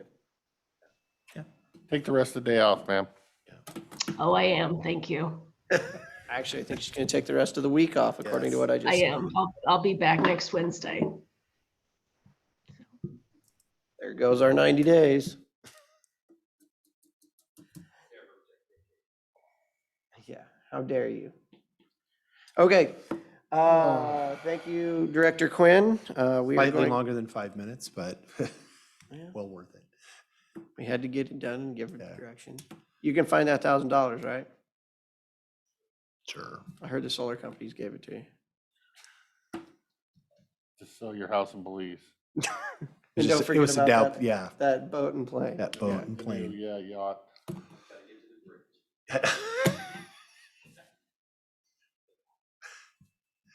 I heard your bridge is closing again soon.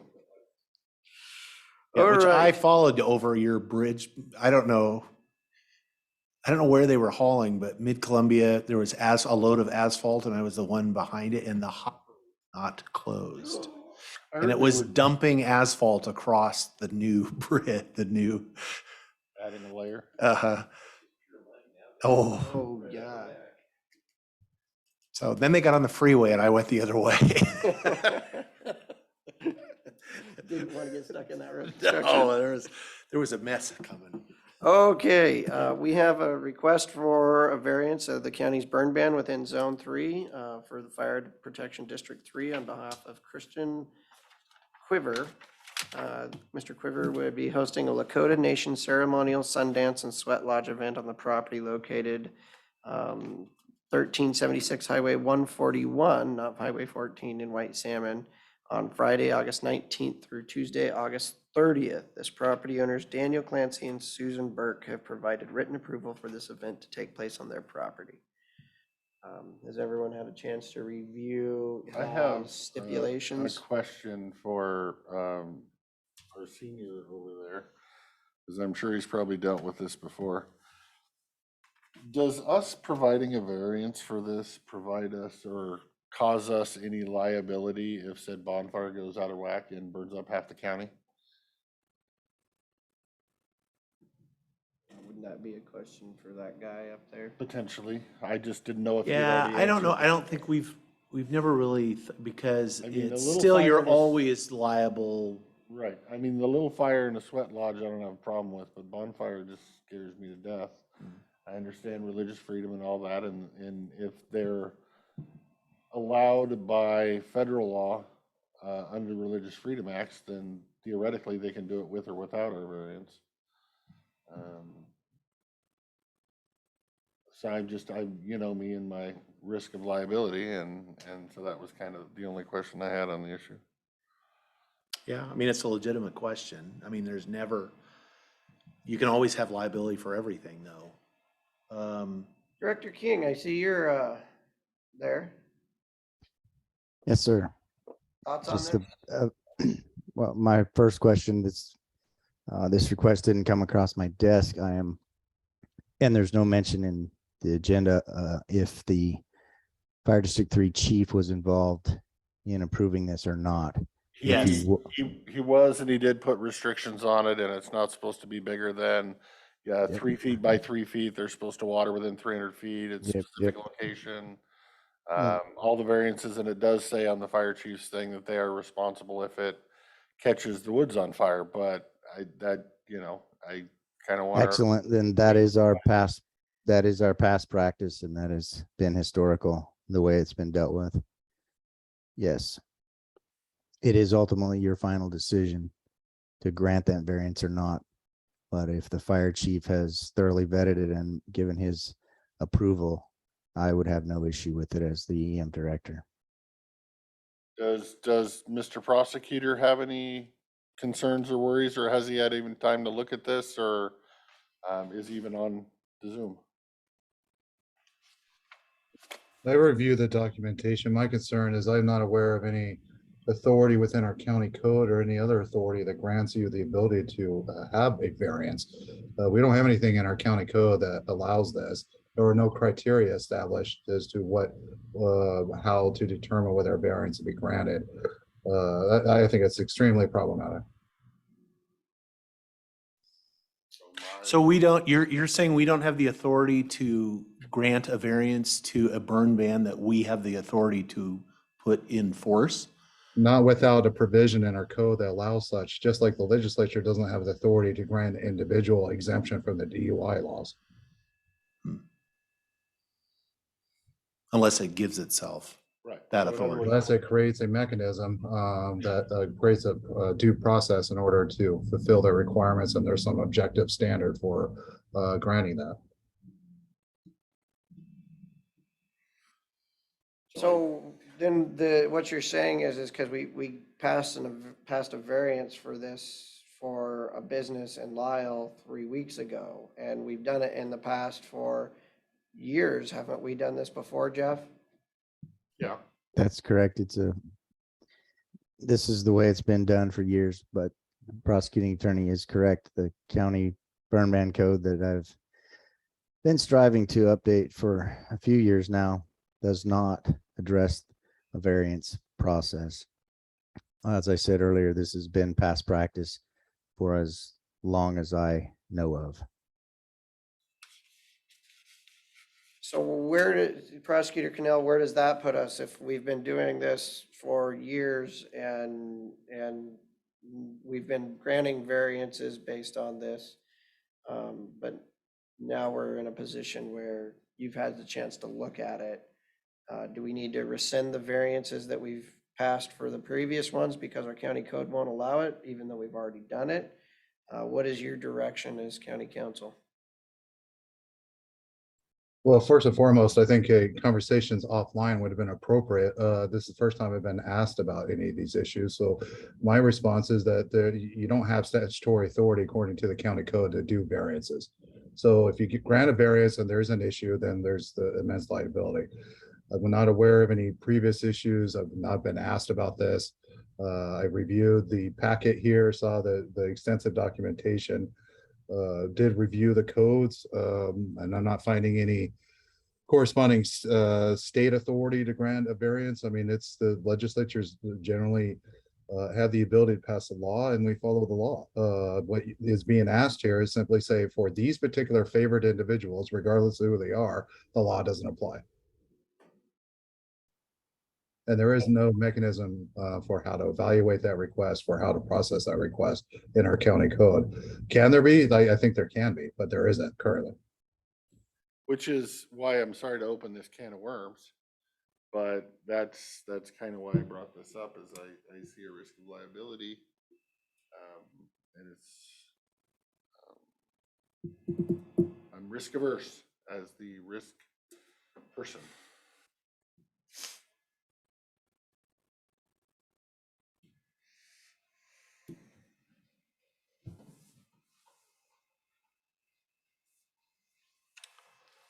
I don't know. We're getting to the point we can't do anything.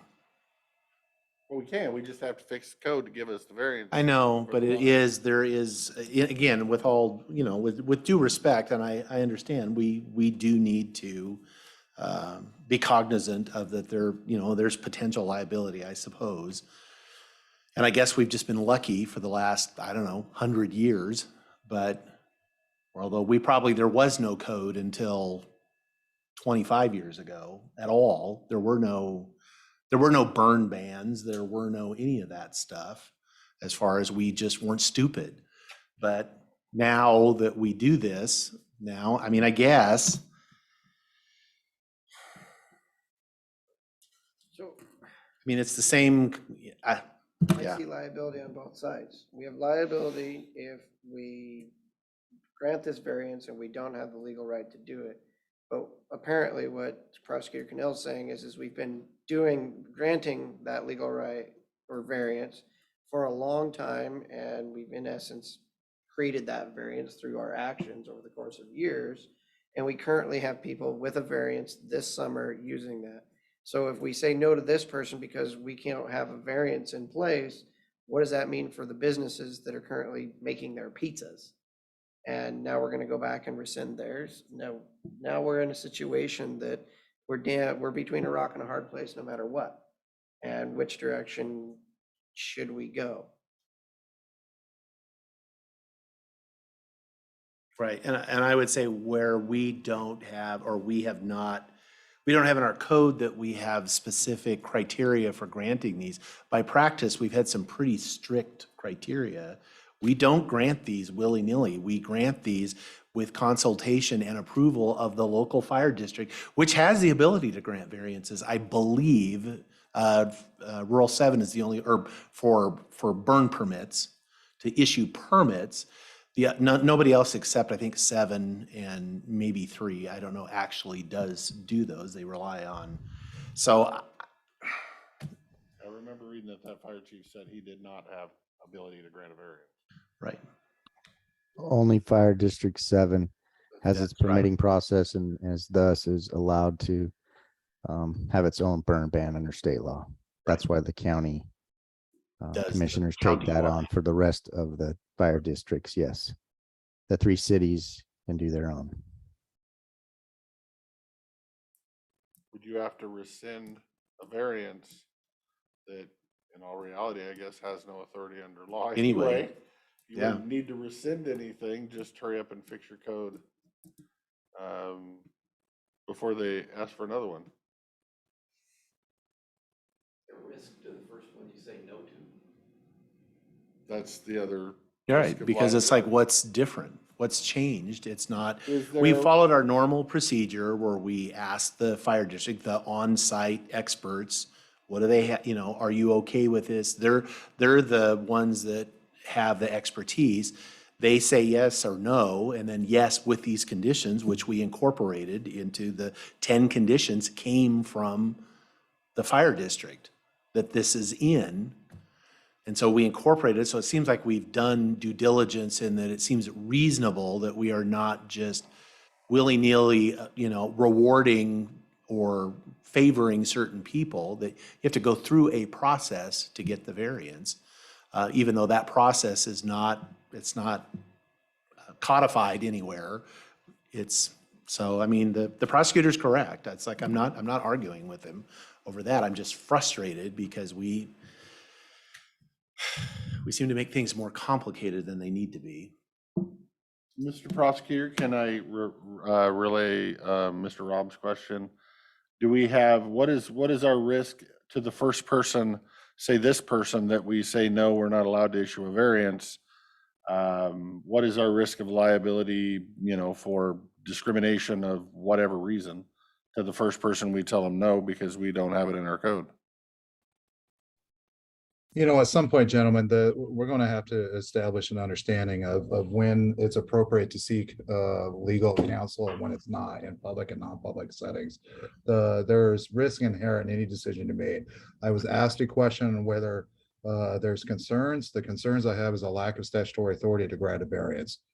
So if you want to go into further detail, we'll need to submit an opinion request, allow the opportunity to do some research and look into it. But this notion that I'm here to be put on the spot, or any other elected is here to be put on the spot, as if you have some sort of oversight function or ability to interrogate. I'm not going to go along with that anymore. So if you want good answers, we need a better process.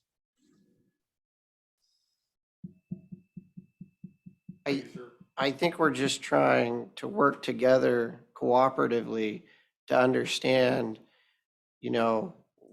because we're already in the thick of it, because we've already granted variances and have since before all of us probably sat on this board, and this was never an issue. And this is coming to our attention today. We're not trying to interrogate you or put you on the spot. We're trying to find a solution that limits the potential liability. And I think Commissioner Christopher's question was a legitimate one to somebody who has the knowledge from the county with a law degree. And yeah, that would have been probably all good questions to have a one-on-one meeting with. And we're doing this in I public. should have asked that question off the record. We're just trying to get through this one. But I respect your opinion and your answer there, Mr. Prosecutor. With that, I am not ready to take a vote on this, either yay or nay, until I can get all the information I need to make a yay or nay. If the board would like to proceed with this, I'm fine with that, but I would have to be an abstain.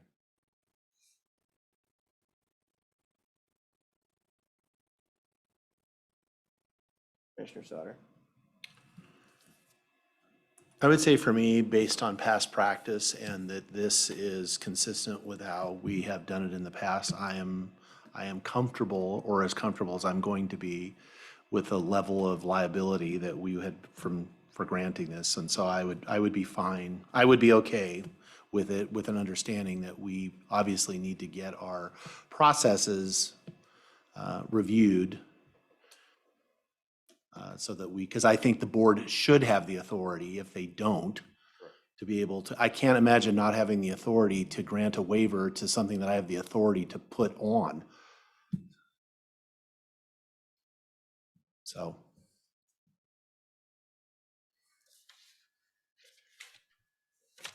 Again, I do want to remind the board that the burn ban's in effect is a criminal violation to violate that burn ban. And so you are exercising discretion to grant exemptions to individuals for anyone else that would be a crime.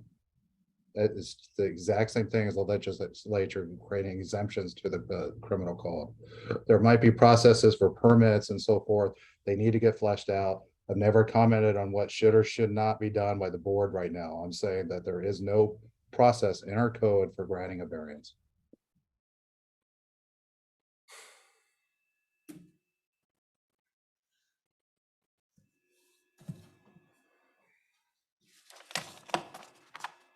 It seemed like a comment to me on a direction, but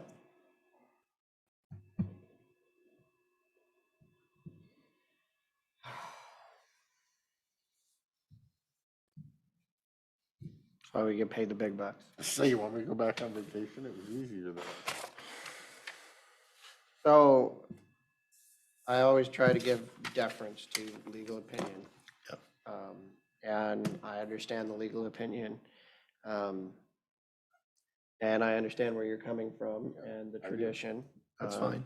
And I definitely understand the want and the desire of the party who thinks that they can provide their whatever they're looking to do with their sweat lodge. And this is why I think that, all codes need to have some sort of variance, because whenever we create a law, we box everything together. And like, this is new information that was brought to the attention of us by council. I would be remiss to ignore that, council. But then I look at the variance that we just passed a month ago, or less than a month ago, for someone to run their outdoor We did fire. a sweat lodge too, a couple weeks ago. And we did a sweat lodge a couple weeks ago as well. And this didn't come up. How do we pick one sweat lodge over another, other than the fact to say that there's new information and going forward until we fix our code, we can't authorize it. Where until- this one scared me was it was a sweat lodge, but it was also a bonfire the size of a bonfire. And I was unsure what the size of a bonfire was. 3 by 3. Well, that's according to the fire chief, not according to the person that wants the bonfire. Well, this is what he's, This is only this is what he's authorized. saying. This is how big you can do it. And that's what got me thinking about the liability, was the bonfire, not the sweat lodge that has a little tiny campfire inside a tent.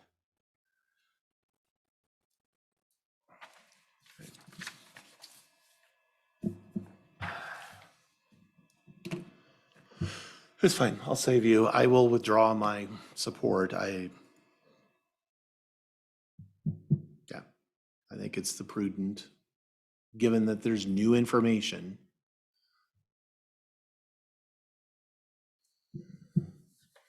Jeff, when you gonna have those zone code changes to us? Faster than he thought he was.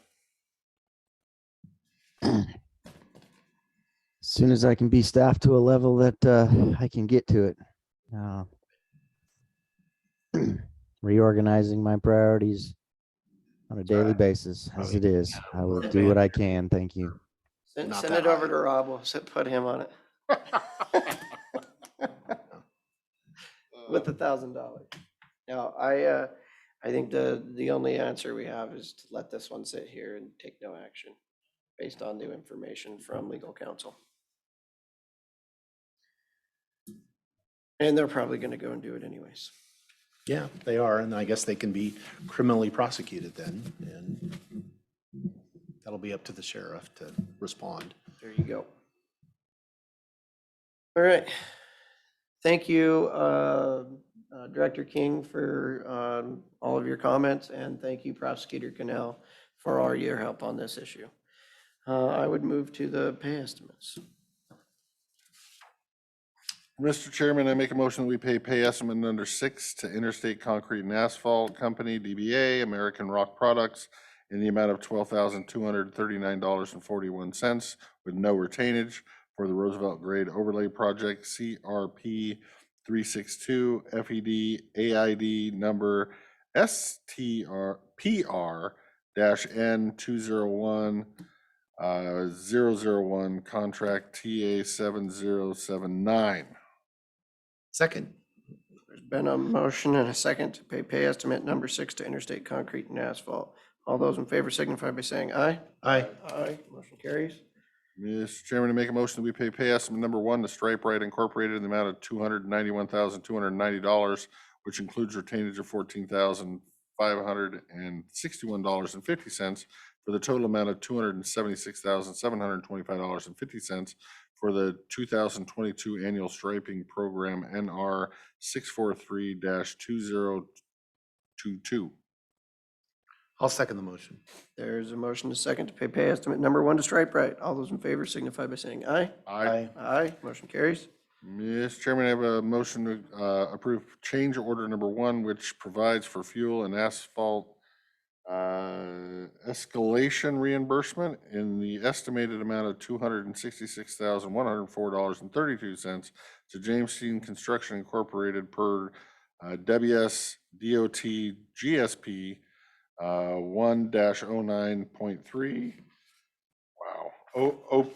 OPT 1, FR1, and 5-04.5 OPT 2 for the Courtney Road project, which is project number CRP 342 and 343.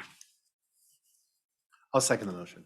There's a motion and a second to approve change order number 1. All those in favor signify by saying aye. Aye. Aye, motion carries. Mr. Chairman, I move that we pass the consent agenda, noting that item number 4 has been pulled.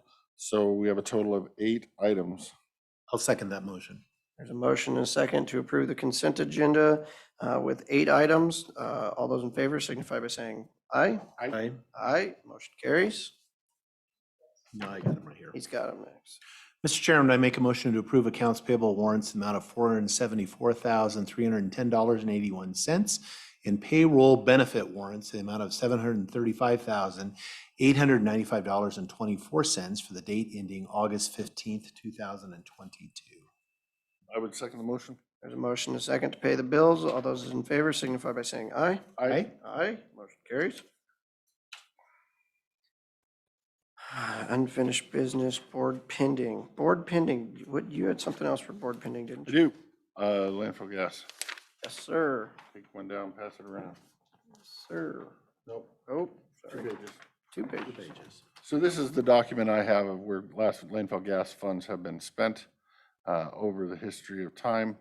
It is my understanding that the items highlighted in yellow were asked for and given to the PUD, and the one item in pink is the one project that this county has ever asked for.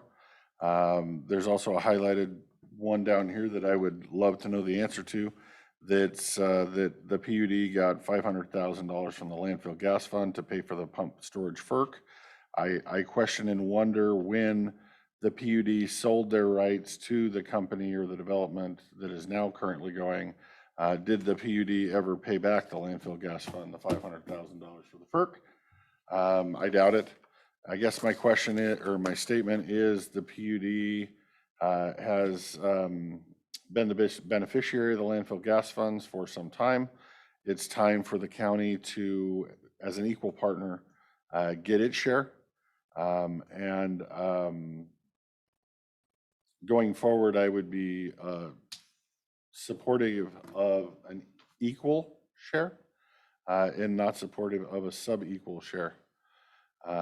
So with that, looking at the request from both the Goldendale wastewater treatment plant and the one our Public Works Department presented, knowing that the Goldendale project is already funded, we were just thinking about making an ask there. It would be my recommendation to the board to pull the Goldendale project, or at least make it second fiddle, and make the Dallasport project first fiddle, and ask for a higher amount to get us up to, since it is a $600,000 project, to ask for half of what's associated with the payout this year and just pay for the 450,000 here. And then if there's room for some of the Goldendale project to get up to our half of the fund, Are you planning to deplete the entire fund though? I don't want to deplete the entire fund of 1.4, and that's what I'm saying. If we can just do half for us, $500,000 and $500,000 for them and save the rest, because the way I look at this also is there is Dallasport Water District had 200,000 that was approved and never given, and I kind of want to get to the bottom of why and what with that. So I think you need to make sure you have fund balance, you have their 200,000 in there in case you decided to give them that. So of the 1.4, I would say you kind of need to hold on to 4 of it, and spend the mill, and they can have half of it and we can have half of it. And whatever projects they want to rank as 1, 2, 3, and 4. You're right.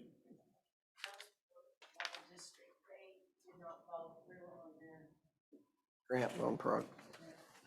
Contingent on some other grants that they had, it did not follow through, it just kind of they withdrew it. They're still under the impression and that they're waiting on the funding that never got done through this board. And that's why I said I want to learn more about that. Well, I agree. It's a messy, but I don't want to spend it without myself knowing the mess. So I would like to leave that in that fund. It can always be spent next year if it is not given to them.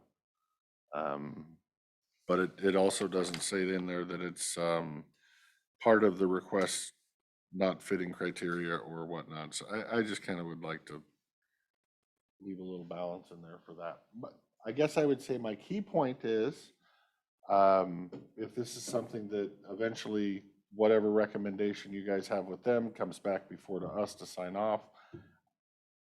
If it's half, I can sign. If it's not half, I can't sign. And since Goldendale's already paid for, I would say get as much as we can for the Dallasport. Make up for whatever. If there's an extra 75, get it for Goldendale and then pay economic development back. That would be my impersonation of it. I don't think there'll be one of these meetings next year. So I think what is happening this year is they're trying to set forward goals of what they plan to do in the years coming forward, so they don't have to have this meeting that you're going to have next year. That's a lot of assumptions. Commissioner Sauter? First to the, I would concur with the clerk as far as Dallasport Water. The award was contingent on grant dollars that they didn't receive, and so it went away for a project they didn't build. So, So if they have a project in the future, they have to re-ask. they would have to Oh, yeah, reapply. absolutely. Yeah, No it's problem. expired. I'm not worried about. Although I'm not necessarily, I don't want to see the fund depleted. I think there should always be some balance in Right. there, just because an opportunity, emergency, something happens, you don't want to be down to your last dollar. Anyway, as to the 50-50, in theory, I agree with that. But they also have a lot more systems. They have a lot more systems, and it's also their people or our people. It is all the same people. It's like the PUD is just, it's not like us and them. It's the, yeah, they have a lot more system, and it was, whether it's restricted only, because it's not, there's, the dollars can be spent on other things, but it has historically been spent doing improvements to the small water systems, wastewater around the county. So. Right, but my action is that it's been done that way because the county subsidizes the county stuff. No, It the has only had thing, the money right, to but do the it. only county stuff we have is Dallasport. Right. So we have one system and they have 8 or 9. Right. And But- so the argument would be, we should get it's not 50% of the money to support one system and the other 50% supports the other 9 systems. if you're going for equity, it's kind of across the systems. And it is, now, I think we should be, we have a significant capital that that's got to get paid for the next few years, and should we definitely be getting our fair share towards that? Yeah, absolutely, we should. But I don't think we can it's like half and half, because again, I think it's really all the same people as far as who the asset Right, belongs but to. on the receiving end of that, I would say on the Dallasport people, if I was here for the last 5 or 8 years, I would like to think that I pushed to make sure that the user fees would pay for the expenses. If PUD can also No, do and I, that in just to some of correct the their- record, the grant requirements that we got grant dollars to fund towards that system had requirements as far as what the rate could be. Had requirements on the max? Yeah. Or requirements? that I had to believe be so. a minimum of. I think They there had was to a be, minimum. no, that it had to be a certain affordable rate. That was part of because we did get some grant dollars that paid for different things, and part of those, they had some requirements for that we couldn't, as far as what we could adjust. So that's why those rates are adjusted. They've been being adjusted by whatever the maximum that's in that formula. They have been, but they started from a pretty subsidized rate. And that is one of those things. Maybe that wasn't a good thing. Maybe, a board 20 years ago should have said, keep the grant dollars, because we paid for most of it.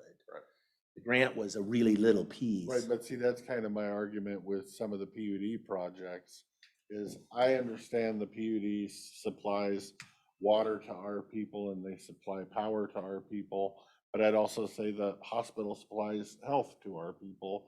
I would say the grocery store supplies food to our people. I would say you'd have that argument in every entity. It's just with Dallasport, we have the ability to control, since we are the owners of it, we have the ability to control the rates, set the rates, and prepare the projects. On those other ones, that's them. So if they need to adjust their rates to make that project more self-sustainable versus taking such a big percentage of this every single time. I would love to talk to the people that came up with this agreement to see if their original plan was this money goes to the PUD, or if it's supposed to be split between the county and the PUD. I would think it's split between the county and the PUD. And we don't have the dollars to subsidize as much as was subsidized. And whatever we don't get covered, we'll be standing in here a week from now asking for county funds to cover it, of which we don't have.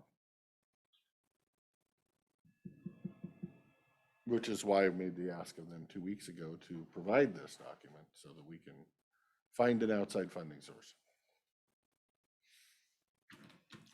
I think being the person who has to go into these negotiations of why each one of these projects has merit and value, and I know Commissioner Sauter's been involved in one of those negotiations, or of which direction the money needs to go.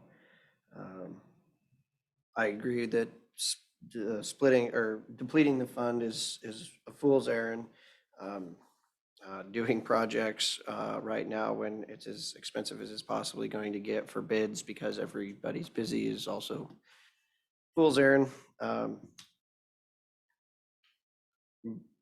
But again, our job is to represent everyone, not our chosen selected favorite horses. And when it comes to picking the thing that we own, which is the Dallasport wastewater treatment plant, which we know has a lot of cost in the near future.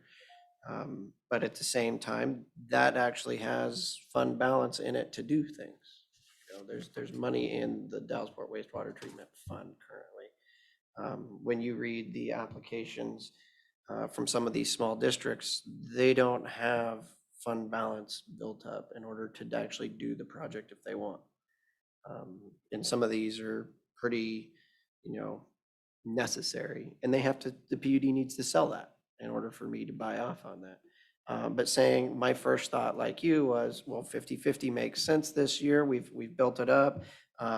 I mean, even the Dallas Park wastewater treatment plant, they're running it. I mean, so pretty much they're running all of these systems. And they brought forward their list of projects that they thought would have that were most important to them.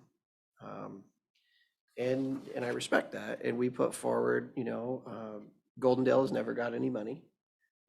They have a wastewater treatment plant as well. I personally felt that $0.09 were not appropriate for that, which is why I said 250,000 of landfill natural gas money would be more appropriate so that the $0.09 could be used for the things that 0.09 is specifically geared towards, more to the economic development. And then my other thought was, well, that's 250 and then 250 for Dallasport keeps things equitable between these large areas. And that felt like something that then we could go into the negotiations next week, kind of looking at equitability. And So then your thinking is 250 Goldendale, 250 Dallasport. That's our ask. What do they want for their ask at about the equal 450 number? no, that would be 500. 500, yeah. That was kind of the direction that we'd kind of talked about, and you listened to it. That was kind of where I was going to start with the I just can't hear you all the time when you're negotiations. sitting too far back from the mic. So. I'm not on Zoom today, so it's fine. Well, somebody's up there. But that was what I thought sounded fair and equitable in order to go into negotiations. How we come out of those, you never know. But that was kind of the basis for where I was starting. And then that spreads that butter out a little wider than just the projects that the PUD has. Because there's a lot of money that's going to have to go into the Goldendale projects.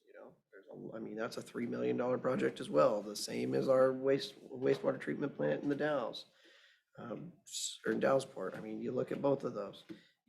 Sooner or later, the Dallasport Water District's going to come back with that. These projects are getting exceedingly expensive to put pipe in the ground, and $250,000 a year does not go very far.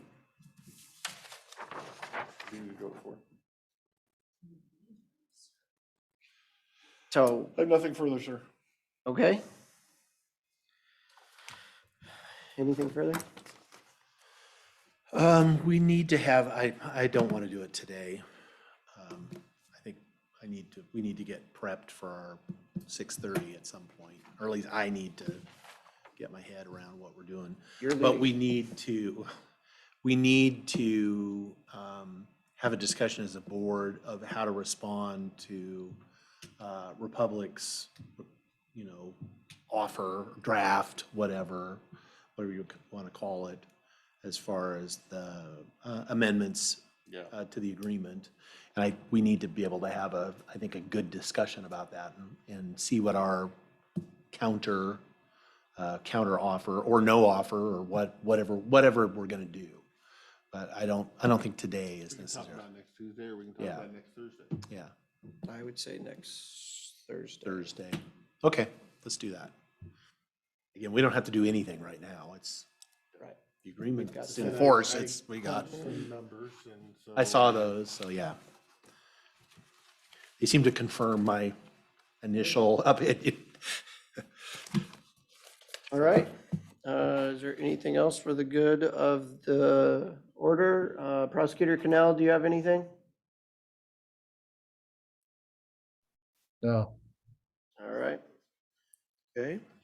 Mr. Chairman, I would make a motion to adjourn the regular meeting. We have no workshop scheduled this Thursday, but I would note for the record, the commissioners will be holding a community meeting, which is a public meeting, this evening at 6:30 p.m. in Dallasport to discuss options for the future ownership of the Dallasport wastewater plant. The meeting will be at the Dallasport Community Center at 136 6th Avenue, Dallasport, Washington. I would second the motion. There's been a motion and a second to adjourn. We will see everyone at 6:30 this evening. Let the record show there will not be any Zoom or anything else. You have to be there in person. Thank you and have a great day. Aye. And thank you for everyone online. All those in favor signify by saying aye. Again, aye. Well, you beat me to it.